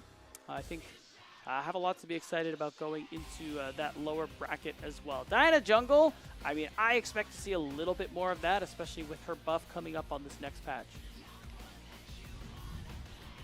Please. Are you a Diana Jungle fan? Respect. I hate Diana, but that's mostly just because she has way too many resistances and she has a million shielding. And I think Sure her does. passive is dumb. Yeah, I think all of that is pretty fair. But you're going to see a lot of her, so enjoy that. Yay. Yay, I'm so happy for you. I can see the joy on your face. Look, there's not a lot of AD mids, so I don't know how real that's going to be, right? Like, there's Tristana, true. there's Yone. We'll see. Maybe we see the return of Corki, even though that champion's been absolutely abysmal here in the LPL. So, Yeah. Zed.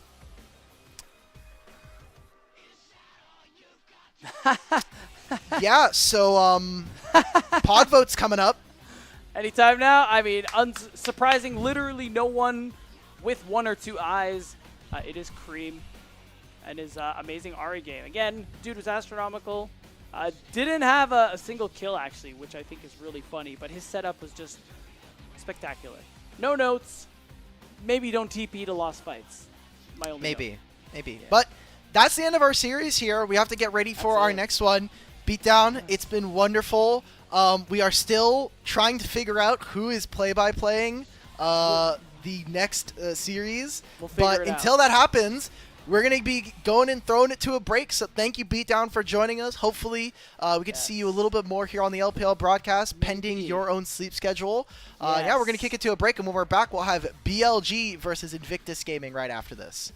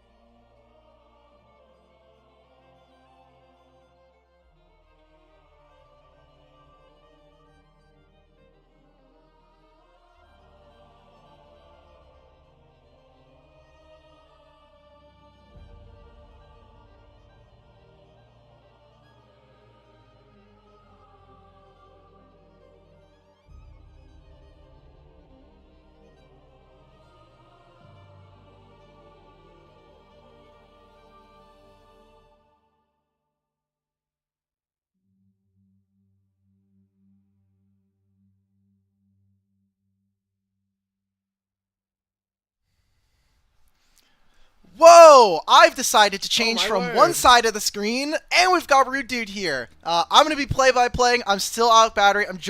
I get to work with Rude tonight. I'm really excited. Unfortunately, Lennon is getting owned by Zeri ulting his own generator, so hopefully he'll have power soon, and I won't have to cast two best of 5s next to each other, but we've got a banger, man. We've got BLG versus IG already here in the first round of the playoffs. Rude, what are you feeling, man? I'm feeling like this is going to be a close series, right? We were just talking about this in the green room. These are two teams that have played each other last week of regular season. Even though it was a best of 3, it went the full distance in 3 games. Expectation, I think, for me versus this series as well is that we could very well go to 5. So I apologize for your sleep in your voice, buddy, but if Mazel can't fix the generator, you could be here for the long haul. Who knows? Look, I already casted 4. I almost casted 5 with FPX somehow losing that last game.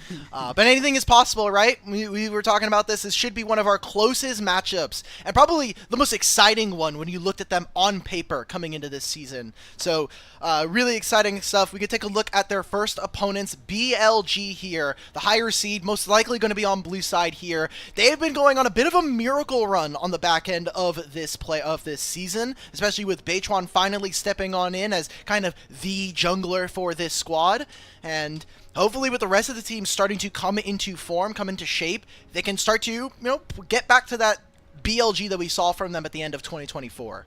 Yeah, we did see BLG run a little bit through week 8, had a very good set of series, taking down Top Esports, taking down IG as well. But that was before, or that was after rather, they did get taken down 0-2 by JDG, who are also on a bit of a heater run tomorrow, and we'll get to see them tomorrow. But I still personally have those question marks around Beichuan in the jungle. I can't deny the positive impact that he's had overall, and it does look like Knight looks like a much better player as well, given that he's now got Beichuan by his side. But I do think that series versus JDG really showed up BLG for what some of their weaknesses could be, and that when we see Beichuan versus the top of the top LPL junglers, that he might not be at that same caliber. It always feels like, especially for this BLG roster, we're kind of waiting for, unfortunately, Beichuan's disaster. We're kind of waiting to see if he's going to go back to Thunder Talk Beichuan, or if this is the real deal. I think it's fair to kind of keep that criticism of him as we look towards the keys of the game. These are players that we're looking towards to kind of be the big movers and shakers throughout this series. Yeah, and you can see on the right-hand side as well, Beichuan, the yes man, plays what the team needs. He is being given roles to fill, and he is plugging and playing them as best as possible. But I know for at least the start of this season as well, the narrative we had behind BLG was this sort of 4 or 5-headed Hydra, and I think that the fact that these 3 solo or the 3 laning carries are our players to highlight kind of emphasize that Bin, Knight, and Elk can all carry. They can all come through and clutch when needed, and make sure that actually if BLG are down in a bit of a rut or something like that, that they can actually come out on top. It's to be fair, Knight has been the best mid laner of this league for like 3+ years at this point. Yeah. So not too unsurprising to see that every lane or every team that he ends up going to, they end up winning something here in the LPL. Unfortunately, not able to kind of prove that in split number 1, especially with some of their woes. But I really feel like when we looked at BLG, and especially towards the back end of the season, Bin is starting to come into form. Elk is having more and more of those games that kind of put him on the map as one of the best AD carries here in the region. And so going up against their opponents, their last match of the regular season for these two teams, Invictus Gaming, they need to be able to pull this off, especially as the first round of playoffs. And as one of our purported super teams, kind of needs to show up here in split number 2. Yeah, I mean, if we look back at the roster that they've built, the Shy, JJ, Rookie, Gala, and Mako, a reminder for those that maybe didn't catch our leading narrative through Split 1, but this was a super team built by Invictus Gaming, the first real time that they've done this, gone out and splashed a load of money on a set of players. And in split number 1, it failed. Split number 2 as well. Honestly, we are not seeing that same level of success. We would have loved to see them make top 4 in Group Ascend. They didn't. They had to battle their way through the play-ins to get to playoffs, which, don't get me wrong, they did very well. But this is a team that was built to top 4 in a group, that was honestly built to go to international events. And so far, we've not seen that level from them. This is we're going to save the LPL team by viewership alone. We're bringing in all the famous players. We're trying to bring in everybody possible to kind of make sure that we have the most amount of fans. Split 1 ended pretty tragically for them. They ended up having their first round in the losers bracket versus the eventual winners of the whole thing in Top Esports. And now with lane swaps gone, now that they've had a lot more games, I feel like Invictus has started to at least solidify the game style that they want to kind of play throughout the rest of the season, and are at least making headway towards a much more stable game than we had seen them early on this year. Yeah, I mean, there's been a large portion of Nidalee played that was a little bit off the wall to start us off with. But I think that looking at Gala, looking at Rookie as well, those have stepped into being the carries that IG seem to play with, and that when Gala pops off down in the bot side, it's going well for them. When Rookie's popping off in mid lane again, it's what is leading to success. And we can see here, IG, the trust issues. IG have played more games than any other team in Split 2, just by proxy of how they've gone through the tournament. They're playing way too many full series, man. Like, they have so many weird nightmare games, really Jekyll and Hyde between this team. It feels like on any given game, we can have Rookie having a massive performance. The Shy, I think, has really upped his consistency and been a really great player as we've gotten towards the end of the season. And I think that second one in particular, the magic happening. There have been so many random games that IG somehow win through magical team fighting and just, I don't know what else, dude. I think that sometimes the script is too real for these guys. Yeah, and in contrast to the last series, right, it's victory from the jaws of defeat that they're clutching, right, where they seem to have no way to win a game. You know, they'll be down X amount of thousands of gold, and then randomly a team fight goes their way. They're right back in it. And it is the players on your screen, right, Rookie, Jidget, and Gala, that are all stepping into these massive roles for the squad and giving them what is ultimately a decent chance in this best of 5. Yeah, and it's those men in the mid lane. It is so incredible to look at. It is Rookie versus Knight. I think a marquee matchup anytime we see these two play, but especially in tonight's series in the upper bracket. Rookie finally starting to come into form, and Knight wanting to reclaim his throne as the best mid laner here in the league. And I think for the most part, he probably has done that through this regular season. There aren't going to be too many criticisms. I think that, don't get me wrong, there have been some really solid mid lane shouts. I think Cream, just in that last series, kind of proved himself as well as one of those top mid laners. Rookie has had some very good performances as well. Scout hasn't quite looked the same high, but also hasn't had a bad season either. And Knight, like we say, probably could be in consideration for that first All-Pro mid lane. Rookie, though, like we say, he's back on that organization that he won Worlds with all that time ago. And when IG look their best, it's when Rookie is performing.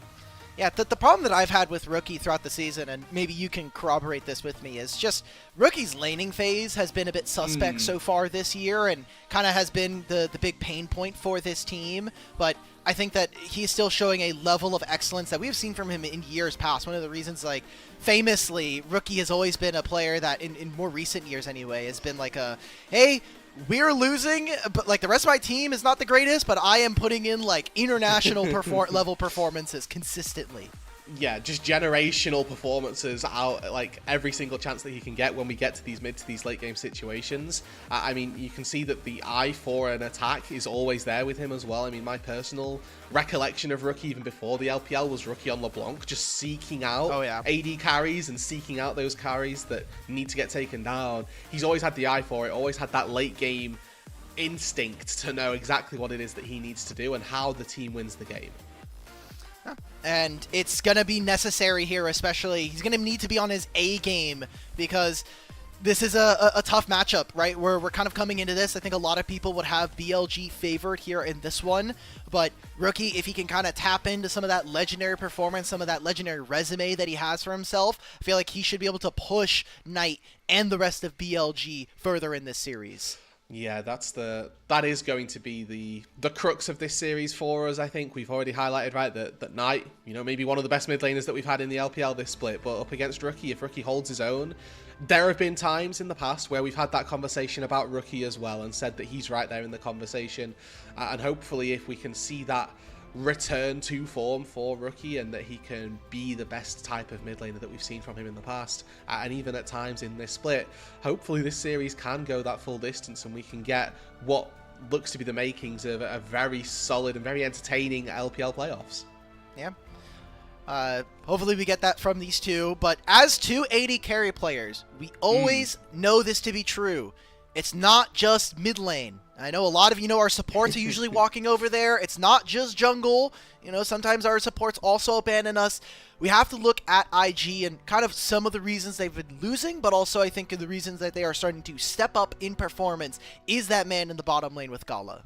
Yeah, he's had a couple of shaky performances, but recently has moved into being a pretty large carry for this IG side. Looking at the stats themselves, they don't speak to one of the best AD carries that we have in the league, right? 5th for KDA, 6th for kill participation. But when we're looking at some of those specific statistics and the games in particular, right? Not just the stat check test, 100% win rate on Varus as well in the 11 games that he's played since placements kind of does speak to a comfort for him as well. But when we're looking at laning phases and when we're looking at team fights, Gala has been incredible in those team fights. It's the laning phase that had been a little bit shaky for IG, and there have been a few hiccups in recent weeks, but I think that it's that consistency of getting into team fights, and it also leads into actually why IG have those magical team fights that we talked about earlier, right? Why they've had those magic moments that they seemingly come back from. Like, this is an example of some of those sort of early game woes that we do see them having, where actually there are a couple of issues that this Invictus Gaming bot lane is trying to battle through, but overall, when we get to those team fights much later on, that's when they begin to thrive. Yeah, it feels like, you are really kind of hyping up Gala. I feel like when I look at this IG roster and when they've struggled, it really has been when this bottom lane isn't firing, especially Mako, who's had a bit of a tougher season so far in 2025. It feels like Mako definitely tries to buy a lot of space for this team, and when they are working so well together, I think the most famous one in my mind is actually their WE game that they had. They went to game 3, they had Mako on Lulu, and it was like a Lulu Ashe composition, and those two playing together, that was, I think, some of the best games we actually got from Gala and Mako as a bot lane combination. So I'm wondering what kind of style we're going to be seeing from these guys, and if they can keep up that level of performance, because Elkanon are notorious for being kind of a duo that plays the whole game. They're going to look to try to smash you in lane, and if they can't do that, then they're going to be hell of a team fighters. And they're going to smash you on a mid-wave, right? Like, every chance that they get, you step one place too far forward, you put a pixel out of place, they are aggressing on you, and that they know their capabilities, they're going to know what limits it is that they can play to. So with Elkanon down on that bot side, you anticipate that some of those laning mistakes that we do end up seeing on occasion, or maybe Mako's going to get in a little bit of trouble here, to be honest with you. Maybe Gala's going to fall a little bit behind because this BLG bot lane, just like we've already talked about, have previously been such a crucial aspect. It's all about being able to rise to the occasion at the right time, and especially for BLG, I feel like they've got all their, at least most of their woes out of the way. They're like, okay, we spent like the first half of the season not looking great. Most of us, we had that jungle carousel that we were talking about, and then we were able to grab in some other junglers. We finally settle on Beichuan coming on through, but it feels like Elkanon are only starting to continue to level up their gameplay, especially Elk in particular. Yeah, I'd like to think that with BLG, that they would like, with this element of consistency that they've got, that's where their strengths are laying. I mean, these clips in particular are just sort of showing this is like a little bit past your laning phase for BLG, but that they're always looking to funnel that bot lane as well, right? Elk is up here for the presumed spawn of grubs. They've got a little bit of a misstep as well, and that they also can sometimes fall prey. I mean, Honor's one of these supports as well that we've been looking at and kind of thinking, maybe he's not at that top level, right? There's on and there's off, right? The classic meme, for example. And that still exists. It's not like that's been completely by the wayside. So maybe the spot lane does end up coming down to how the supports end up functioning. And if we see a little bit of a misplay here, the AD carries are going to be happy to capitalize on it.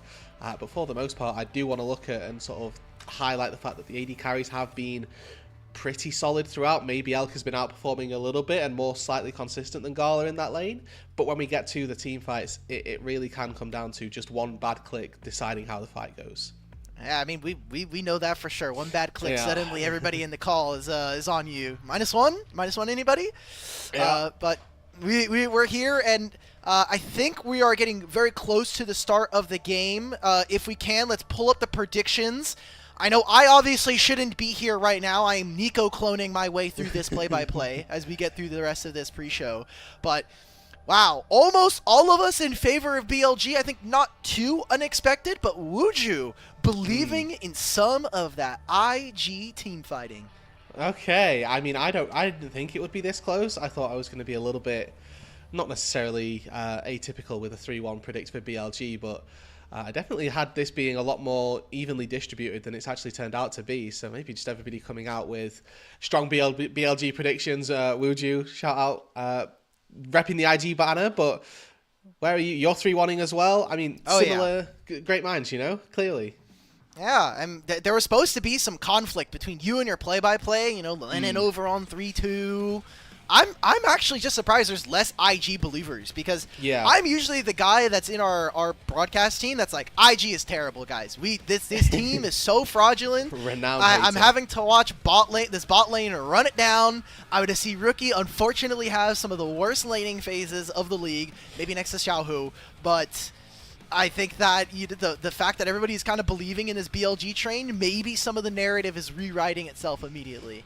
Yeah, and I think that those, again, this sort of hems back to the mid lane matchup that we talked about, in that Knight has been so consistent as one of our mid picks, and that unfortunately for Rookie, his weakness has tended to come from that laning phase, and there's a very real world where that does snowball and probably gives BLG a game, maybe gives them two, and if that happens, IG can't really afford any mistakes on the rest of the map, and unfortunately we have seen those from top lane, from bot lane. Yes, we talked about the Shy coming into a slightly better run of form, but that's not to put back, and that's not to make us forget all of his prior transgressions of the split. That's fair. That's fair. I mean, so kind of a temperature check. We are getting ready for draft here. We'll be starting it in just a few minutes here. I know that we both are kind of looking at this from, bot lane perspective, even our mid laners, like whether or not Rookie's going to be able to step up. I think a very fun narrative and kind of matchup that we should be able to see throughout this matchup is Bin versus the Shy. I don't know how you kind of feel, like what's your temperature check on these two guys? Yeah, I mean, this is a great matchup of top laners as well, because before Bin was Bin, right before he came to prevalence as one of our best top laners, he was looking at the Shy and going, I want to be like this guy. This is the player that I'm looking to emulate. This is the person that I'm looking up to, who I'm looking to model my play off of, and battle against one another. And now we get to see the two of them battle again in a best-of-5 series, in a playoff series, where it is Bin who's looking against his former role model, almost looking against somebody who he's looked up to in the past.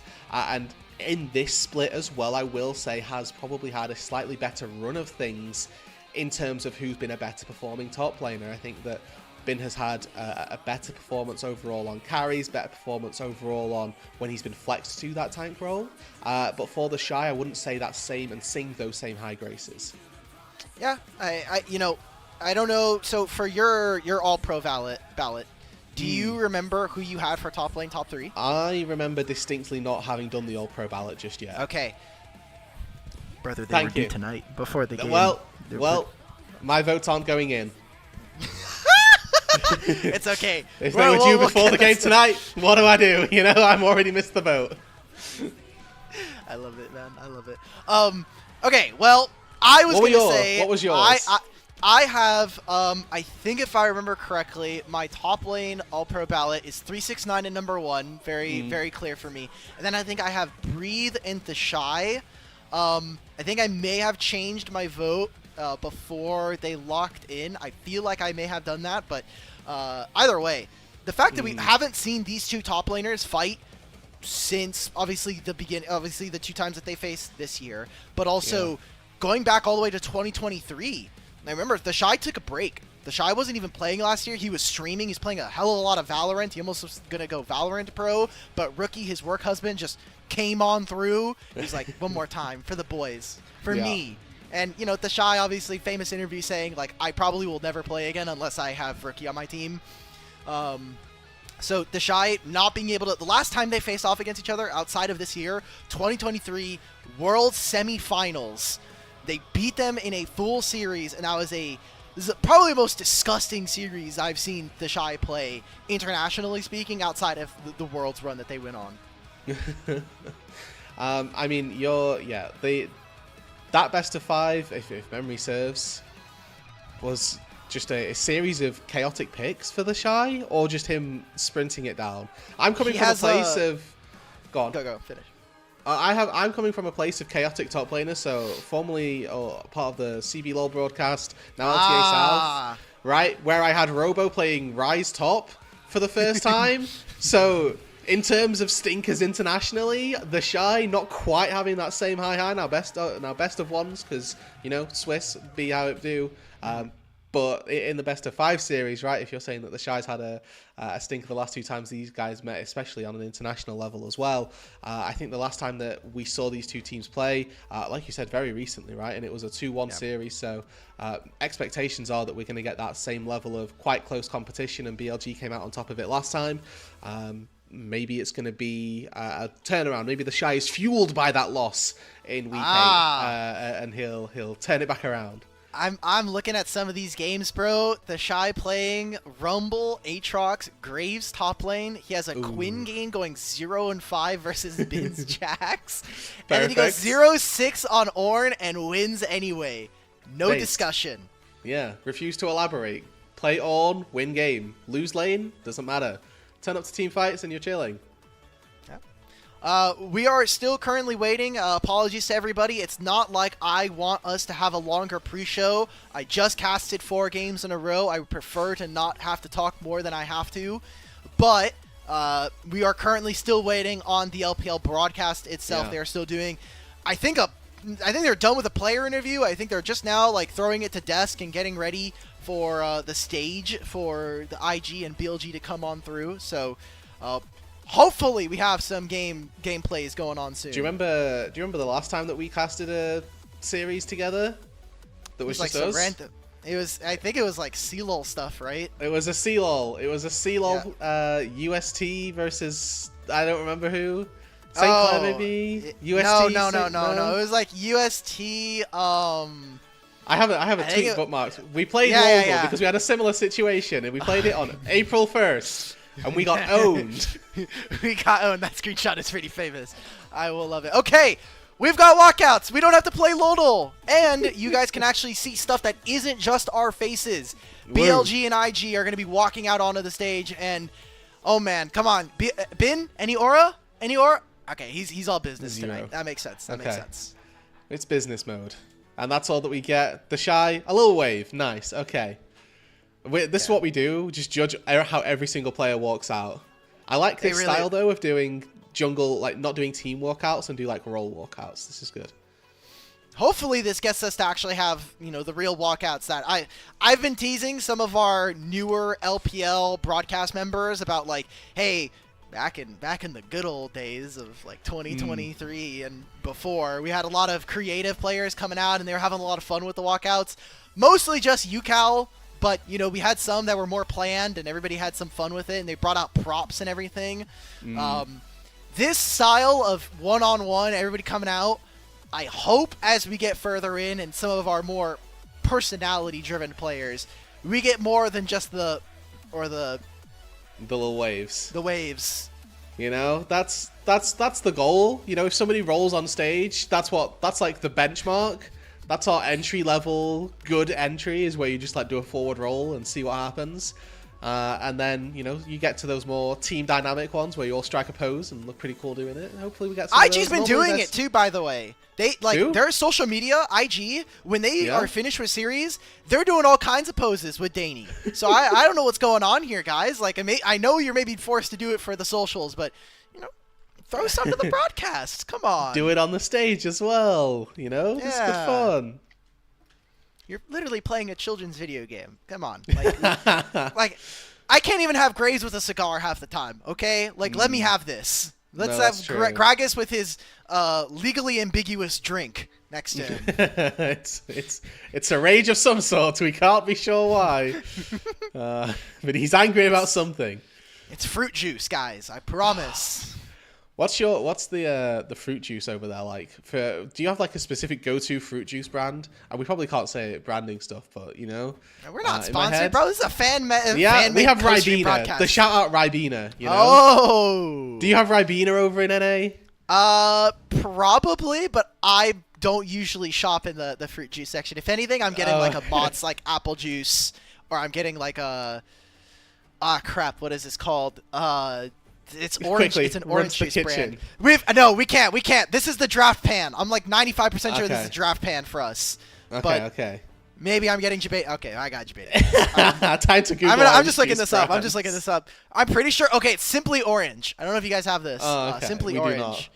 Okay, yeah, that's usually the orange juice brand that I get. But also, I'm from Florida, so not now, but I'm originally from Florida, so I'm used to having a lot of options for orange juice. Oh, okay. Is that okay? We can talk Yeah, about that later. our, I'm not sure why Florida's known for orange juice, but Yeah, it's like one of our like fruits that are naturally grows there, and we like export a lot of it. It's on. I think it's on okay. our flag as well. Oh, shout out the Florida flag. Just a Yeah. yellow orange thrown in there for Hell the fun yeah. of it. Respect. Should we talk about the draft and what we're expecting? I feel like we've maybe gotten a slight bit sidetracked. Maybe. Well, what are you thinking for this draft? I mean, chance. game So- 5. We've got 5 games for your list. Well, I'm thinking this is probably going to be game 1, and game Yeah, 5 we true. can maybe see some more off the wall picks. Any odds on a Viego Diana combo are pretty low since we just saw that lose and we saw some of the difficulties that comes out with. Nice to see a little bit of respect. We highlighted in the earlier stages that Gala's 100% win rate Varus is currently banned. Okay, so Varus, Talia, and Annie taken away by BLG. I think surprising considering they're on blue side, but Invictus going for a Yone, a Vi. Now, wonder if they're going to be giving up the Nefiri or if they're going to be looking for something a little bit different, maybe another 80 carry. Okay, Gwen taken. Is this now where we see Rumble go? Because usually those are traded. And maybe we see the Rumble taken early doors, but Nico is one of those engaged supports that was seeing a lot of bans being picked up, so gonna have that picked up to begin with, and now the engaged threat is already put onto IG. Yeah, so expecting maybe a Kalista lane, especially coming out from Elk. I'm interested. I think the fact that coming into playoffs, there was a lot of questions. I know that Nefiri did get changed on this patch to have a little bit less passive damage towards monsters, but I still feel like she is a really strong champion, and the fact that she is dropping throughout this ban phase, or this pick ban, very interesting to see from our two teams, was permanently banned in that TES FPX series just before this. Yes, and if it just does just drop the whole way through, that would be a shock. There's the Kalista that you highlighted going to be picked up for Elk. Notably picked with the Poppy as well. One of those really strong counters to Kalista is if you take Poppy into the support role. Steadfast Presence makes Kalista nigh on impossible to play, but it's a really good pairing to take, and one of those picks that can be flexed up to the top lane, but expecting it to be in BH1's hands. So what are we going to get from Rookie? I feel like you look at this draft right now, you see that they have pretty low range. They have a Poppy as well. Azir starts to get a little bit of value, but instead they want to try to give Rookie one of his most iconic champions here in the LPL. So some really strong setup and some really long range, I think, from IG in their ultimates. Yeah, I mean, this is already a very good mid to long range composition. It depends what Gala's going to go with, but there's an opportunity here for that Jhin, that Ashe style of carry to go into that bot side to try and match Kalista. I mean, Ashe is notoriously one of those counter pick AD carries that you can take into Kalista. So we'll see what it is that Gala's going through, even though Ashe has really dropped off in priority as of late. And you'll notice as well, BLG here not banning away the engaged supports, looking more so at those poke threats that can go toe-to-toe with Kalista Nico. We've seen in the past, if you try to play engage onto Kalista Nico, that they can just poke you out, they can sit behind their minions and you can tend to struggle. So banning away these poke champions that you can try and trade long range with seems to be their sort of idea to get back into this and keep their bot lane thriving. So I want to throw a champion at you. What do you think about Leona here for IG? I feel like having that long range ability to start fights feels really good against what BLG are showing, and you can kind of pseudo play around the steadfast presence of a champion like Poppy. Yeah, Leona's good for a look here. You can, again, look for that long-range engage. You can put the ball on the Leona, and then you've got somebody to go in with. The issue there is, I think, landing Zenith Blade onto Kalista is typically a pretty difficult challenge. And what you may end up seeing, and that's not that you can't bypass it, right? You just flash in and Q. But it's in those late-game situations can be quite tricky. And I do like this from Gala, just taking that long-range support, right? Like, BLG got rid of the Ashe because it's a really good answer to Kalista. The next long-range utility marksman is that Jhin, and we're looking at the carry or the composition that BLG have drafted for themselves. There's no range here. Kalista thrives when she can get in and dance around in your face. Nico, the same thing, needs to be flashing in, and then we've got 3 melee carries outside of that. Long range for IG is going to be their friend. If they can space BLG, keep them at an arm's length, that's going to be their way to succeed. And I will say, it did just get a lot harder with those double lock-ins of the Ambessa Galio. Yeah, they're going for dive from the side of BLG. They want to make sure that if they're going for a fight, it is all in public execution from the Ambessa to be able to follow up alongside the Galio. You have so much crowd control from the side of BLG. We need to see them play early in this game, whereas for Invictus Gaming, I mean, you have point-and-click stuns, right, with this Pantheon. At any time, you can just find CC. You can layer that with the Leona ult as well. I think the range that they operate with is really good. Just being able to protect some of that backline is going to come under fire when you look at what BLG have. Yeah, that's a little bit of a difficulty. Maybe we see some defensive shockwaves, but I will call that. I think that for me in particular, the Shy has to have a really good game. Those Electro Harpoons are going to be crucial when spacing those little poke situations that we're going to see. Set up around objectives, how well it is that the Shy keeps himself at distance, but also sort of tethers what BLG can do in those setups is going to be really important. Marking as well, right? Like if we see a little bit of a flank angle come through from Bin, if we end up seeing Knight just go for a little bit of a different angle of approach, we need to see somebody from IG spotting that out, because if a Galio gets onto your backline for free, if an Ambessa gets onto your backline unchecked, that's when disaster's going to strike, and that's when all the dominoes can start crashing down around IG. All right, early game, do we feel like it is up to Billy to kind of get a lot of stuff done? I feel like you look at their items, they're going to be really strong on 1 and 2 items, but kind of fall off. Maybe Kalista gets a little bit more value once you get 4 and 5, but for IG, is this like a situation where how many Drakes are we willing to give up? Are we looking to try to play around Grubs? Like, yeah, no, that's pretty much it, is that when you've hit that first item, maybe even second, that you're gonna feel pretty confident with this mid-game composition, right? You've got Kalista, Poppy, 2 really solid early game threats. You've got Ambessa, who can thrive on 1 item.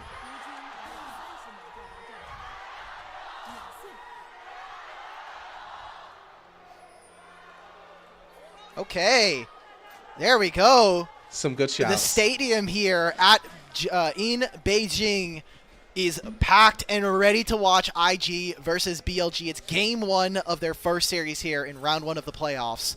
And we had just saw this matchup between these two teams. It was their last series before the end of the regular season. Some good damage down onto Elk to start, half HP before the laning phase has even started. And there's no time for Elk to respawn, to recall. So this Halo Blades Kalista is going to have to get a lot of dirty work done here. And there's an early ward. Yeah, that face check from Elk, unfortunately, may have just cost them like all of their buying power in the laning phase. He early sips on a potion, but Mako sat on a ward as well, going to trade his HP right on back. Wow. And maybe just a little bit of an equalization there. The potion advantage for Gala is going to be pretty huge, and this is now where you need to see On do a lot of work, right? He's got Comet, he's taken Q level 1, so he's going to be poking quite heavily and try to whittle down some of the HP of Gala. Ooh, and look at this right now. Top side of the map, JJ spotted on the Raptors, but is immediately skipping the rest of his top side camps and will be making a beeline once he hits level 3. Wonder what his options are going to be like, and if BLG will necessarily be able to get that priority that they wanted by having this double range bot lane. So they need to kind of crash this wave super early. They'll be looking for a 3rd wave crash usually to try and maybe sync that recall for Elk, given he took that pretty rough trade early doors. But if they're trying to avoid this Pantheon gank, they need to set up for a pretty early recall here. And fortunately, you know, we're going to see a little bit of scouting out here and finally a little bit of pinging. Yeah, okay. They now know exactly where the Pantheon is, and they should be feeling a little more comfortable. Yeah, like you said, Wave is going to bounce back towards them.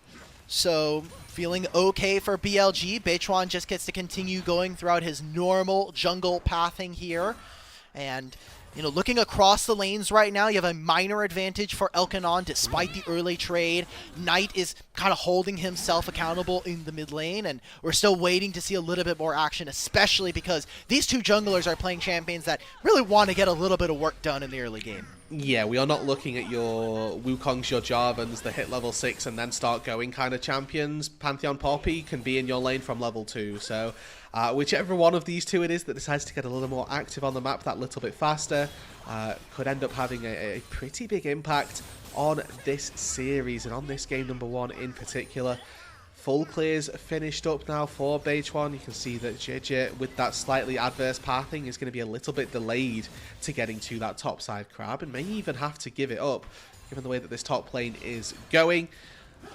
Already looking at that bot side though. Beichuan spotted on a ward that should give the information over, but looking at how this bot side is going, Gala and Mako under a little bit of fire here. Okay, they've got a lot of summoner spells. Everybody still has Flash. There's a cleanse available for both of our AD carries. I think for right now, it's just going to be Beichuan shadowing onto this side of the map, protecting his bottom lane and making sure that they get themselves a crash. It'll be a turret plate going over to Elkanon, already showing off some of that 2v2 prowess that we had saw early on. Yeah, this is the power that Kalista Nico will give you here. Taunt early. Oh, he's no E now. Uh-oh, he has no ability to dash away, but that phase rush is doing magic. He's going to also get the flash out from Knight after he's TP'd, so now he's got a lot of HP to still play with, but that is a good find and a good punish from Invictus Gaming. Yeah, well played there by IG. JJ there just flexes into the mid lane and finds himself a quick flash, which never going to be too hard done by. So we are seeing this top side get a little bit volatile here. Again, looking at our junglers, who's up here. Beichuan could make a path up, would have to sacrifice his full clear on that cross down to the bot side, but early base from the Shy. TP's back in, not going to miss out on really anything here. And it's just a good little look for Bin early doors, finding the early punish onto this Rumble. A side objective that I do want to kind of put on this game is watching Bin on this Ambessa. I feel like in years past, one of Bin's biggest criticisms is the fact that he doesn't necessarily pick up champions very easily. It takes him a couple weeks to really feel comfortable and play. Oh, he's TPing towards bottom lane. We're seeing a full-on swap here. I need to see Bin perform on this Ambessa because early on into the season, a big part of the reason BLG were even faltering alongside their jungle woes is Bin was making a lot of pretty big errors, and with the introduction of champions like Yorick and Ambessa to the meta, he's had some woes on figuring out what his champion pool is going to be, especially executing in a fearless system. So, with that all said, I mean, Bin, you know, on the Ambessa this time around, we got to see a flash of the graphics. He's 3-2 so far this season on the Ambessa, so has certainly had, I mean, for a team that's won a significant number more of their games than they've lost, that ratio is pretty down there for top laners for Bin. But TPing down to this bot side and being matched as well by the Shy does suggest that the power on these dragons, hold on, level 6. Oh, there's the public execution. It's a Shy, no ultimate here. So it is all these Drakehound steps, the empowered auto attacks, just ripping this Rumble apart. He's going to get close to overheating, trying to equalize some of the HP between these two. Pantheon is nowhere near level 6. He has to get another minion wave or maybe another jungle camp before he's going to be near this. And that'll just mean that BLG, they're going to use this priority. They said this bottom lane is now away. That's the first dragon of the game and potentially a dive as the Shy has to use the ultimate. The equalizer tearing down this minion wave and preventing the dive. Yeah, that's just really smart heads-up play by the Shy, and I think that one of the criticisms I've had of Bin this split is that he's been pretty susceptible to weak siding and being taken down in that weak side, whereas at least in this instance, the Shy has heads-up played, make sure that he knows, okay, this is my timer to get dove, let me prevent that possibility, and waste, even if it is just 10 seconds of Beichuan's time, it's wasting time nonetheless, because he's now down just one camp. He's going to ding level 6 off of this Gromp here and into the blue as well. but it is giving JJ a little bit of a window to support on that top side and make sure that actually this Kalista and Nico can't begin that snowball. Because a reminder, right, we've had 7 minutes of time, we've still not seen First Blood. We need BLG to do things early on. This is the expectation, is that on maybe 1 or 2 items is when their composition will fully come to the fold and really be quite highly sought after. But they've not done anything just yet, and they probably could be. They are a stronger team at this stage in the game with the composition they've drafted. Yeah, I think at this point you just have to wait for level 6s, especially for On. I think a big focus for BLG is just going to be making sure that they can walk up, get their ultimates, and maybe make a play on this first set of grubs here. I'm kind of looking at this. I'm looking at Elk's inventory. I see a serrated Dirk, and I have to think this is Lethality Kalista coming on through. We'll have to save some of our comments and reservations right now. Making a play, but it's onto On. He has no ultimate. He's level 5. They're trading a lot, and that was so much invested. Fate's Call is going to pull him out of the curtain call, and there's a fight around these grubs. Oh. 2 grubs already going over to BLG. Rookie has now used the command Shockwave to try to stop the rest of BLG from walking on through. This is a messy fight. There are skill shots flying everywhere. Nobody goes down, and BLG will get a majority of the grubs here. A double Shockwave from Rookie isn't able to amount to anything, and the only real summoner spells expended here are Mako's Flash. Heal used on the top side by On as well, as he did get caught up in a quick engage, but Mako now summonerless, and it looks like as well down on that bot side, the Shy walking up to this top side to attempt to make a play happen around those grubs does end up losing out on 4 of 6 minions there down on that bot side. So another small advantage going over to BLG's top laner. Slowly here, Alk. Just a couple of advantages that BLG are picking up. They get another kill. Oh, and there it is. It's going to be First Blood going over to Elk and On. That trade earlier on that we saw from them, it whittled away at their HP bars. And unfortunately, Gala thought he was safe enough by himself to be able to pick up that wave. That ends up not being the case. He loses his life and both of his summoner spells. And that's the really big hit now for BLG. Like, they needed that little gut punch onto IG early on, and they found it. And our reservations about the Kalista's late game damage may end up being true as we look at the first item picked up for L, because he finishes the Yomu's Ghostblade on Kalista to begin with. That expects or sort of tells us why the Halo Blades has been picked up. You can offset not having that attack speed. You're looking for 3 quick autos, a Q to go in after the fact, and then rend, and that's kind of your one-shot combo. If that doesn't work out, that's when you've got a bit of a problem. Yeah. There is no ultimate here for On. That Pop Blossom no longer available, so maybe IG with some of theirs coming back up, they can try to make a play. It looks like potentially a dive onto this top side. The Shy needs to be a bit careful.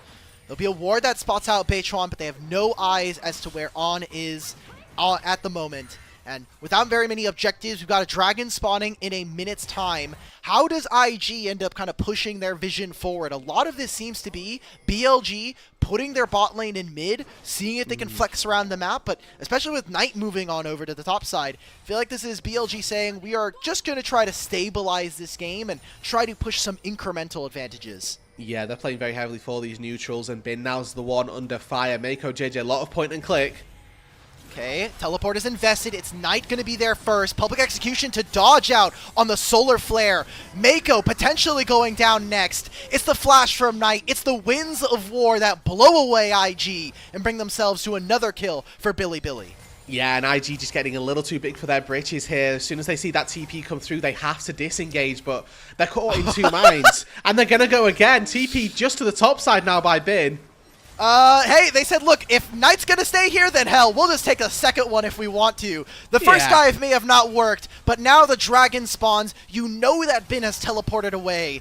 They're not gonna even play for the dragon. They're gonna instead take their recalls, spend their gold, and be happy with the fact that they may have lost 1 member, but they ended up getting a ton of summoner spells. And that was a little bit of a head scratcher for us. We were expecting BLG to play very heavily around these dragons, and they, may yet still do that, but they're going to be at a disadvantage when looking for it. With no Shockwave on Rookie, Solar Flare for Mako just now available. There's, or just about to be coming up to available. There's an opportunity for IG to take this fight and get a little bit of a glimpse as to what happened down on the river in the picture-in-picture. It was On getting chunked out and almost taken down by Rookie before this play. Forcing the flash out of the Nico is a really big deal. As we now see on this top side, it's Rookie taking the rough end of a trade versus Bin. But a reminder, if we do see a fight around this dragon, it's TP for Rookie, and he's going to be able to join that fight. But looks like there's nothing really doing down there, and it could end up just being BLG slow taking it. I mean, we're like, oh, maybe IG will start up the dragon here, but look at where Mako is. He's going to have to make a cross-country trip if they want to be here. Nico's already in the area. They're getting priority of this wave. And very easily, I think that Bin can try to trap Rookie under his turret and force him to use his teleport. So there's going to be priority in 2 lanes coming out from Billy. They're going to take control of the Tri-Brush as well. Remember, On, no flash, but he has this Pop Blossom, and no vision coming in from Invictus. Beichuan?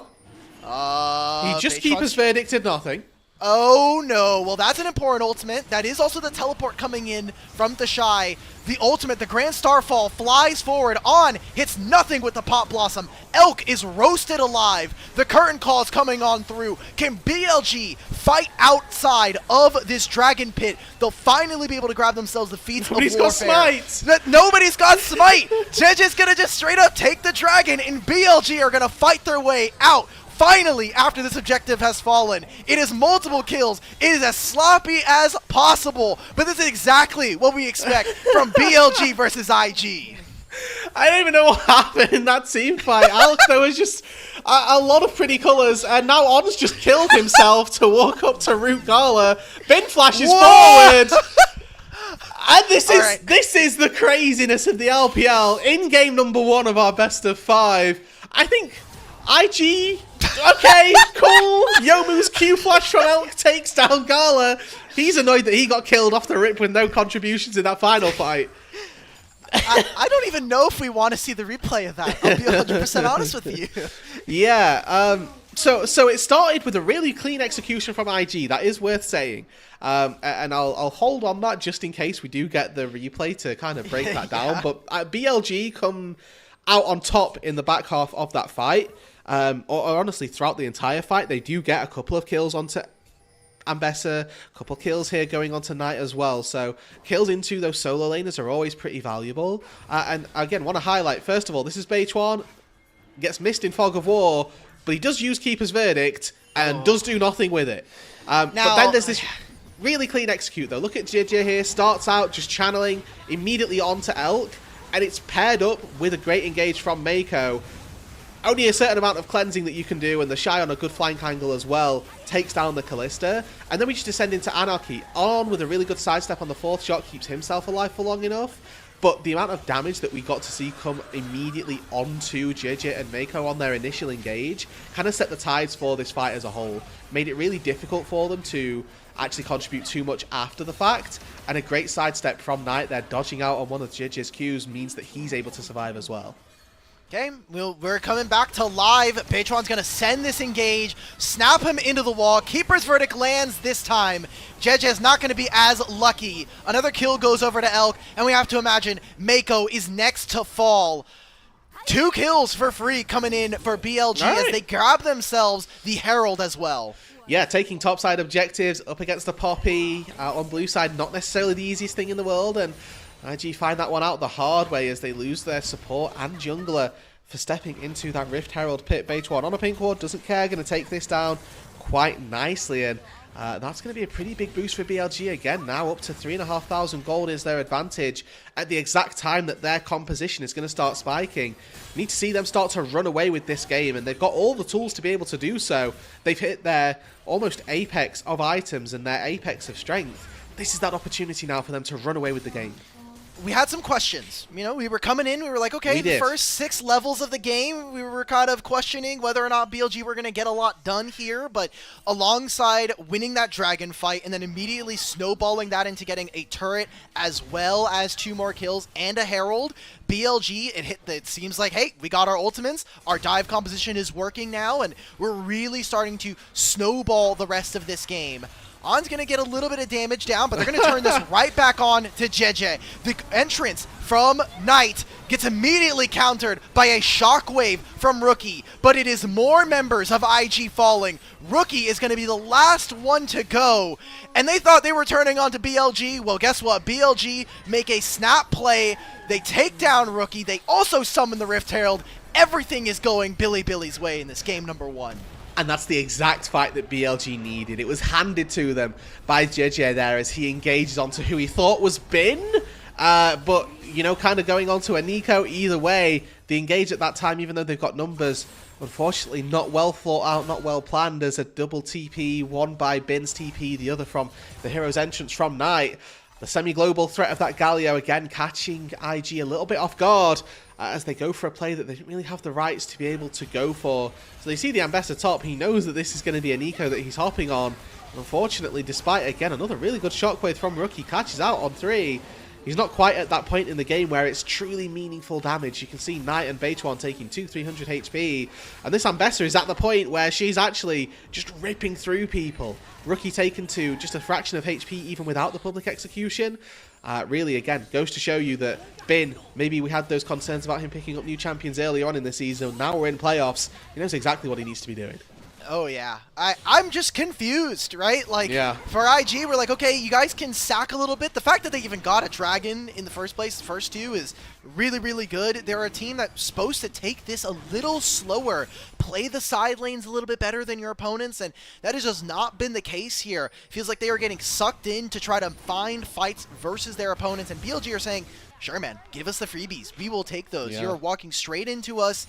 And it's turning into a bigger gold advantage. Now we're 19 minutes in, 4,500 gold advantage going over to BLG, and another dragon as well. Everything is turning up trumps for Billy on the blue side. One of my main concerns for IG this game is how they actually kill Elk. He's now got Edge of Night and Cleanse available, and that backline access is limited pretty exclusively to the support and jungle, and between the two of an Edge of Night and a Cleanse, I actually think there's more than enough for Elk to get out to safety. If we pair that with the fact that On can also peel quite heavily with that Fate's Call as well, not something that I see going particularly well for IG. Unless they can play at those ranges that we talked about in the draft. This composition is one that can look to play on long range. They can fish with solar flares, and then, when the time is right, look to commit to that engage with the Pantheon, with the Leona as well. But it's about doing that legwork to begin with. It's about finding those harpoons that can break Edge of Night. It's about finding the solar flare that can force a cleanse from Elk before an objective really starts. And it's about making sure that Gala's not the one face-checking this, and making sure that there's actually a little bit of safety here. When are we going to nerf Nico clone duration? Like, It was literally just standing there for a solid 8 seconds. That seems like that shouldn't be a thing anymore. Free ward. Yeah, exactly. Just a free ward. He just stands there. Everybody knows that it's not going to get hit, so what's the point? And I think, thankfully, for Invictus Gaming is they still have some time in this draft, especially the fact that they are hitting some of their second items here. They are a team that is going to get a little bit stronger and still have ways to fight, but even you look at Knight right now, he's going the full tank Galio build.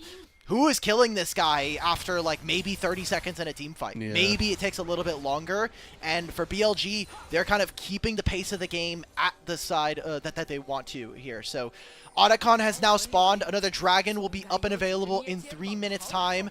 IG need to get creative, and they need to be able to stabilize this game.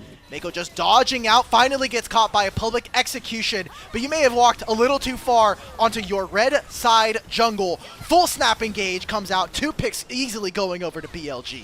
And that's not just now complete control over the bot side, that's Atacon as well that's going to be picked up single-handedly for BLG, and quite easily as well. A really good little engage from On down on that bot side. Even Flash is predicting that JJ might try to escape with his Flash, but ensuring that the Pantheon falls for what is the 4th time this game is exactly what it is that BLG are looking for. They'll take that Atacon down and now have a really good advantage moving up to this top side where Rookie, even with Phase Rush, is going to be in trouble.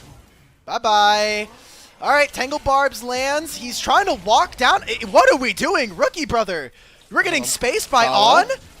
Doesn't land it. No deadly flourish. On. Laugh at him. Spam the emotes on this guy. It is a full-on attempt. IG are desperate. They are looking for a Nico, and all they're going to get for it is some sad B emotes and more of their base. All of their structures starting to get raised. Yeah, a really good set of sidesteps here from Nico, just making sure that On's exactly where he needs to be, and more importantly, kind of flexing on Rookie, forcing the flash out of the Orianna is again incredibly important. And this is why I was sort of speaking about the weakness of the Orianna at the moment, right? This is Seraph's being finished, yes, great, but that's not a damage item. It's very much geared toward keeping you safe. The Void Staff coming through, again, don't get me wrong, a great item, but it's still not even finished. I think that the pairing of Bloodletter's Curse plus Void Staff between the Shy and Rookie is actually pretty smart for the two of them. The Bloodletter's Curse is going to remove a little bit of MR to begin with, and then Void Staff is going to have a better advantage or be able to penetrate that much more of their damage. Oh my god. I mean, I guess this is something that we didn't quite get to catch on the bot side, as the Shy seemed to get walked down by Bin, to be honest. Oh yeah, he just straight up leashed him. He just dog walked him. That was crazy. Good job from Bin. Putting in a performance on the Mbessa. I will happily say that this side quest has been completed. We can put this to bed, especially in a fearless system. We don't have to see Mbessa again.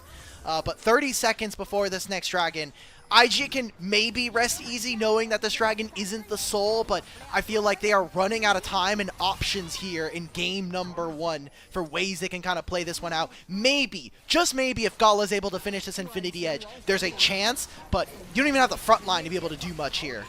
Yeah, I mean, it's a very big hope, and Beitwan, you can see Deadman's Plate finished. He is zooming around the Rift right now, 3 levels up over Jed. The raw stats that you get from levels are just so insanely powerful that anybody trying to take down this Poppy is going to struggle. Just looking across the board, yes, there's a, 6,500, 7,000 gold lead at the minute, but the level leads across the board as well. There's 3 level advantage top, jungle, 2 levels for the mid laners.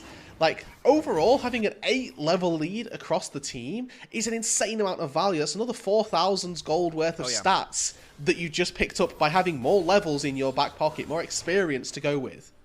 On one hand, I will say, I agree with you wholeheartedly. Part of that is also the Thornbound Otacon. They're just getting a lot of experience from all these purified blood petals here. So we'll see what else BLG can do. They are now on Soul Point. Baron is spawning in 30 seconds. I'm going to be honest, Rude. I don't think we're seeing an Elder. I don't think we're seeing this Soul spawn. I think that BLG might be looking to close on out, especially with 2 grubs on their side. Yeah, Beitwan is making the route of a century. Finds the engage right onto Mako. He's gone. Bin may have missed out on the public execution, but don't worry. We'll get a complete display of BLG smashing IG here in Game 1. Yeah, and I mean, that's just once again a little bit of support from Judge and Mako, helping Gala step forward in a position where they really shouldn't be. Gala is forced to flash out just in case Beitwan finds the angle onto the Jhin instead of finding it onto the Leona. But that's not going to be Baron. I mean, that'll lead into probably them taking the game, and if not, quite easily into them taking the Soul, no doubt. But this probably just ends up being game number 1 quite nicely and neatly, I would say, wrapped up by BLG. Their win condition was win around that 1 to 2 item marker, and now they've hit them 2 items across the board for all 4 topside carries, and they might go back to base, pick up some extra components, but that's going to be pretty much it. Signed, sealed, and delivered for game number 1. Oh, Beitwan Flash. Thank you for the picture-in-picture on this one from our observers. Just made the play happen, and that's exactly what we wanted to see from Beitwan coming into this roster. There was a lot of expectations. Obviously, you're filling big shoes. Wei historically has been an amazing jungler. You look at Shun, obviously, from last year, taking them all the way to Worlds Grand Finals. But Beitwan coming in, you're coming off of a team in Thunder Talk who you've been a part of for multiple years. You were really kind of like a, were you going to be good enough to be on this roster? But he's kind of just a just get stuff done kind of guy. Yeah, I mean, we talked about this in the pre-show as well. He's been the role player for BLG, right? Like, what do you need from me? I will do it. And I mean, what they need now is somebody to pick off Rookie, who's I thought maybe a little too far forward. These tier 2 turrets are notoriously difficult to defend, so with the Keeper's Verdict sort of threatening, good to see that he holds on to it, because that shortens the cooldown significantly. Maybe have another look at this tier 3 turret and start to break open the base. Okay, oh, well, Bin, public execution misses again. A shockwave that lands onto him and deals absolutely no damage. Pop Blossom just to stop him. Fade's call to bring him back, and Beitwan will find that kill. The Shy's knocked back to his base. You're going to have pure spectator tickets to watch your Nexus go down. Another kill here for BLG. The inhibitor soon to fall. BLG look like they can do no wrong. They can chase him under their Nexus turrets, and it is just child's play for them. Yeah, I mean, that kind of speaks to how far ahead they are. The fact that Knight is flashing in under double Nexus turrets and still doesn't go down. That's probably going to be game one here. Rookie and the Shy with a last-ditch effort. And BLG, we had questions if this was going to be as close as it looked during the regular season. They're going to take a single Nexus turret. They're going to play time and just say, we'll win in a minute and a half. It is going to be the potential Dragon Soul, the Infernal Soul spawning as BLG... They get away with all the riches. They are 12,000 gold up at 28 minutes. Yeah, I mean, the thing is, right, spectators looking on at this will go, why didn't they just end?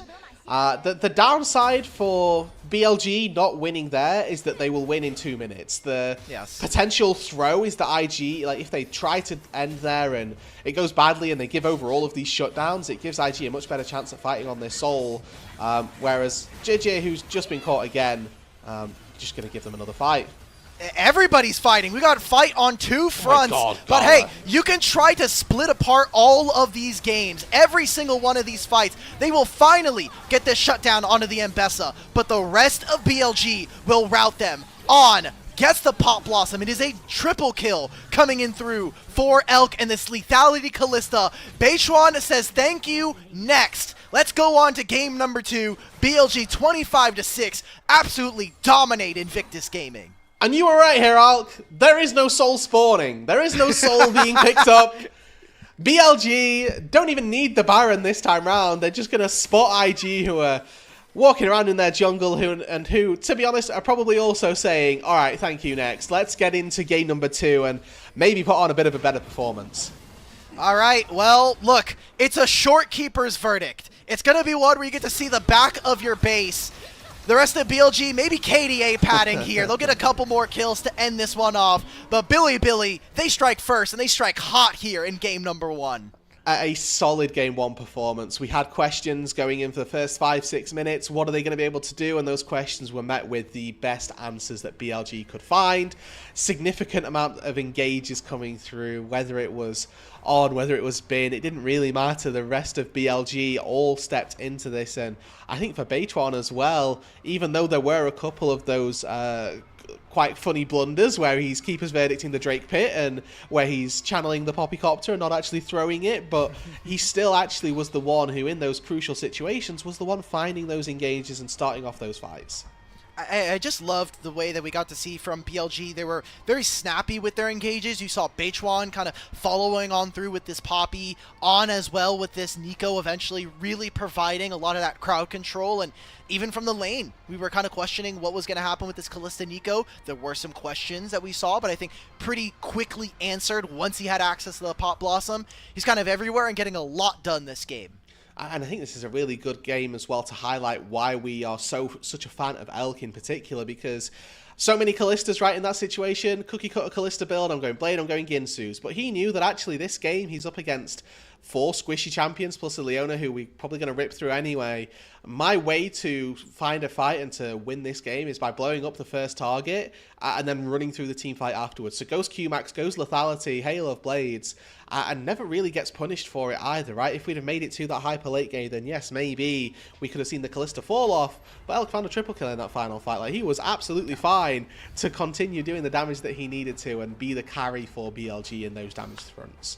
And if we kind of go into diagnosis mode for Invictus, I know it's only one game, there's only so much we could take off of that, but what do we feel was kind of the issue for Invictus, and are there any quick solves that we can do in the middle of a best of 5? I feel like identifying their win condition was something they weren't particularly fond of, right? We knew that they were a scaling composition. They were more than happy to try and find fights on timers where their champions were weaker, and that really cost them. They maybe felt a little bit pressured by this Pantheon and Leona duo that they'd picked up. You know, these are 2 really good facilitatory engage picks to begin with. But when you look at the damage that they've got, you know, 1 item Rumble, yeah, pretty decent. But 1 item Ori, 1 item Jhin, we're not feeling those damage markers coming through. And when you look at 1 item Callista and 1 item Galio, those are just completely different beasts. Yeah. Look, Elk decided, like we said, we're going to go for a much shorter timer on the game, going for this Lethality Callista. We were thinking, okay, like, is this going to be the opportunity? I know that that's been nerfed and kind of changed over the patches. This Youmuu's Ghost Blade kind of giving him some more early power in comparison to maybe a longer skirmish with Blade of the Ruin King and the Rage Blade the like. But we're fighting on one item, like you had said, is a Seraphs, which makes it very hard for Rookie to die, but also kind of nerfs him in terms of his damage. I wonder what the adaptations are going to be coming into game number 2, especially when we talk about our draft priorities and a lot of these champions now being gone. Yeah, I do think that we weren't... I was expecting Rumble to be taken on the first pick by BLG. Instead, they took the Nico.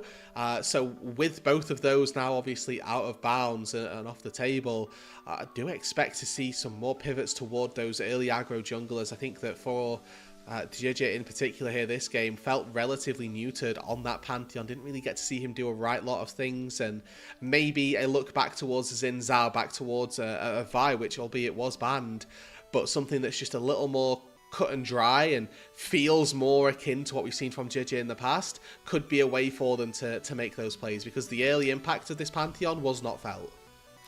And do you feel, depending on the results of this series, and we can kind of tap in on this a little bit later, you don't have to give me a super exact answer here, when do we stop doubting Beichuan? Because he was the best part of a fumbling Thunder Talk roster for multiple years. Obviously in Split 1, they had that big resurgence in terms of being able to find that win versus BLG. But when do we actually say maybe Beichuan is, providing and pulling his weight on this team?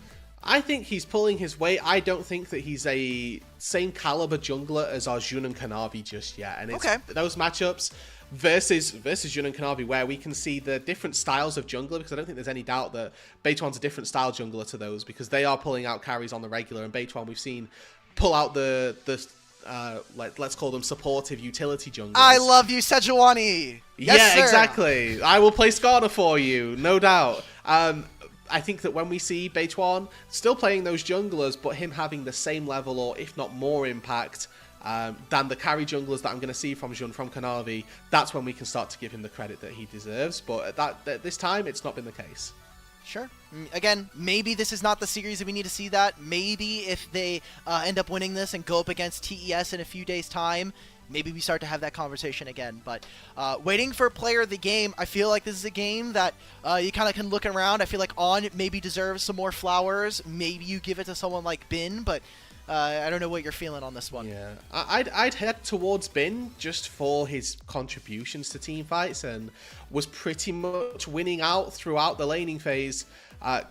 Yeah, that makes sense to me. Could have been Beichuan as well. I do think he started off a lot of those fights and got them going, but Bin was really, really consistent in this game. Yeah, there are a couple of missed ultimates. That's the only reason I might, knock him down a few marks, but still in a fantastic performance, and especially on a champion that is a bit newer and someone that we had some questions on for Bin. But we're going to kick it to a short break, but before we do, have you heard... oh, wait, we don't have to do the coffee read anymore. Awesome! All right, we're going to break. We'll be back here with game number 2.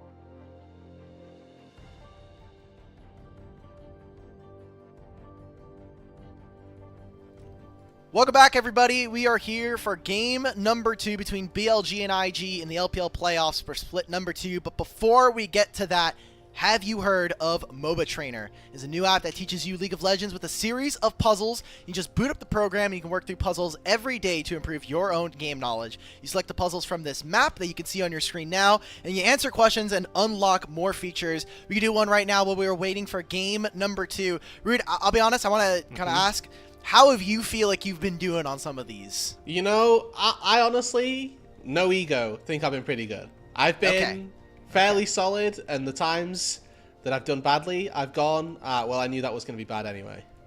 Nice. Legendary.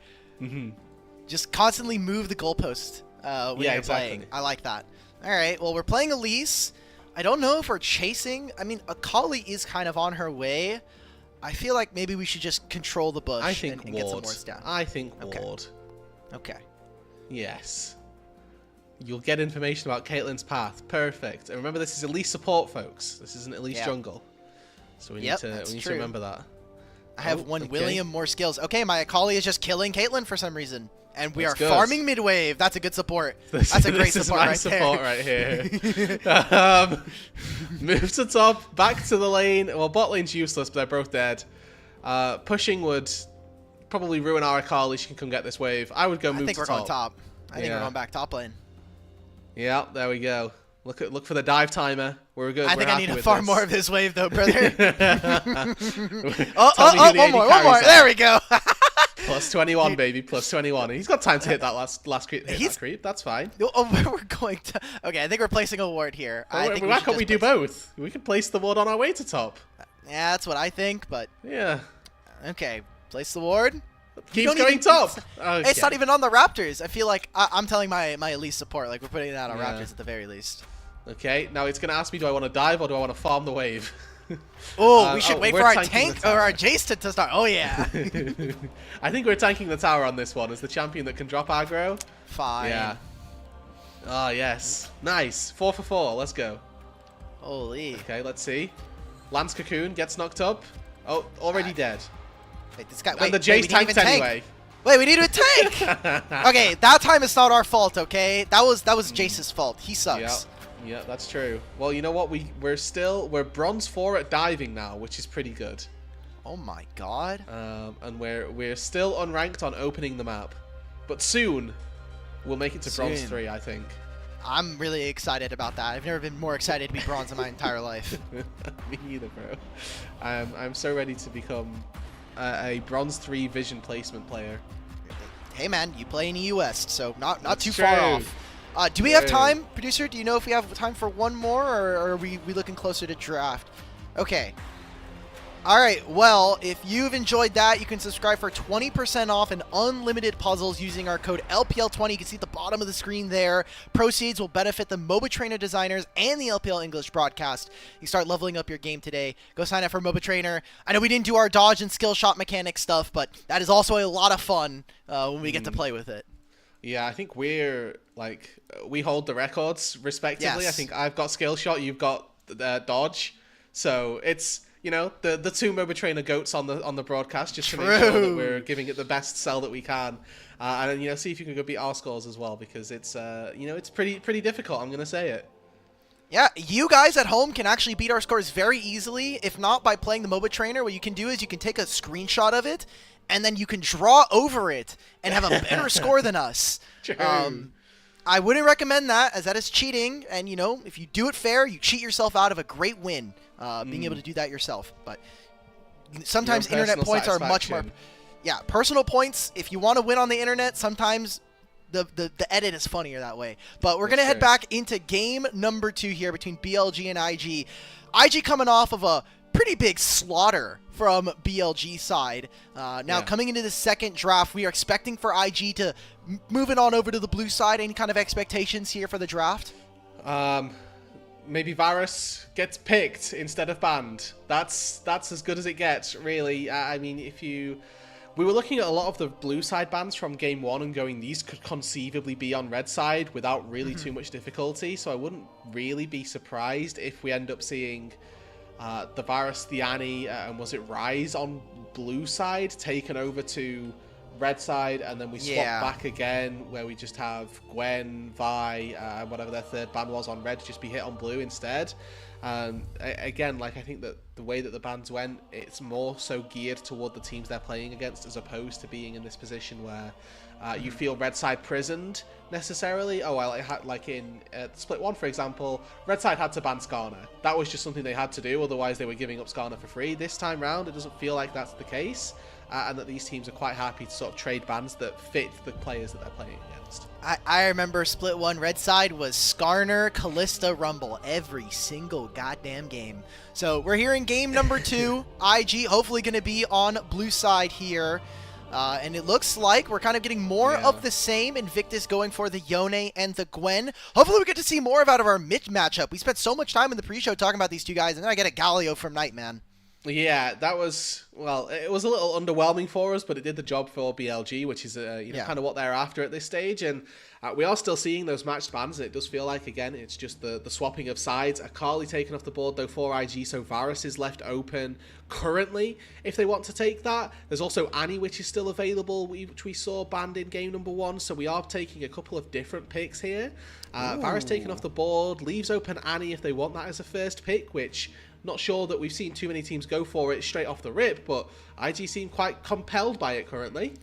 Hell, BLG have been first picking Annie. I know that NIP have been really looking forward to this champion, especially for Doinby. Not surprised to see Rookie did play it in their WE series a couple of weeks ago, so now they have some pretty upfront and forward engage. What does Knight choose, and what does BLG look towards in a response? So I think the thing with Annie is that she's really good at blowing up squishies. When we look at her in a tankier meta, that's where she struggles versus even just HP stackers. She's not got the most upfront innate kill threat, so that's where she may struggle just a little bit. Can become more of a CC bot as you move later on into the game.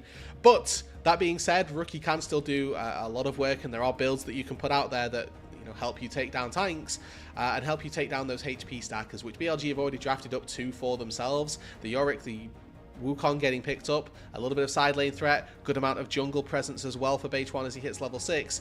Maybe we'll get to see something like a little bit more aggressive for Jijia come through. We've still got Xin Zhao open if you want to go something a little bit more early skirmish focused, maybe even Trundle to try and get rid of some of that AD versus the Wukong in particular. Alright, so IG starting to build out what looks to be a pretty solid enough front line. I know it's just Sion by himself, but this champion has way too much HP. Exactly. Feels like it doesn't really punish the Yorick as much, so we're going to need to see some early plays. Okay. Alright. Maybe they just saw Kanavi play it earlier and they're like, hell, I want to play it now too. JJ is going to get his hands on the Lee Sin. Yeah, I mean, we were asking for some of those early style junglers to try and punish the Wukong early on, and that's pretty much what Lee Sin gives you, right? He gives you that ability to go forward, go in quite quickly, and make those plays succinctly. Now, with that in mind, it's a very high execution champion, and Jijia as well going to need to meet those high expectations, or it could end up falling flat on its face. BLG, though, they've drafted now what is a very heavy dive composition with the Wukong, with the Silas. You can go in, you can find access to whatever backline it is that IG look to take for themselves. So expect to see maybe an Ezreal, maybe a Tristana taken off the board, those AD carries that can play a little bit safer, removed away from IG's side. Yeah, I like the shout towards the Ezreal, especially for someone like Gala, wanting to make sure that he doesn't get access to something that's going to be able to abuse some of the shorter range of BLG. You're going to take away the MF instead. So thinking about 80 carries that this starts to kind of set up for ourselves. I mean, Corki is still up and available if they really want it. I think that also Ashe is something that starts to gain a little bit of value for both of these teams. Something that I don't think IG really wants to step into, but looking at supports, they're already getting rid of the Alistar, potentially a Rel they could be looking towards. You know, a lot of these engaged supports are starting to get cut off, especially with that first game. Ooh, Rakan off the board as well. Yeah, I mean, Rel is the current go-to. Maybe a Nautilus as well trade could come through for both of these two sides, and it depends which side of that coin that it is that you want. For IG, they need themselves a hyper carry to come out for Gala, so I mean, I honestly wouldn't have minded giving over the Misfortune just because they are then very pigeonholed into another early game composition that I don't know that IG would have been able to execute on. For BLG, they're not necessarily as compelled to make a hyper carry in that bot side. They've got 3 carries in the top plot side of their map already, whereas IG, they've got Really good burst damage from Rookie, really good burst damage from JJ, but they've got no consistent DPS just yet, and a massive tank in the front line. So Gala needs to take something here which is going to carry them through the team fights, and that's not necessarily what I was after, but if we're looking at how the composition is going to play itself out, it then changes how IG's draft plays entirely. We'll wait for it to get locked in beforehand, but it now turns them into a war of attrition composition, where they are looking to just sustain team fights, and maybe they won't do as much damage, but they will be able to outlast BLG in these skirmishes. I'm going to be honest, Rude. I see this whole team from IG, and I'm just looking at Bin with a single W, and he just locks up the whole team. This is looking pretty tough. They're going to put in a Braum, so very defensive, but I just think the damage isn't all there right now. If maybe they get a good snowball early on, that's something that they could look for, but it really is going to be Rookie and JJ having to get a lot of work done here as this mid-jungle on the Annie and Lee Sin. Yeah, this is a really tricky composition, I think, for IG to try and play out. They are lacking in that damage profile significantly, even with Senna farming. She's not the massive DPS late game threat until you get to the hyper late game, and she's got like 750 range, is critting you for 700 every single time, but it's so far away. And again, the Senna this game, looking at the peel and the protection that she's got, there's a Lee Sin kick. Yes, there's a Scion that you theoretically have to go through, but I'm once again looking at how easy it's going to be for BLG to make these flank angles. Wukong over a wall, Silas over a wall, Rel over a wall. There are so many different avenues of approach for BLG to get access to the Senna, and if they're set up in the river and they don't have complete flank angles set up for, they are once again going to struggle. And I think BLG have got themselves a position that is a lot easier really to set up in, and they should probably be fine with that. Hell, maybe we just get like a Runon's Hurricane Senna. You know, look, everybody's going to be jumping on top of you. Let's try to maximize as much damage as possible. But BLG, you have a team composition that really is going to be strong on like 2 items, especially with like a Yorick and an Ezreal. Silas is always going to provide some kind of utility, especially for a player like Knight. And some smaller interactions, right? Like, Knight can steal so many great ultimates, and Annie got stronger. You know, they may have shifted some of the damage down, but now just has flat magic penetration on top of it. This Silas could be a pretty big wonderkin. Yeah, quite easily. There are a lot of very good ultis to steal on this side. I mean, Dawning Shadow is always going to be a good little cross-map play that you can make as well. So for BLG, again, expectations pretty high for them in this game. Do fancy them taking game number 2 if we don't see IG run off early game. Yep, we're getting ready for game number 2. Let's let those Jayos ring here in Beijing. Get ready for our second game of the series. 敌军还有30秒到达战场，免信。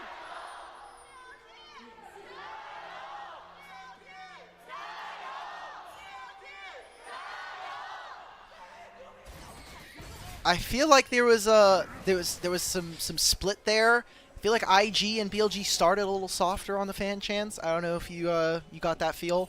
Yeah, maybe a little bit of game 1 bias coming in, but some bandwagoners in the audience, you think? Some bandwagoners, no way. In League of Legends, no, surely not.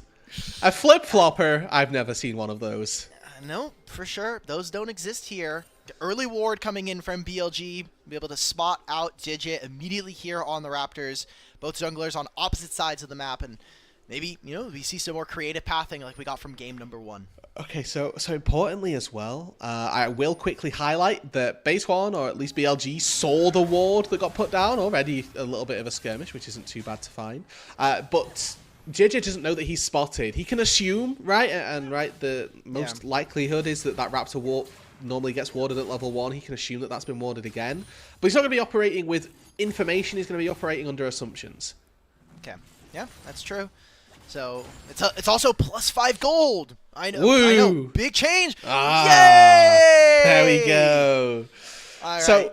whilst we've got time here, you said something which I actually want to quickly touch on for not just the players, but for people at home as well. You talked about Runan Senna, and that's actually got a really good interaction with Senna souls specifically. So if you are hitting 3 people and you hit the same 3 people again with your Runans, you get 3 souls out of it. So there's a world where we see a little bit quicker stacking come through with that Runans if we see BLG take a forward approach.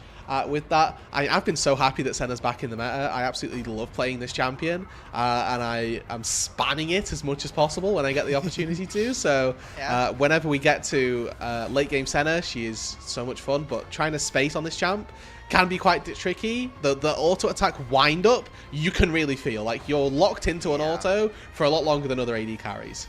Yeah, that's why I love playing Corki. He has some of the most crisp auto attack load in terms of the actual animation. And Senna, especially early game. As the game goes on, you know, it does feel like it gets a little snappier, you get a little bit quicker, but hopefully we get to see some really great Senna play coming out from Gala. This is a game where if this does end up going late, you're going to have a massive Scion on your team. You're going to have this really fed Senna. But I'm looking at the lanes. I feel like this is really hard for IG to ever contest for early objectives. And so BLG get to take pick of the litter. Do we want to contest for Dragons? Do we want to play around the top side and get Herald and all these grubs? Like, we should be tracking which and how many of these early game objectives do we see for the side of BLG.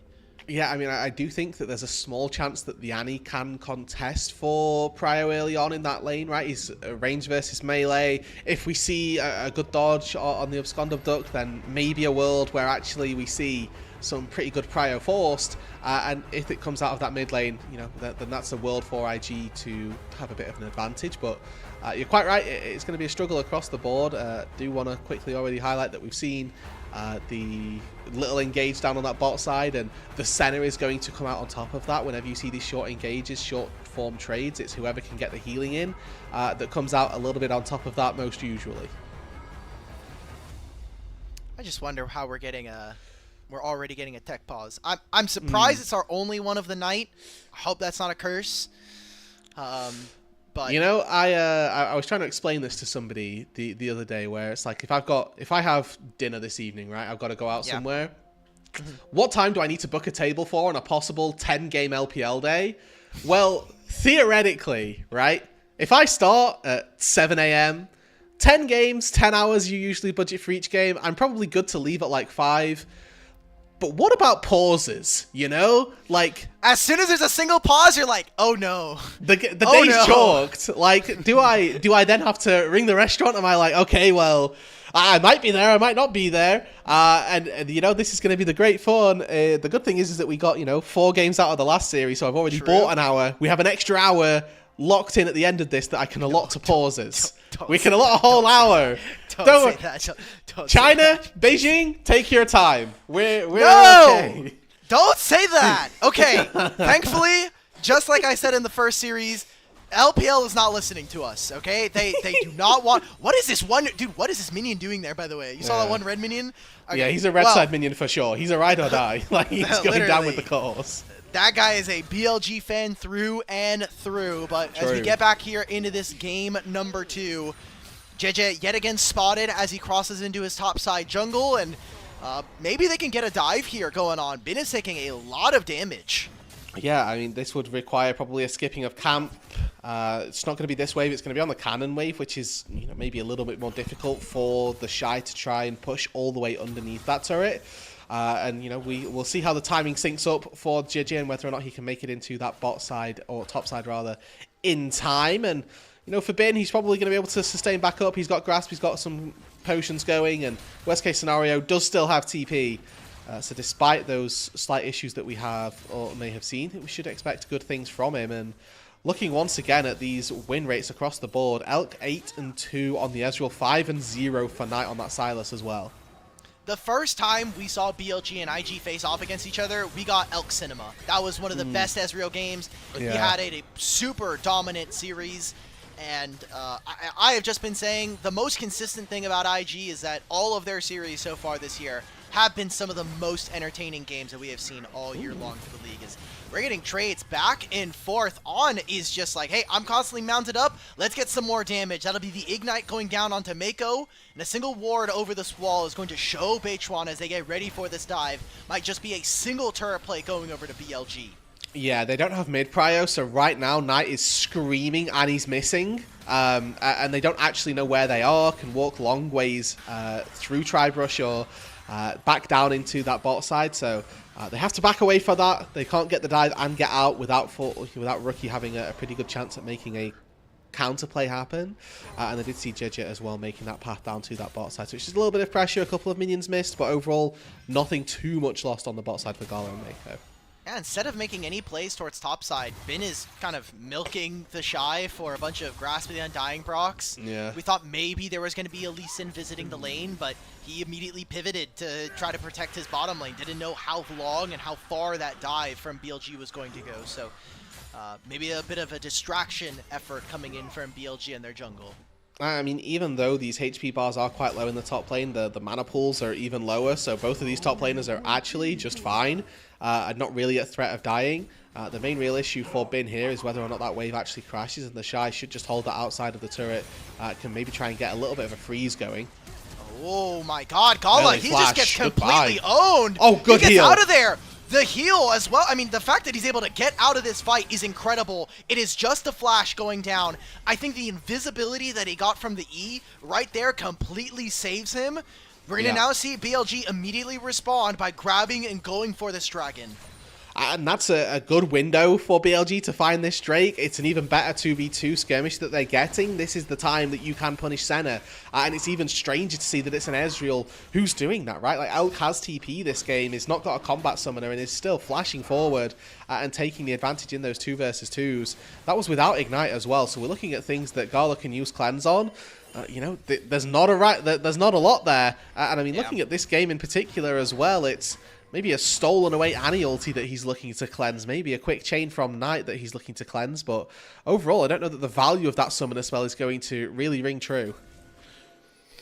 We'll keep a track on this one. Bin has to know I do not have anybody on my side of the map at this moment. They've just now placed a pink. They have to be getting ready to potentially send a jungler here.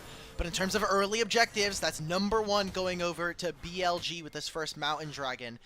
And we've got Grub spawning in a minute and a half. With the bottom lanes just now returning back to lane, I wonder how much more we're going to be investing here on this side of the map before we get some more swamps. I mean, it's worth saying as well, we have seen, and normally this goes for the top laners, that they will base, TP, and then immediately base and walk back to bot lane, right? Like, it's been seen before where they've walked all the way out to top side, they catch one wave, and then they get told by the team, okay, you're swapping back to bot lane, and then they kind of have to deal with that. Maybe we see something similar from our junglers. Gigi there, just getting a good little trade quickly. Using Tibbers as a moving ward, very smart from Knight. He is a player that has always had a bit of a pocket Annie, so not too bad to see him. I'm sure he's got some of those mechanics down for Tibbers. I already know I'm going to get tripped up. If there are 2 Tibbers in a fight, there is literally no visual distinction as to which one is which. So I'm ready. I'm hoping that IG and BLG are able to deliver, and hopefully they don't do this to me, but we are currently going to be seeing them go back to their standard laning phases, as it seems like they're making the swap now. Elk and On are going to immediately move from lane, and they're going to take control of the mid. Yeah, they've got nothing to recall for. Gala goes back to base, picks up a slingshot and a longsword, so again, nothing particularly huge that the center is going to look to contribute in these team fights, whereas, I mean, Sheen and Tia for an Ezreal is cookie cutter for the early game. He's happy now to sit back and kind of relax for a little while. All 5 members of IG on this top side. Ooh, there it is. That's a snap engage right onto Rookie. How much more can he get out of this? It's the shield plus the heal from Gala. JJ kicks out the rest of BLG, but it might be JJ too far up. He will ward hop away. Knight got a wave on the bottom side that he's able to push, and with no teleport to match, he will finally, alongside the rest of his team, take control of these grubs. Yeah, really solid fight on the top side by BLG. It's not what you want to see if you're IG at all, as Mako forced to flash out to safety. Knight sniffing around in this river, still catching a little bit extra. For BLG, this is a really big win. A reminder that this composition we favour as we move later on into this game, unless we reach sort of 50-60 minutes and Gala's going crazy on the Senna. For the most part, this IG comp needs to thrive early. They want to find this early burst, and again, maybe around the 1 to 2 item spike, similar to what we said for BLG in game number 1. However, BLG start out really strong. They find that first dragon. They're going to get all 3 grubs as well on this top side, and without really any recompense from IG. And usually a team that has a Yorick very rarely is actually able to get grubs. I think that has been mostly the pattern that we have seen from a lot of our LPL teams. But now we have a situation where get into a side lane for BLG. Yorick is going to have 3 grubs, and he is going to be playing up against a Scion. This is almost nigh unwinnable for IG. I know it's early, but like if he ever gets alone time, and we are expecting for that to be the case here for Bin, IG are going to have to be very snappy with their plays, otherwise they lose so much on the map. And a reminder as well that we should be fine here for Knight. That we saw the Shy take this pick into the Yorick, knowing that that's what he was going to be going against. So I think this is self-inflicted at this point, as Bin takes just the 1 plate. Maybe it's a little bit of a mercy to the Shy here to begin with, but the later this game goes, the harder it is going to be for the Shy, and this was off of his own doing. This was a decision that either he or the team made to answer. And at some stage, we just need to start seeing him group up with the squad. I think that the longer you leave the Scion in the side lane, the worse it's going to be for you, because he's not really ever going to be able to handle a Yorick. So what can Scion do? He can contribute to fights. This is going to be potentially a second plate here. Bin, unfortunately, tanks 2 turret shots thanks to the Maiden. I hate to blame his wife for that one, but Yorick, you're going to have a talk after this. It's probably still going to be another plate going down, as I very, very do not believe that the Shy is really going to stay for the... Alright, we're just being annoying. But we have now potentially set up on the bot side. IG with multiple members here. They do have Rookie. The Dawning Shadow from Gala can reach anywhere on the map if they really need it. And this is Dragon spawning number 2 already, as for now it's just going to be mid-priority going in favor of Billy. And there is a world where Bin actually bases here, walks down to this dragon, and then TP's back up to that top lane. But it depends how much he wants to sacrifice as that top side. He's TPing straight into that top lane as On gets caught and forced to Ferromancy over the wall. So it is going to be a 4v4 unless the Shy actually, with this wave, can push it in and can start walking through the river. Maybe look to try and impact that map. Oh, he has Maiden, he has Trinity Force. The Shy might lose a Summoner spell. At the very least, he's going to take a lot of his HP, and that's a snap engage coming in from Invictus Gaming. It is the crash down from On that completely backfires. It's going to be the trade of supports here. And now there is no Anield, no Tibbers available. IG should feel a lot weaker in this fight. I think the basic spells coming out from BLG are that much stronger, but they're going to try to plant their feet and find more. This is Elk's time, right? You've got Sheen, you've got that tier going, and you are the only real person with that long-range poke. Annie, again, mid-range character, needs a lot of setup to find that, and without Tibbers, doesn't really have it. Lee Sin as well. Can't really go in without costing himself a lot of his HP, and without the kick as well, doesn't really pose too much of a threat. So a really good little fight for BLG, and the fact that they haven't got the dragon yet, honestly, boding quite well for Invictus Gaming, it is worth saying, but BLG again with this composition that probably does pretty well the later this game goes on, slowly amounting a little bit of a lead here. Oh, the crash down stops Mako in the middle of his hook. It will cost him half of his HP bar and a lot of priority from the side of IG. Teleport comes in from Elk to make sure that they're able to fight for this. He shifts forward in the mid lane, applying pressure onto Gala. And that'll just be, hopefully, in what we assume, BLG grabbing themselves a second dragon of the game. It is up against a Lee Sin. JJ, could steal this. We've seen it in times gone by, but currently not valuing the steal of just that second dragon, and a little bit of an early smite from H1, but nothing to be really worried about, knowing that the Lee Sin isn't knocking around or isn't nearby. Nice little pickup for BLG, and that puts a timer now on IG. When are they going to start to try and take these plays? We talked about it being probably one item where their composition really starts to thrive. Well, they're still not there yet, whereas if I look across the board, it's not like BLG are weak at this point. They have triple Trinity Force, plus a Rod of Ages stacking up. I mean, yes, the one item spike for IG is good, but it's also insane for BLG. They're not even on one item spikes. IG are just Yeah. full on grocery shopping for items at this point. They're at the thrift store. They've got maybe a Spectre's cowl. They've got a couple pages of a book if you're looking at Knight. But or if you're looking at Rookie, just the three Trinity Forces, I think it just speaks to how much damage that BLG are going to have. And the Shy is just getting ran down consistently here in this lane. And we talked about what were the early game objectives, how were IG actually going to contest. Well, now it is the first three objectives of the game gone to the side of BLG. They have better split pushing. Now they have 2 dragons as well. Are IG going to contest ever? It's his first engage. Okay, Cyclone comes down. Gala no flash. Gala almost no HP. But he flashes out. He'll get the heal. And Mako takes half of his as a re-engage coming in from Invictus. How much more can they find? They kick Beichuan into the rest of their waiting arms. It's the crash down. It's the Magnet Storm. And it is Jeje falling. Mako tries to get out of this play. And that is more kills going over to BLG.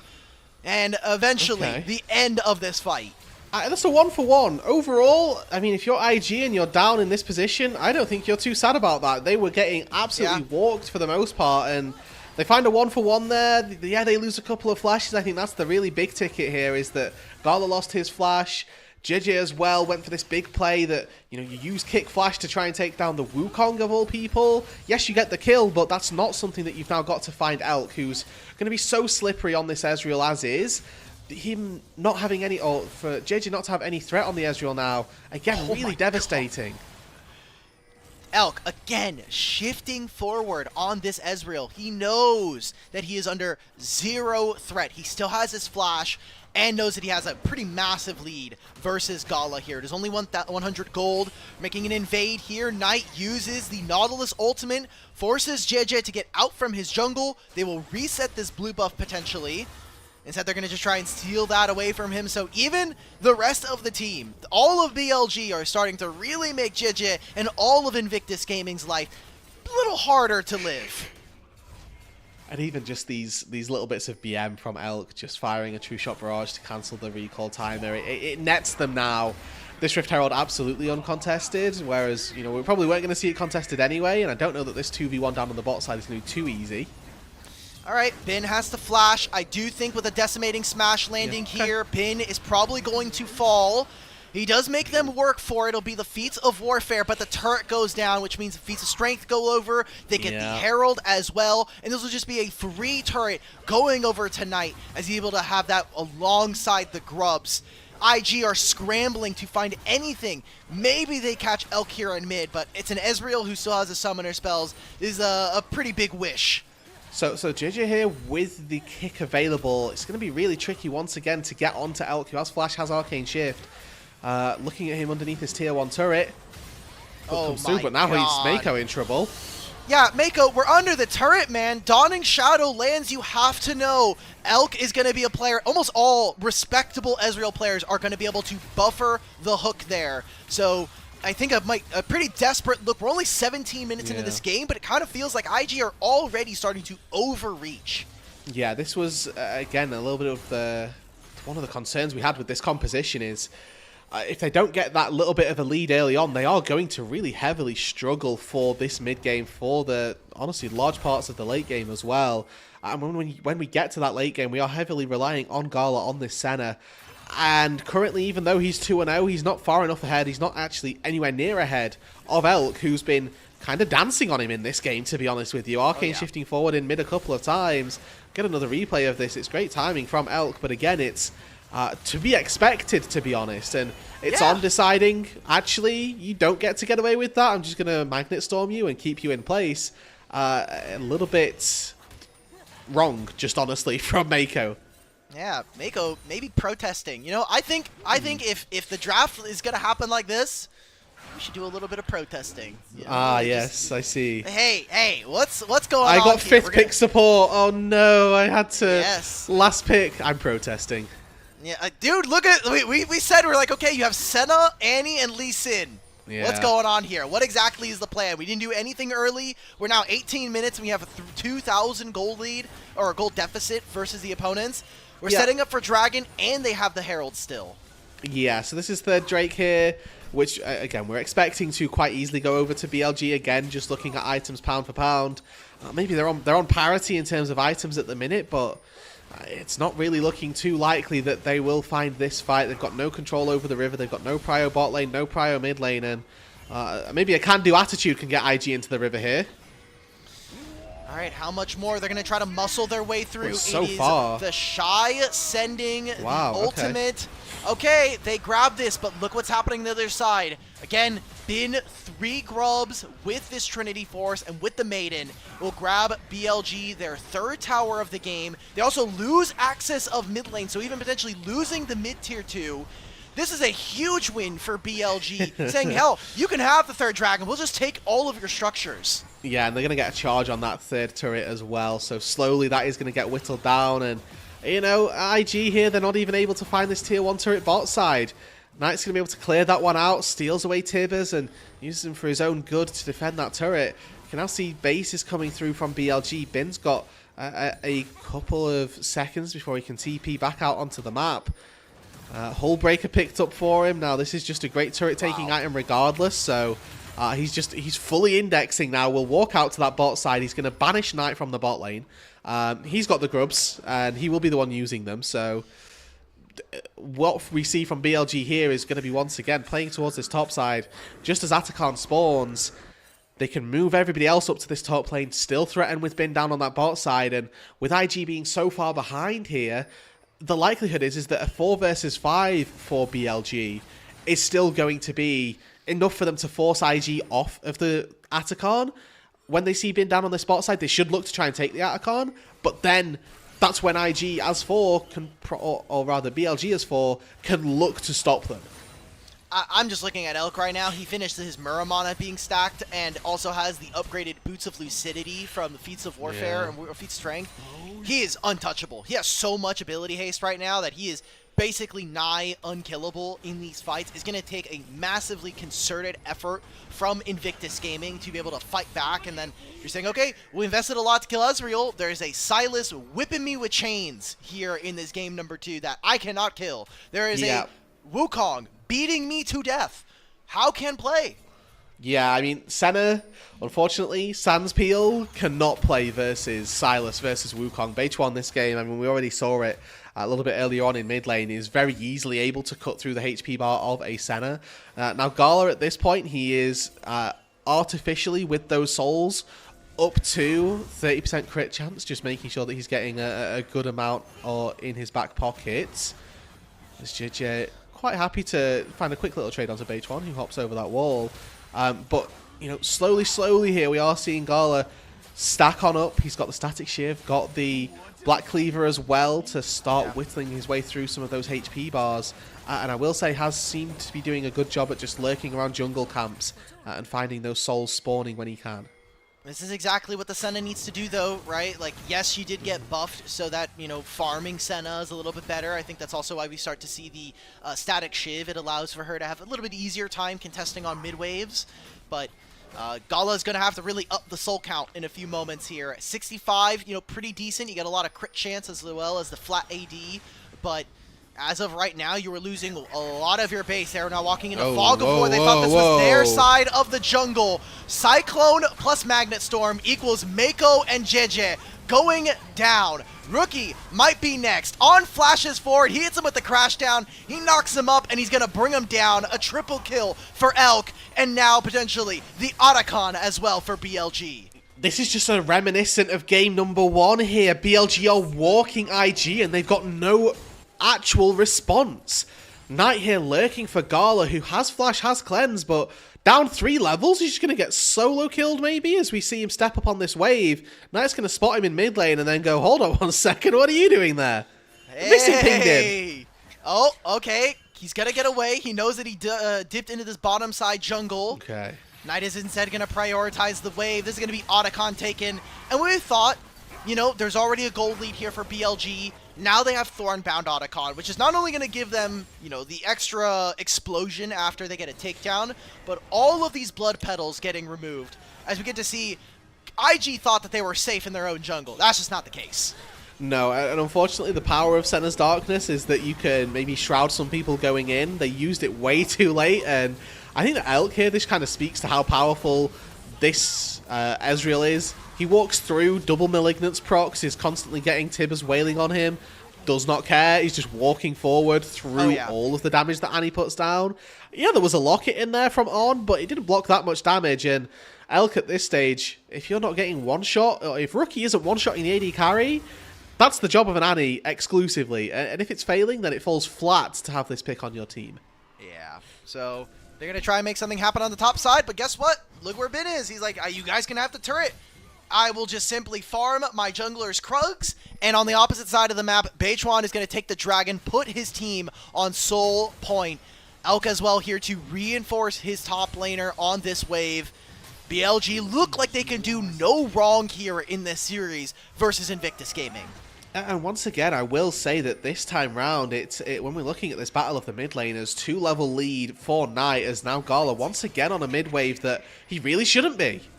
You're a little too far up. Elk tries to find something with the stun. Knight will be able to abscond up duck. Yeah, they cannot walk into this wave. If BLG decided, hey, you're not allowed to walk in, that's very easily their decision. Now, Bin is going to recall. He will be able to TP. It is an engage from Beichuan with the Cyclone onto JJ, but JJ shrugs him off, says, be gone. I'm going to move and connect back with my team in mid-waves. No TP used by Bin just yet as he walks down to that bot side. There's a big TP flight coming in from Rookie, though. They're looking for this fight. Oh, they should have seen him on this teleport. Knight does see him here. He's going to be able to knock him up. The Shy finding Elk potentially. That is a shutdown onto Gala. And Rookie's going to chase Knight out of this side of the jungle. Baron has spawned, and maybe this is the find. This is the pick that Invictus Gaming needed to get back into this game. Bin has got teleport. He can influence this if they choose, but BLG have got 3 very strong members still sniffing around here. Maybe Bin looks to just go and take turrets, and the rest of BLG are looking to buy time. The Baron, it's slow. It's Senna and Annie. This DPS is not quick.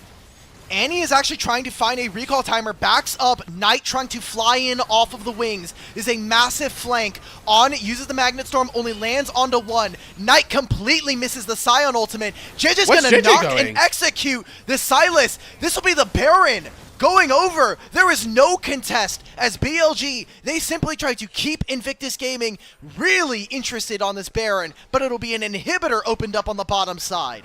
Okay, so job done for IG. They find the Baron, and I think importantly, they don't lose anybody either.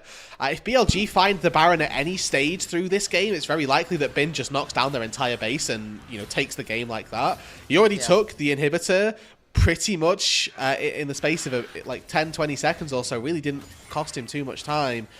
Now the question is, what can IG do with this Baron? Because if all they're going to do is sit back and just absorb waves, that's not really what you're after with a Baron buff. And maybe when you're behind, it's kind of what you have to deal with. But contesting this Soul, I think, is the only real consequence, or the best goal that they can look to get from this. Maybe they can scrounge one of these turrets on the outside of the map, because they've still not taken a single outer turret. BLG have done such a good job at defending those. Maybe we get to see a little bit more work from IG to take those down and even up that gold. Well, look, Gala has 80 stacks right now of the souls, gets a lot of healing as well. On is trying to look for something, trying to keep them from this bottom side river. I think even if they contest this dragon in 2 minutes time, the Baron is going to last long enough that they'll be able to contest for this. And like you said, with all these structures still up, even if IG are able to take this dragon and potentially even find multiple teamfight wins, they have a lot of work to be able to do, to be able to break open BLG's base. So I think for right now, like you had noted, I think this Baron for the time being is just going to be IG buying themselves time. They have bought themselves 2.5 minutes here in this game. They can try to collect whatever items they can. Maybe Gala finishes an Infinity Edge, but he is getting longer and longer range with every soul here at 28 minutes. And this is where we start to question if the Senna scaling has been worth it. Did IG actually do enough? And now the Shy going in, just wants the turret. Yeah, take this turret. You've got all this range. You've got a massive HP bar on the Scion. He has 1,700 bonus HP from his Soul Furnace. The Shy is going to take a long time for BLG to kill. Oh, Bin is still splitting. So Yeah. he'll at least push in another wave, but he doesn't get much more out of that. The IG can very easily turtle here, and that's going to be a massive influx of gold, especially with super minion waves. But what this means is that BLG get to go in and reclaim entire control over this bot side jungle. Somebody has to go answer top lane. Bin gets the opportunity to push that wave in, and now IG have lost all control of this bot side. They're going to have to refight for that priority, re-establish control, and then look to fight for this dragon in 30 seconds time. Bin still wins this side lane matchup, still comes out handily on top. And maybe the Baron is actually turning the tides of this fight a little bit more than we'd anticipated, but looking at these big 5v5s, Gala didn't go back to base and finish the Infinity Edge. He still sat on components, so that big ticket hit, not quite there yet. And now the Baron's worn off, then Bin all of a sudden might have a chance in this fight. Bin's trying to find this. I know that the Shy, if he's able to take down this Maiden, there's something that could be said. There's maybe more to play engage for. on Rookie. Finds the engage. Rookie is down. Dawning Shadow comes out, but is it enough? Or is it going to be the Knight that eclipses IG? On trying to find something. It's Mako next to fall. Elk is letting it rip with these Mystic shots. And they're going to try to barrel down the mid wave. It's a teleport from Bin. This might just be the end. Who cares about a soul if you can take another Nexus? All eyes on Gala here. He has to perform in a 3 versus 5. He's got a Scion for frontline. He's got a Lee Sin to do a little bit of work. But Hullbreaker, the Maiden, there's too many minions. Oh, they have way too much HP. Jeje's trying to get in. The Shy is tanking it, but it is another Nexus turret to fall. IG, can they hold on? It seems like the HP bars and if the rest of BLG, they say, look, Jeje and the Shy, way too much HP. So it is going to be the Soul going over. They're going to go and take this objective, but Gala should be able to farm up and get himself an Infinity Edge. Okay, so, I mean, for IG here, holding the line there. Rookie getting flash engaged on by On. It's a great snap from On in this game, who honestly is having a very good series. Now Jeje here, sniffing around this. Don't think that denying the Soul is that worth it. Okay, I like this from Knight though. Takes the Lee Sin kick. He does not land the Abscond to abduct, but at least keeps Jeje away from the pit. Okay. Casting your ultimates, you're going to get a lot of movement speed, and we can take a look back at this fight in the replay. Oh, this is really good from On. He's just giving him a little bit of a fakie here. Channels his auto attacks so that he can't see the windup of the Q as easily. Q flash, quick snipe, it's very well played. Mako here deserves some big props. Flashing into the chain so that Gala can keep himself alive. He ends up sacrificing himself, saving the game effectively with that flash in front of the chain. If Gala goes down there, the game ends. So Mako once again stepping up on this support role. And for two players who we talked about having been a little bit inconsistent here, Mako has had a bit of a stinker with the engage underneath that tier 1 turret earlier on. On, though, has been firing on all cylinders pretty much this entire series so far. Yeah, this is why we came into this series, and we're looking at our bottom lanes. Elk and On have been really stepping up their game and performing at the level that we expect from BLG. And for Gala and Mako, it's been a tough season, especially here in Split number 2. They've had a lot of downs and ups, but mostly just keeping it on the bottom half in terms of performance. Gala has now reached 100 souls. He has to be so close to an Infinity Edge. He's missing, what, the Agility Cloak? Oh, maybe there's a play onto Bin. He's going to teleport. He's going to just flash out. There's a Baron being started on the opposite side. How long is the Shy and Rookie going to have to They have spend? double TP. Yeah. And they're just not this going is too for late.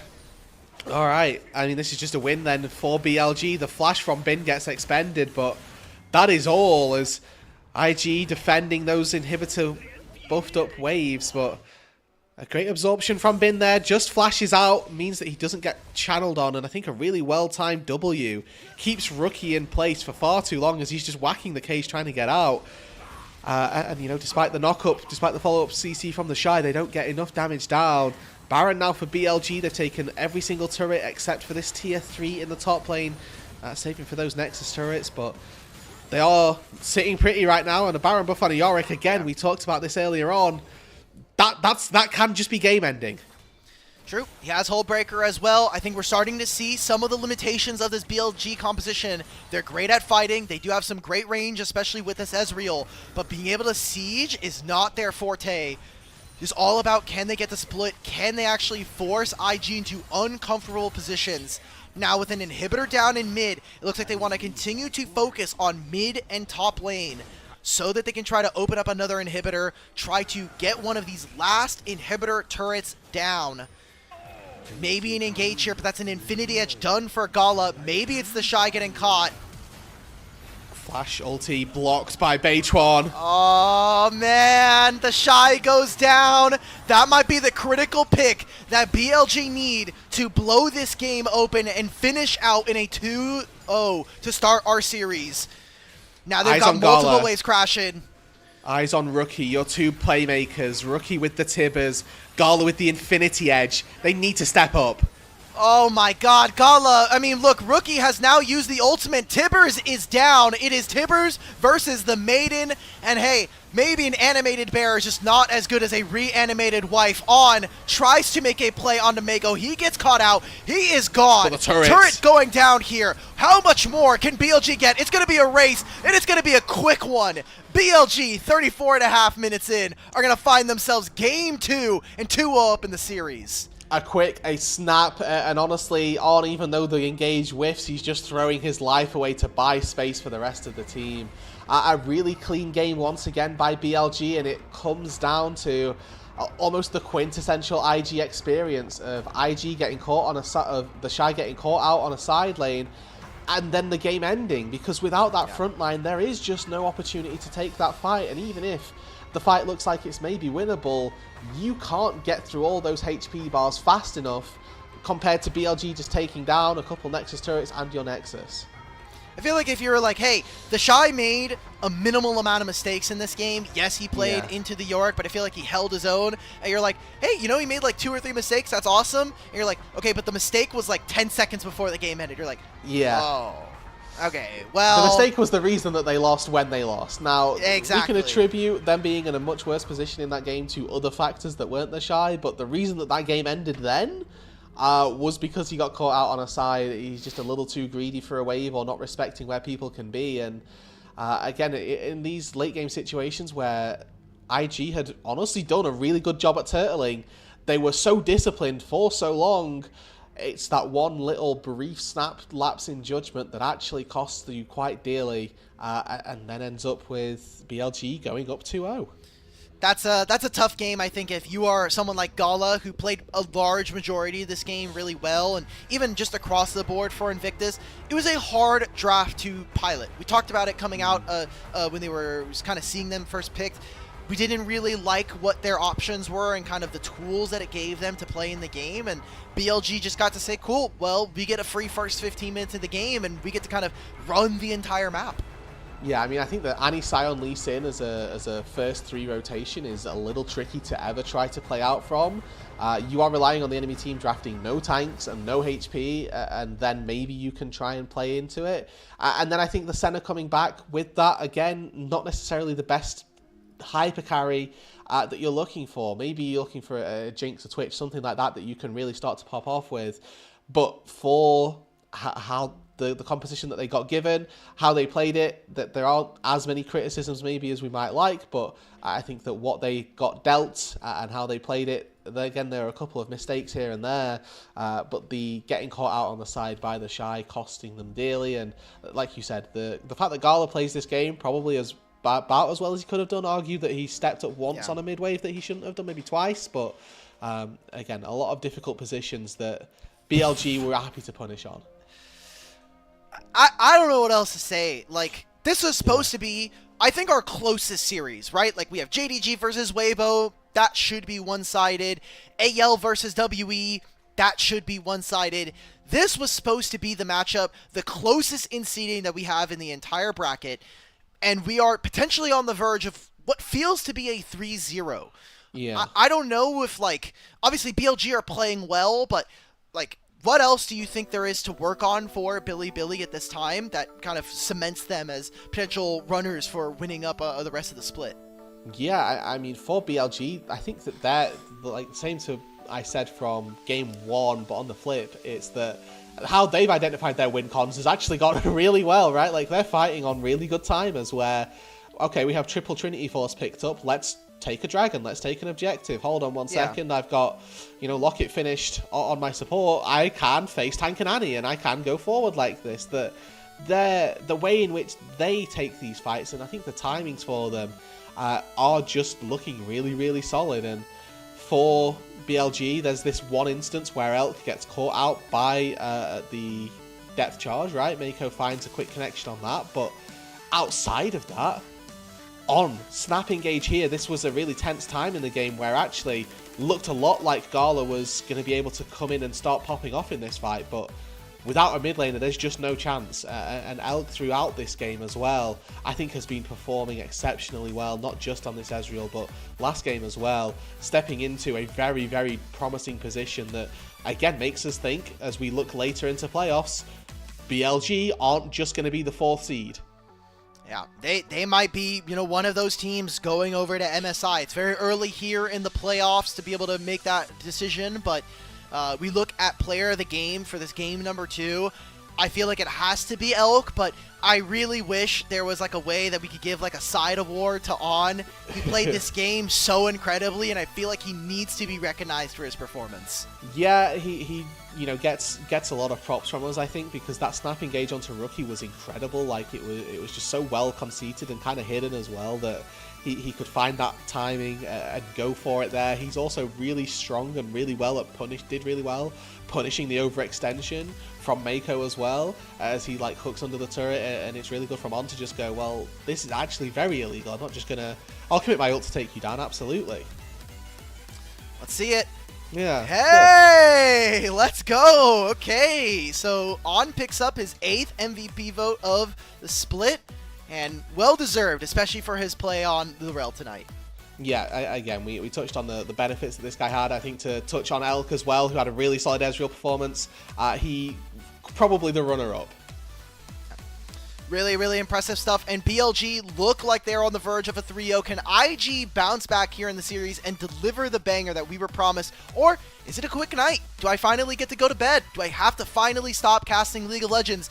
All that and more after we take a short break here. And we'll get back ready for game number 3.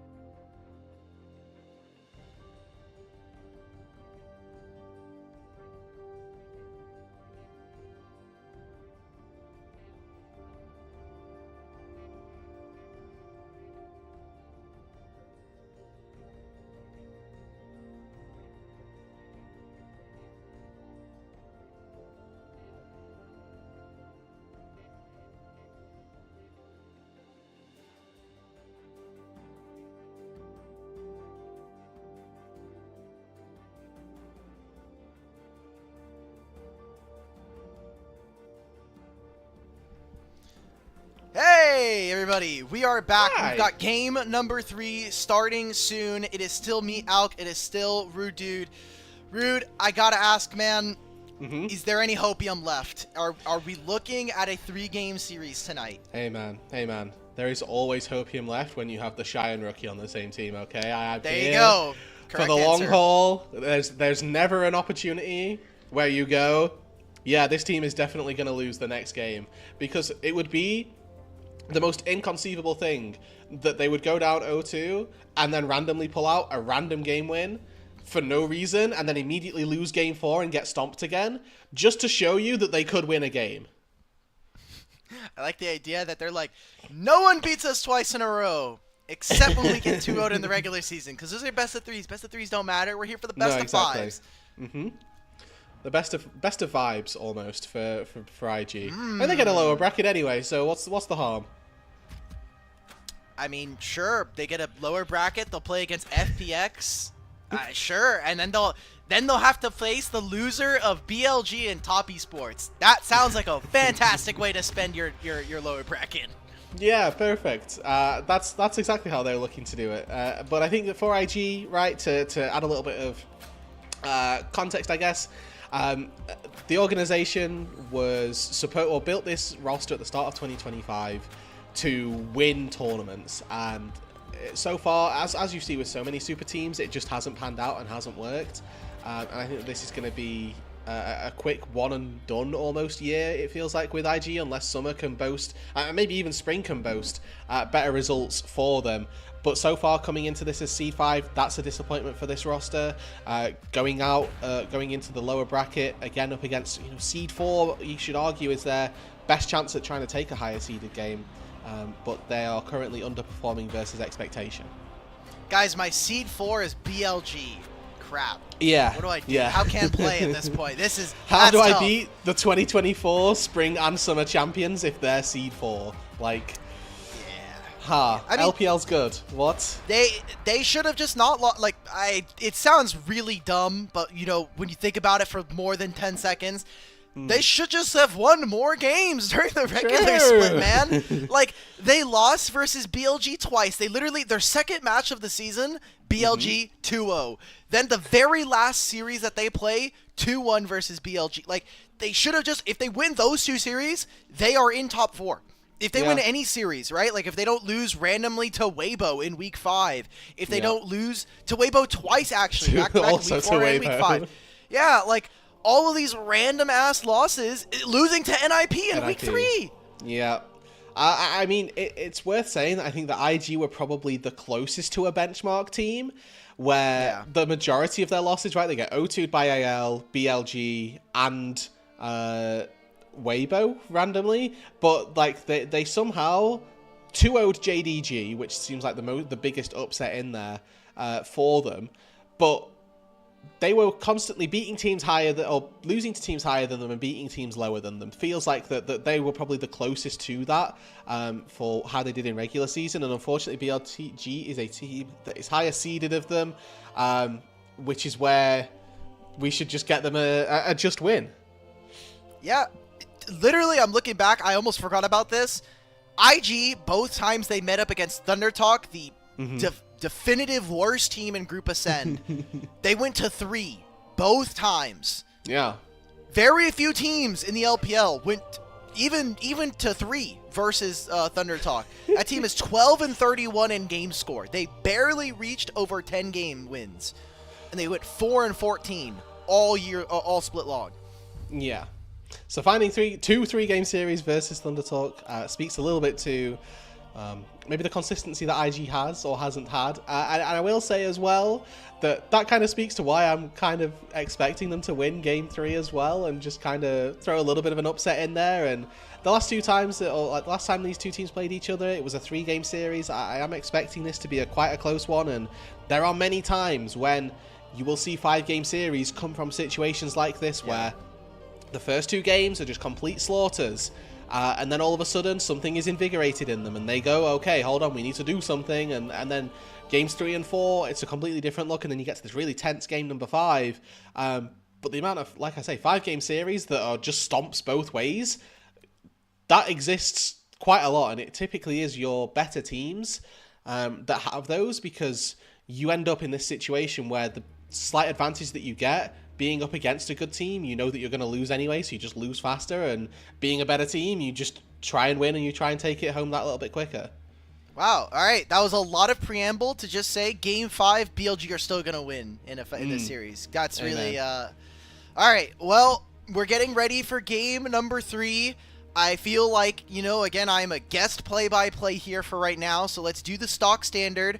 How are we feeling for this draft? We're assuming IG is going to be on blue side yet again. Yes. What is anything that maybe they can pull out of the hat? Well, they dropped the Annie ban so that they could take that B1. That failed. Maybe they get Yone this time, and they give a little bit more playmaking over to Rookie, and you know, some sort of agency. I mean, Annie's a champion that theoretically does, but she's very flash reliant, and I do think that the Yone pick is something that we've seen banned away a couple of times, something that can give a little bit more a few more tools over to Rookie. Instead, they decide that they're going to keep that one off the board. They don't want anything to do with that for Knight, and instead just keep it going. I mean, Varus is my go-to for like the next ban that they might want to take. That has been Gala's bread and butter for this regular season, and probably what BLG will ban on 3. Look, they've been banning the same 3 champions, whether BLG was on blue side or not. It's been Vi, it's been Talia, and now potentially a Varus on 3. Invictus staying with very similar bans as well. Gwen and Yone. This time a Lucian. So what is their first pick? Again, we talked about earlier, kind of the slip in priority for a champion like the Nefiri. There's still a champion like Xin Zhao available for JJ. Yeah, and I think that that's what we need. We need something where JJ can go a little bit nuclear in the early game, because that's not really what we've seen from him at all. And I think that that's where BLG do get punished, is where there are junglers that just exploit base ones, not quite experienced at this top level just yet. But IG lock in a Jace early on. Now, this is a flex pick. Rookie can take this. The Shy can take this. It's not really lending too much to their composition at all, and is a good little first pick to give them stable carry in the early game, but also some late game poke as well. Yeah, definitely allows for them to play in 2 different roles, whether that is that lane dominant kind of melee centric Jace, or if we're going for long range like you said. BLG are going to immediately respond with a Xayah Rakan, so not only 2v2 in the duo there, but also gives them some ability to make some pretty flashy plays, especially for On, who seems like he's on a bit of a burner right now. And the Astronaut response here, so what looks to be a very dive-focused pick for On is immediately responded to with a Renata. And now BLG have this choice. Do they want to try and sit back and play at range? And maybe just use On as this sort of floater in the mid-range to try and catch a few people out and act as peel? Or are they going to commit to this full dive versus Ashe versus Renata, which can be quite difficult to execute? Ashe with the volley is very good at slowing people. The hostile takeover as well, a very good tool at stopping people in their place. And for BLG, they take this Renekton, which again, I do think is a bit of a risk. But I think that with red side, there's an opportunity for us to say that this is also a flex pick. That if they want the Renekton just to match the Jace, Knight can take this into the mid lane as well. I feel like there's not too many champions that Rookie would like to play that are going to fall prey, especially with Sylas already gone and taken off the table. I feel like when I see this Ashe and Renata in particular, I'm starting to think, okay, a mobile mages, especially for BLG and champions that don't have a lot of mobility, will get punished thanks to this Renata ultimate. So we're in the back end of the draft. For IG, it is a focus as to whether or not this Jace is going to be a flex for them. And what do we get from JJ? So this is a Skarner ban from BLG. The pairing with Renata is really good. That Zyra ban suggests that they're going for something that is going to be a little bit more slower on that clear, and that they don't want to just give Beituan free reign of the jungle. And I think that Zyra was typically the answer for Skarner for the most part. I think that's what they're setting up for. There is a world, I mean, with that Trundle ban, you now start to think, are they just looking for Xin Zhao themselves? Because that's, or Sejuani even, right? Like, there's a couple of picks here that we've got. I think that Sejuani, Xin Zhao, and the Skarner are all a trifecta that we should expect to see in this third game. Then looking at what it is going to be for both of our solo laners, again, want to highlight that this Renekton probably just wants to match the Jace, and wherever BLG send that is going to be their goal. The Sejuani's taken off the board, so we have Xin Zhao plus Skarner now, the two that we go to. Maybe Lilia comes in a little bit because we've still not got any magic damage for either of these sides. So, you know, a lot of options still for them, and early game priority really becomes the Xin Zhao's bread and butter. Okay, so no magic damage like you had said.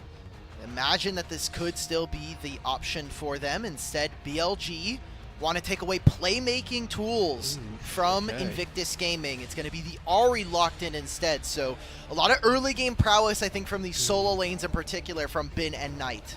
I mean, this reveals the flex now. So, like, this gives the opportunity for the Shy to pick something into the Renekton, or whatever that may be, right? That's for him to decide, but this can let the Jace go into that mid lane and answer the Ahri. Skarner gets locked in is no real surprise. Skarner Renato is a very good duo. You get them impaled and then the hostile takeover follows over them. There's nothing they can do to stop that if they've got caught in the impale as well. It's a good 3-4 seconds of CC, which is free time for Gala, for Rookie to do that DPS.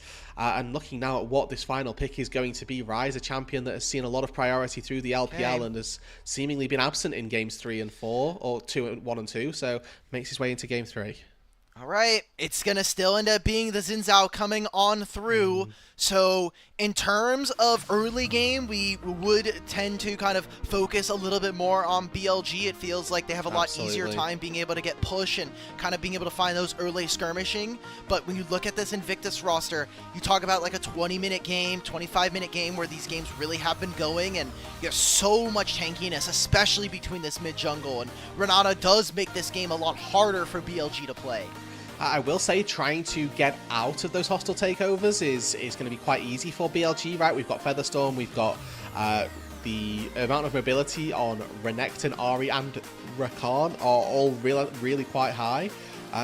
But that being said, it can still be a really good zoning tool for IG. It can disrupt that engage. Even if it doesn't connect, it can be a disruption factor, which means that BLG are going to struggle to get into that backline. So it really is going to have to be very heavy eyes on Mako and how well he uses this hostile takeover this game, because it really can decide how the team fights go. And if we get to that 20-25 minute marker where we're seeing teams fight on parity, the Renata ults decide the game. Well, it's going to have to come down to this. Every game from here on out is do or die for Invictus Gaming. If they want to keep their chances of an upper bracket run here for Split 2 playoffs alive, they need to be able to take down BLG, and it needs to start now. The last 2 games have looked anything but close. It has been BLG dominating since minute number 1. If Invictus Gaming want to be able to prove themselves as the super team that we were hoping, they're going to need to have a full-on turnaround, and I think it obviously starts here. You've given the Shy his Jace. You now have Jeje on this Skarner. It starts here.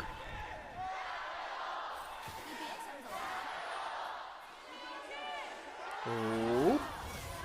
Oh, hell. Hey, the Jayos are getting excited. Mako uses the flash, and that's the first blood going over to On. This is exactly what BLG wanted to happen, and IG, they wanted to avoid this. Charm still lands, Gala uses his cleanse, and now the flash comes out. It is all 4 summoner spells gone from Invictus Gaming's bottom lane. That's exactly what BLG want right here, Alk. We talked about the fact that this composition needs to thrive early on. How about burning all 4 summoner spells from your bot lane before the lane even starts? On still has flash, so he can just engage on a whim. The second he decides to go for a fight, he can do it. My only issue here is, like, the 2v2 can be pretty potent, yes, but how realistic is it going to be that we actually see any action from them, especially with Beichuan starting on the bottom side of the map? Does he make an early entrance into this bottom lane? And for Knight, you know, it's level 1. Don't think it's going to be too impactful, but he is starting on this charm, so Rookie can be a little bit more lackadaisical here in the 1v1 matchup.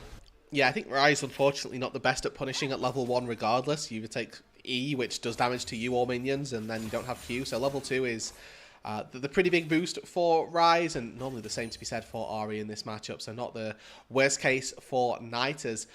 For the most part as well, Just a small thing of On being able to walk into this bot lane with an extra cloth armor means that the typical auto attack trades that you see getting him whittled down at are going to have slightly less of an impact. Saying that as he takes, 150, 200 HP for pretty much nothing. But the point being that expectation is that it makes the bot lane a little easier for BLG. And again, the game still is able to be played. Obviously, there was only a single kill that went over. Skarner is making his way towards the top side here, and you can see Beichuan, 3 camps. I'm coming bot lane. They have no sums. Let's go for a punish. You can see that Gala and Mako. That hawk shot, and he doesn't have a Ranger's focus either, so this is pure damage and a free win.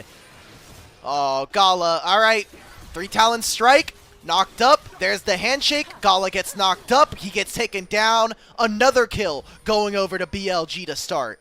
And it's really well played. I love that On actually saves his flash. It's so easy to go, okay, they've got no flash. I know that I'm just going to be able to engage like this.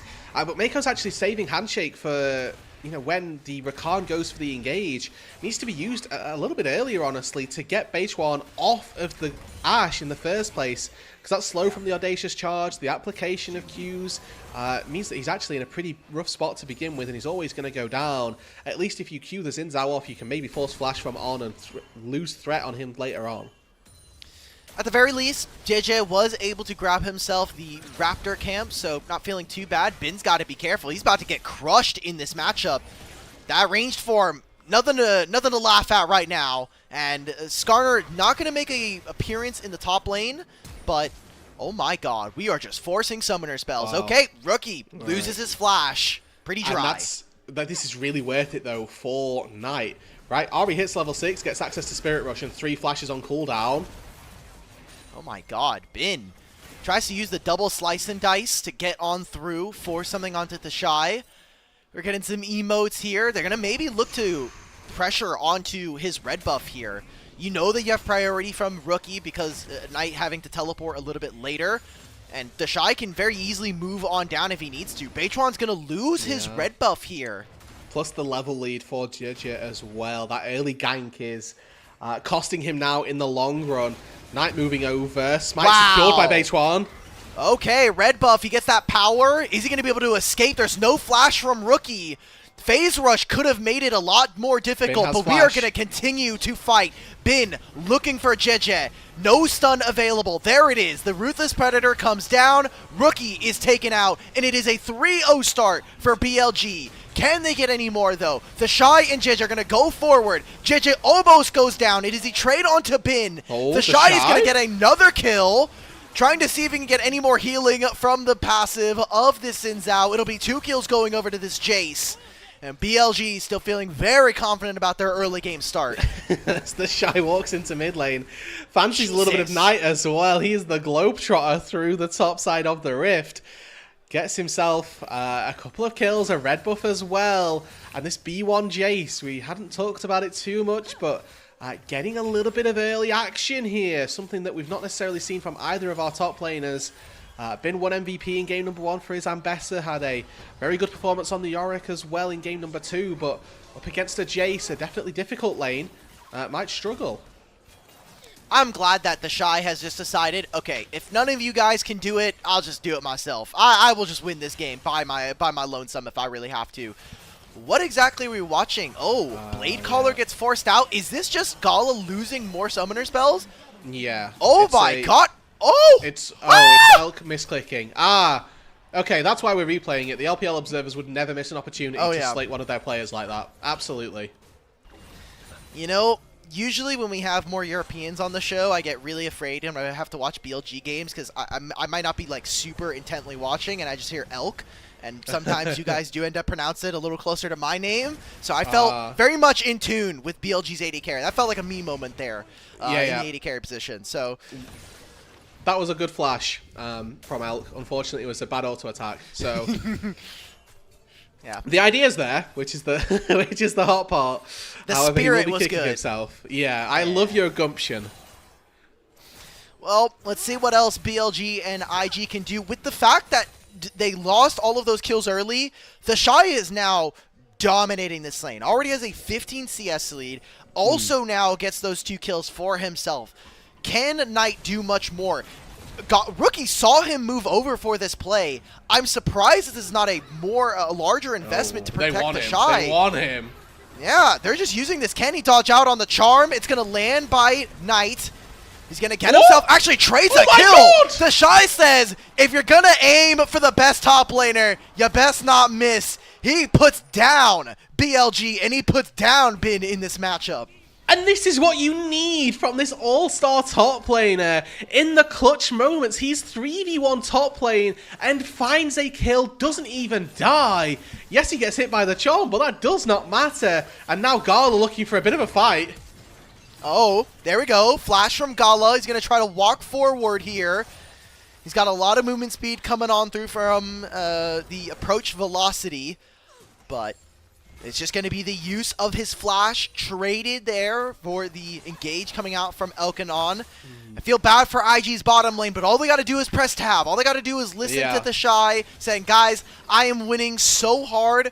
Just trust. Let me play this game. Let me win us the game. Oh, and on as well, even stopping the recall from Gala here is going to lock this bot side into either a pretty rough recall or a pretty rough laning state. You can see already Rookie actually moving down to this bot side to bail them out. They're going to move Gala and Mako into that mid lane.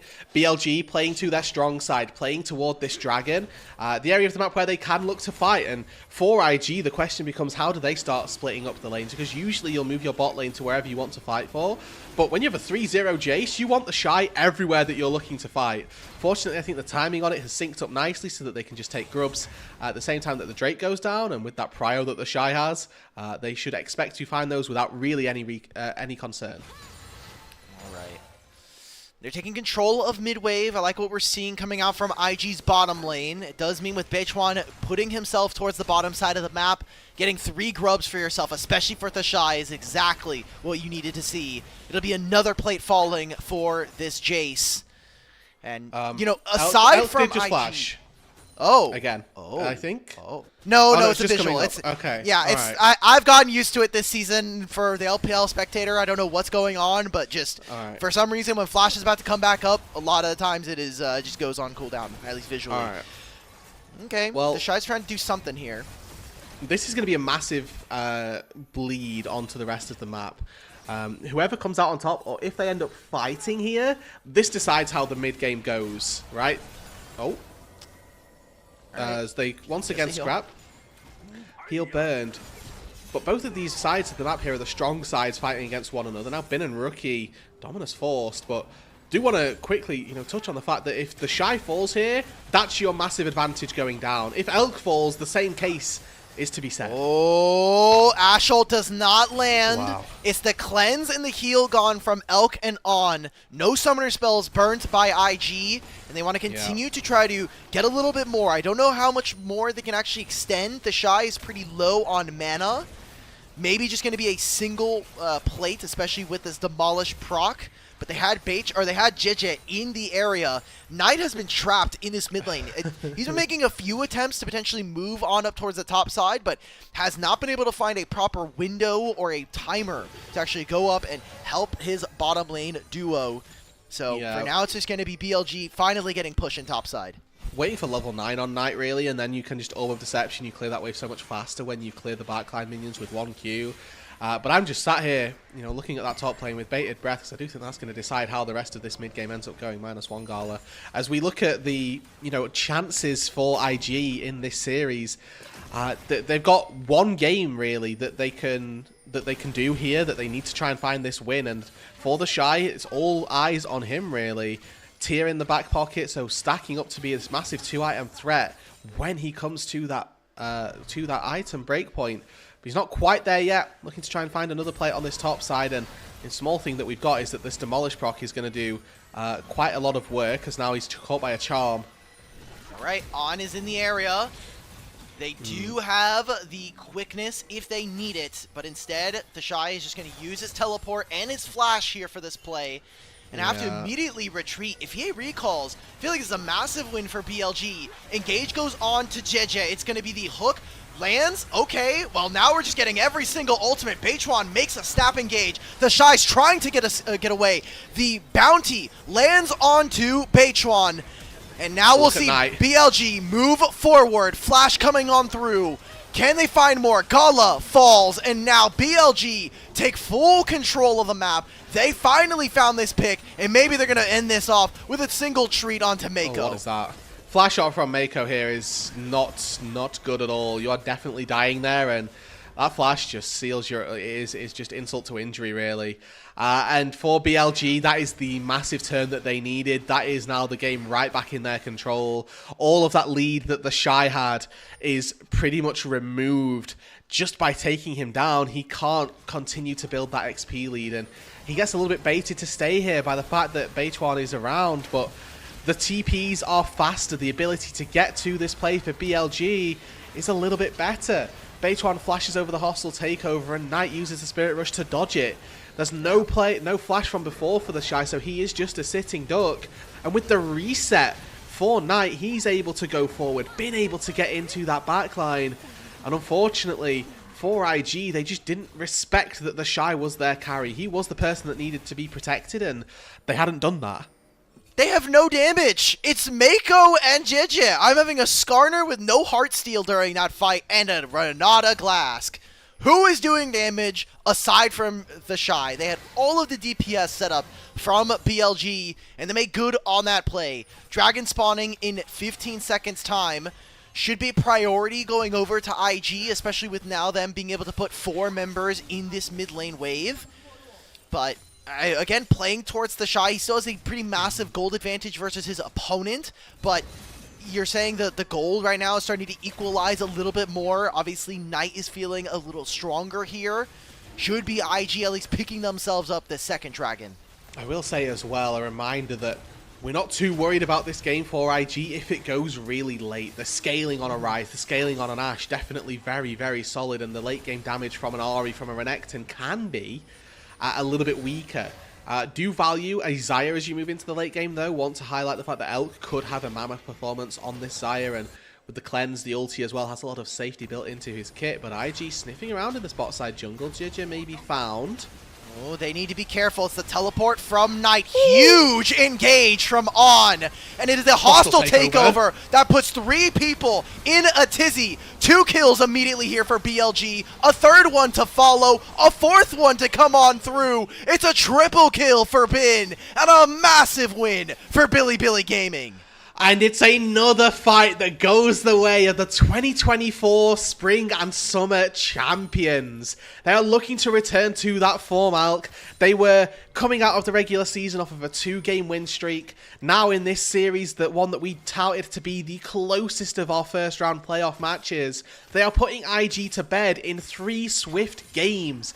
Every time these team fights have come through, it's been BLG that come out on top. And it's once again On having an incredible performance. Flash in, double knock up onto the backline. And even though Mako here lands a triple hostile takeover, it doesn't matter. Elk is free hitting this entire time. Bin is running rampant with Knight, running rampant with Beichuan, and just getting every single kill that they needed. Gala's threatened by all of the flanks, the Ahri from one side and Renekton from another, and he has to run to the high hills. I'm just so confused because kind of a through line for this series so far has been IG not necessarily recognizing when they are strong, when they're allowed to do things, and it really feels, when I look at this Invictus Gaming roster, they see somebody that's even vaguely out of position and they're like, illegal, you're not supposed to be here, we're going to take you down. Why are we not just screening for the Shy? He's getting so much damage down onto the turret, you have 3 grubs, let him get the wave, let him finish off this turret.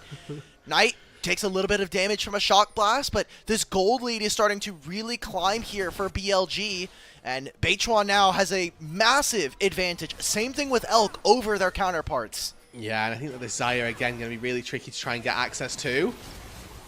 Oh my god, this is such a great engage coming in, even with JJ finding 2 members. Beichuan and On are just playing on another level versus their counterparts. The the investment of the ultimate from Rookie. We're making a re-engage. Goodbye, Mako. Good job with the bailout. We'll see you in the next fight. Knight's gonna go forward, and this should be BLG looking to start up this Herald. But the massive shockwave from the Shy, that might actually dissuade them and buy them a little bit of purchase here onto the objective. maybe even biased in the objective itself here, Alk. Not all done just yet as IG do bite back. Mako's going to go down, but he's going to secure the Rift Herald off of the Shy and some of those accelerated shock blasts. It's getting a little bit messy here for IG, but they are doing just barely enough to keep themselves still in with a chance at winning this game. And for a series coming into this where we were so excited to look at our mid lane matchup, I might have to hold this as the Shy threatened by Bin here. Is this 1 versus 1 with TPs not available? You know, the Shy's getting pretty close to his turret. He'll get access to melee form.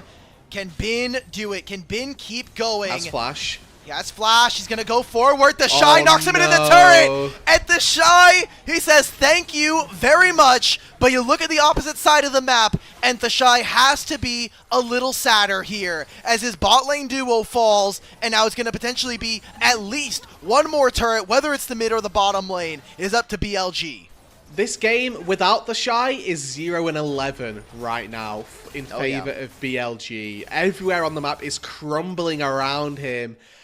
And it's coming off of the initial playmaking of Beichuan once again, maybe on the back of this as well. Knight has got Spirit Rush, he's got Flash, shouldn't really be in any trouble here.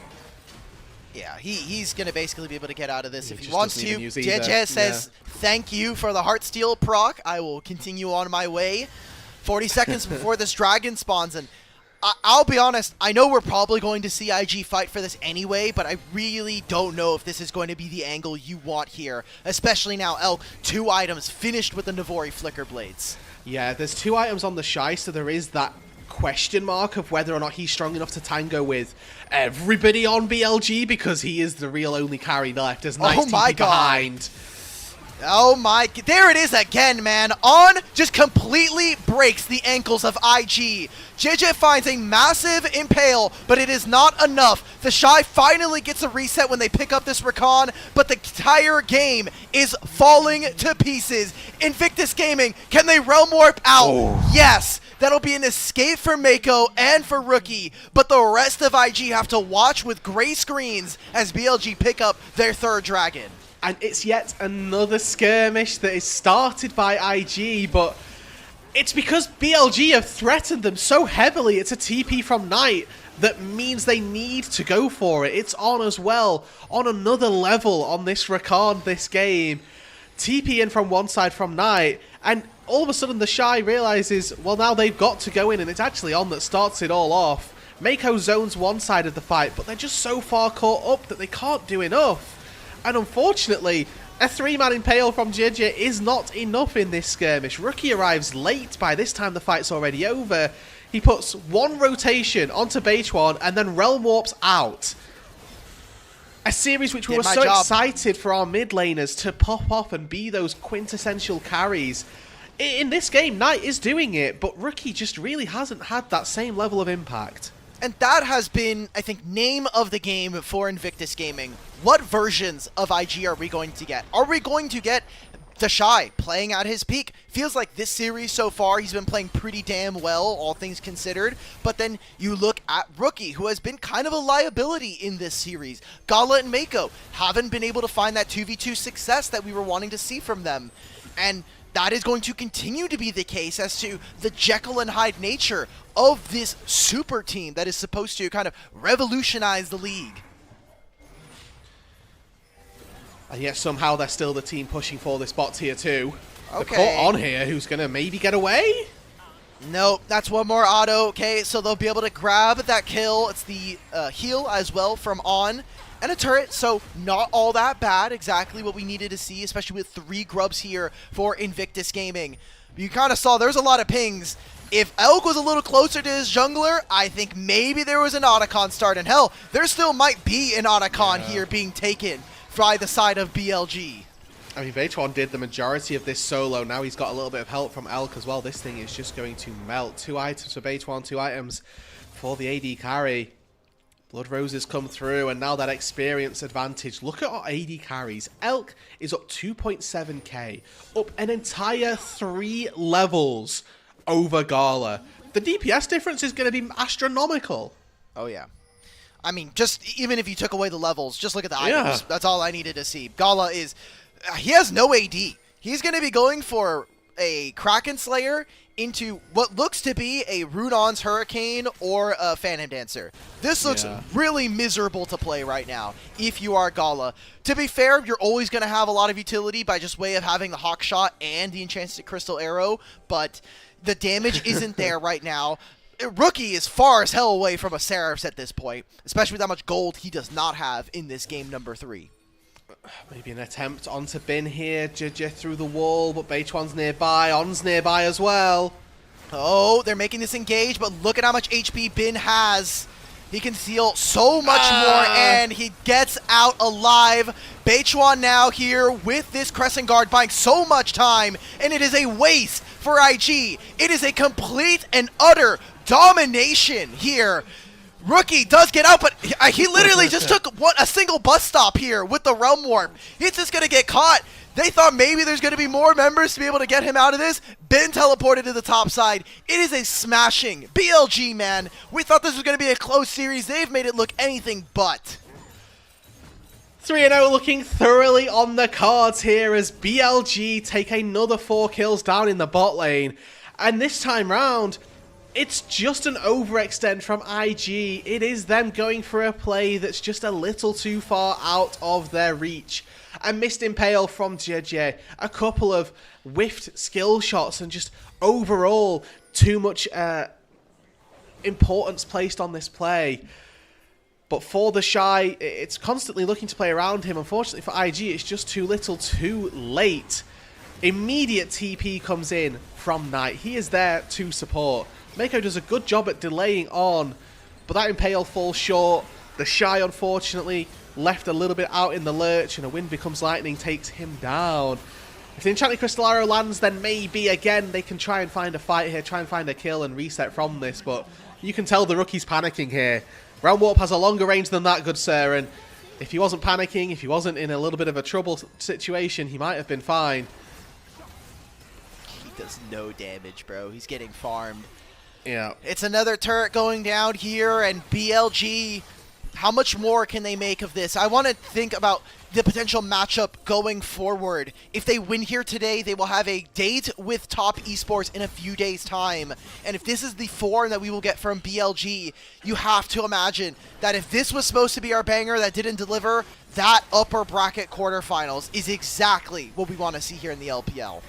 Catch on to JJ. I mean, you're right, though, Alk, that I mean, honestly, and looking at how Top Esports played today, there's questions as to whether they're even the favourites going into it. If BLG look this good and Top Esports look as shaky as they did in that series that they've just played versus FPX, where that could have conceivably gone to 5 games, and who knows what would have happened in that 5th one.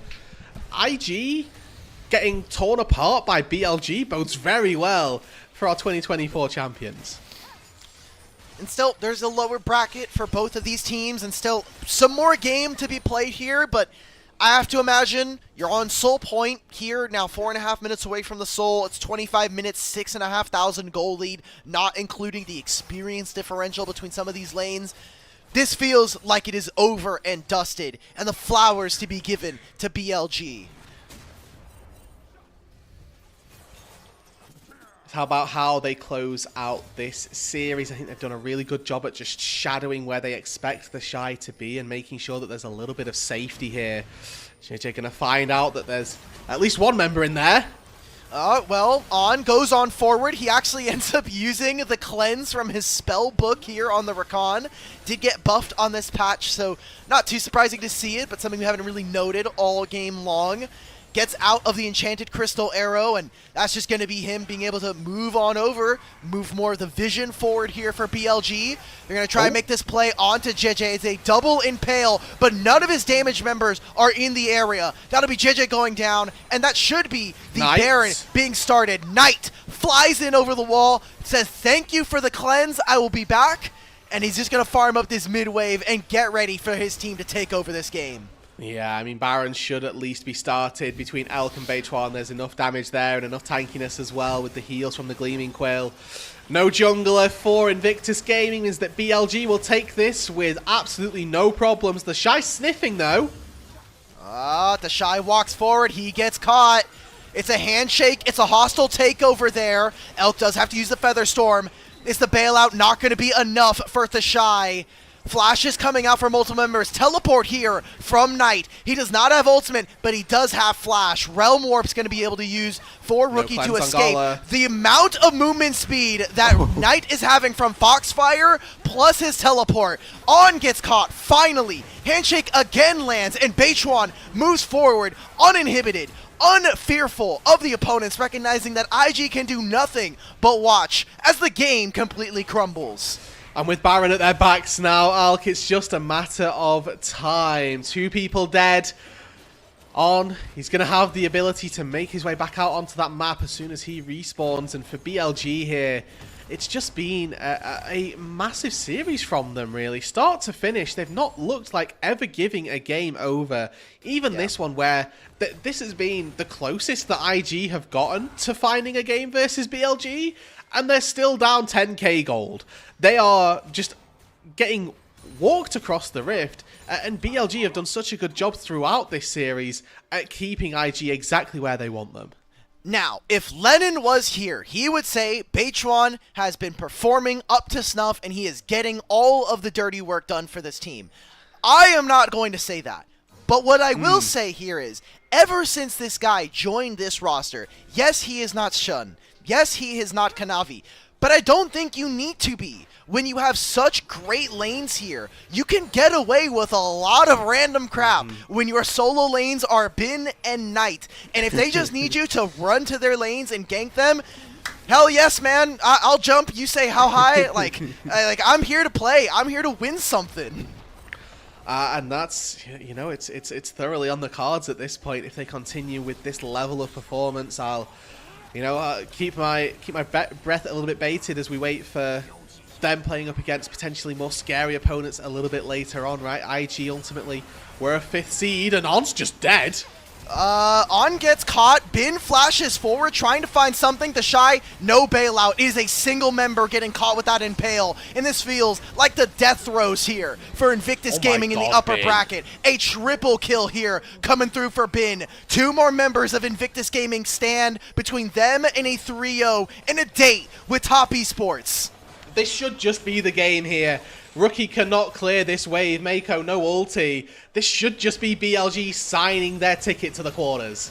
There it is. That is BLG. They'll take down Rookie. They'll send them to the lower bracket. And BLG in the banger versus Invictus Gaming make it look easy as the 4th seed. They make it look clean versus IG. And they'll go on to face Top Esports in 2 days' time. And it was clinical from BLG, start to finish. There was no part of us really through any of these 3 games that went, yeah, IG look like they've got it in the bag here.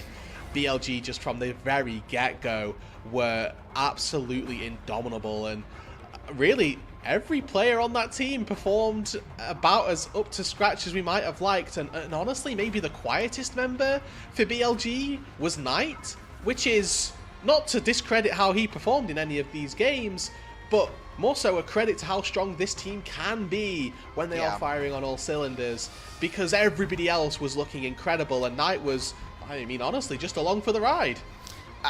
Just Elk is just on another level so far. Him and On have looked so good so far.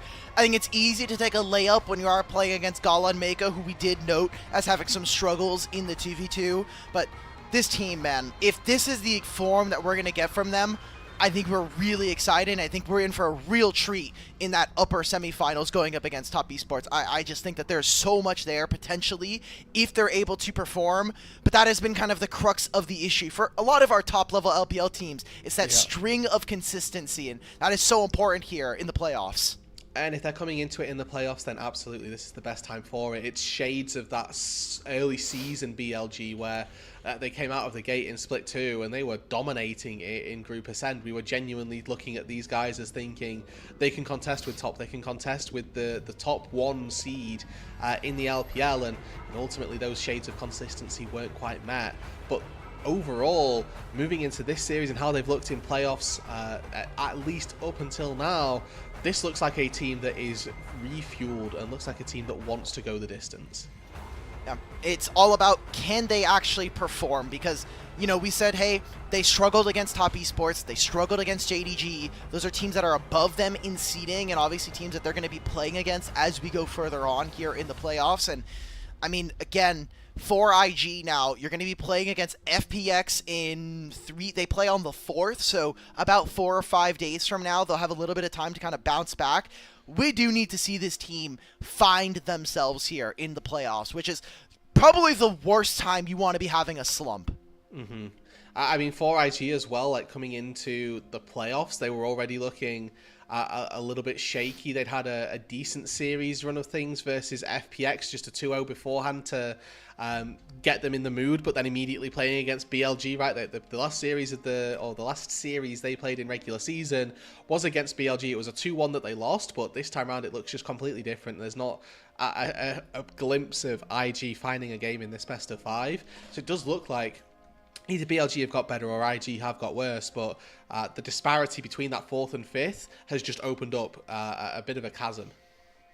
Yeah, I'm very kind of sad, especially when we were coming into this series. We're thinking this was going to be our closest quarterfinals that we were going to get between the 4 matchups. But hey, who knows? We still have more games tomorrow, especially to be able to kind of provide for that. And for BLG, so many things went right for them in the second half of the split. When they finally picked up Beichuan, they went 7-1, being able to pick up a lot of wins in the back end of the split. So kind of wondering when and where does this end up stopping? Is Top Esports going to be that next kind of stop for them, or are they going to move on to the upper finals? I mean, I can't tell you that is the complete and honest answer. I do not know, but I think that these two teams, they are looking very competitive, and I think the good thing is that JDG are also coming in looking exceptionally strong. AL also, same sort of breath. They are doing very well recently. Yeah. AL in the back end of the split, you know, maybe there are some questions about whether or not they're going to be top contenders here, especially with their proven track record of losing up against Top Esports in more recent history. And JDG obviously is a team that's still struggling to kind of find their solo laners in a right now in a meta, and especially right now when we're talking about how good 369 and Cream are, and now Bin and Knight as well. It feels like you're really having to lean on some of your solo laners to get a lot of work done. Yeah, and I mean, looking back at how, in particular, Bin and Knight popped off in this game as well, you can see that they are solo laners that need to be feared, and how for BLG, if they have got some of those top 2 in-role carries, that's a pretty good statement and a pretty good stake for them to have in as a initial position. But overall, you have to wonder and you have to be a little bit worried as people looking at this BLG roster that really everything seems to click in this series. If there were problems with Beichuan, maybe not being able to hold up to the carries or the carry junglers, maybe him just being able to facilitate his carries himself is all that they need. And you know, there's the classic saying, right? Too many cooks spoil the broth. Where if you've got so many carries in a League of Legends game, then not everybody can get the resources. Sometimes you just need a Beichuan on your team who will walk to your lane, as you've mentioned already, and just gank the carry. Yes, sir, I will play Sejuani, I will play Skarner, I will play Xin Zhao, and I won't make a fuss. You know, that's all you need. Sometimes you just need a yes man, especially if you got a lot of line cooks and you're kind of trying to get something ready for yourself. In playoffs particular, for BLG, the fact that they ended 4th in Split 1 was a disappointment. They literally were coming off of a Grand Finals Worlds appearance, and to just barely not even make it to top 3 was very, very disappointing. So to now see them here potentially make the run again, still a lot of best of 5s to play, and we're only at the very beginning of our playoffs here in the LPL. This is exactly the kind of BLG that we needed and wanted to see at the beginning of the year. Yeah, and I think that as well, this is like the exact right time that we've already touched on for them to come into this, but this is a return to that form that we saw. You talked about the fact that they were back off the back of a World's Grand Finals in 2024, off the back of 2 previous domestic titles in 2024. They are a team that we've known to perform, and even though in Split 1 they didn't have that same level of insane performance, it was due to albeit difficult, but a rough draw that they ended up playing up against. And I think that for the most part, if this BLG delivers on the expectations that they've set in this series, the rest of their series in playoffs are going to be exceptionally entertaining to watch. Yeah. Thinking about Pog here, I know it's the very end of the series. It's a 3-0, so in terms of player of the games, you can kind of hand them out like candy, and they're not going to really matter all that much. But if there's anybody that you have like immediately front running here in this game, On again, to be honest, like I think he was incredible once again. You can argue maybe Binz Renekton, and there's an element of Beituan that did very well. But I do think that once again, it's probably on the Rakan that was doing a lot of the heavy lifting for BLG through the early game into those mid to late game team fights. Maybe him getting caught out at the end there is going to cost him said Pog, but I think for me the Rakan performance was the most telling and the most indicative of how BLG won. all right, I hear that music. Show me on. Yeah. There we go. Magical, truly magical. Got to see the spellbook Rakan here. 2 games in a row now where On has kind of put on that performance as one of the best supports in the league and really making a name for himself. I know it's been, a while since we've seen On step into the LPL, but especially with his runs in the past couple of years, I feel like he is starting to make that name for himself internationally. And I think as well, up against such a massive name from the past, right? Like up against Mako, who had a completely shaky series, to be polite.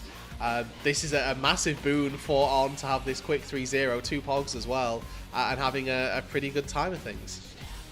Yeah, before we close out our show here tonight, we do have an upgraded bracket for everybody at home if you're wondering what exactly we'll be looking at. And now with kind of looking at that, it does mean that, again, in 2 days' time, on the 2nd of June, we will see TES versus BLG. FPX and IG will be playing on the 4th, so if you're interested in those games, you can kind of keep on there. But again, tomorrow, we have AL versus WE, JDG versus Weibo. We've got the conclusion of our top 8 here. Any quick notes, Rude, before we close out the show tonight? I'd like to think that the 2 series that we saw today were maybe expected to be the highs and the lows, but in opposite directions, right? Like people were expecting Top versus FPX to be a car wash. They were expecting BLG versus IG to go the distance. And if you're expecting those 2 outcomes from 2 different series, then you aren't disappointed by today. But moving into how we get to see the rest of that bracket play out, I mean, our expectations for the first 4 games, or for the first 2 games, have been completely shot. So I would expect the same to be said for tomorrow as well, and that ALWE could very easily be a pretty exciting game. Well, it's been an exciting 7 games here. We thought maybe we were going to get a bit of a longer night. I got to color commentate and play-by-play. We got the whole gamut here. I've now done every single role on the show. But before we close out, we want to have a big thank you very much to our elite coffee supporters, Aaron Soup, Mung, and Force Without. Their pledged financial support and contributions help level up the broadcast and give back to the cast and crew who strive to give you an LPL English product every single day. We had 50 days in a row for Split 2. Way too many days. On behalf of myself, Rude, Kelsey, and the entirety of the mod team that was helping out in the chats, as well as you as the viewer, thank you for watching. We'll be back tomorrow, same time, 10:30 p.m. PST, for our first best of 5 between JDG and, AL and WE. Have a good night.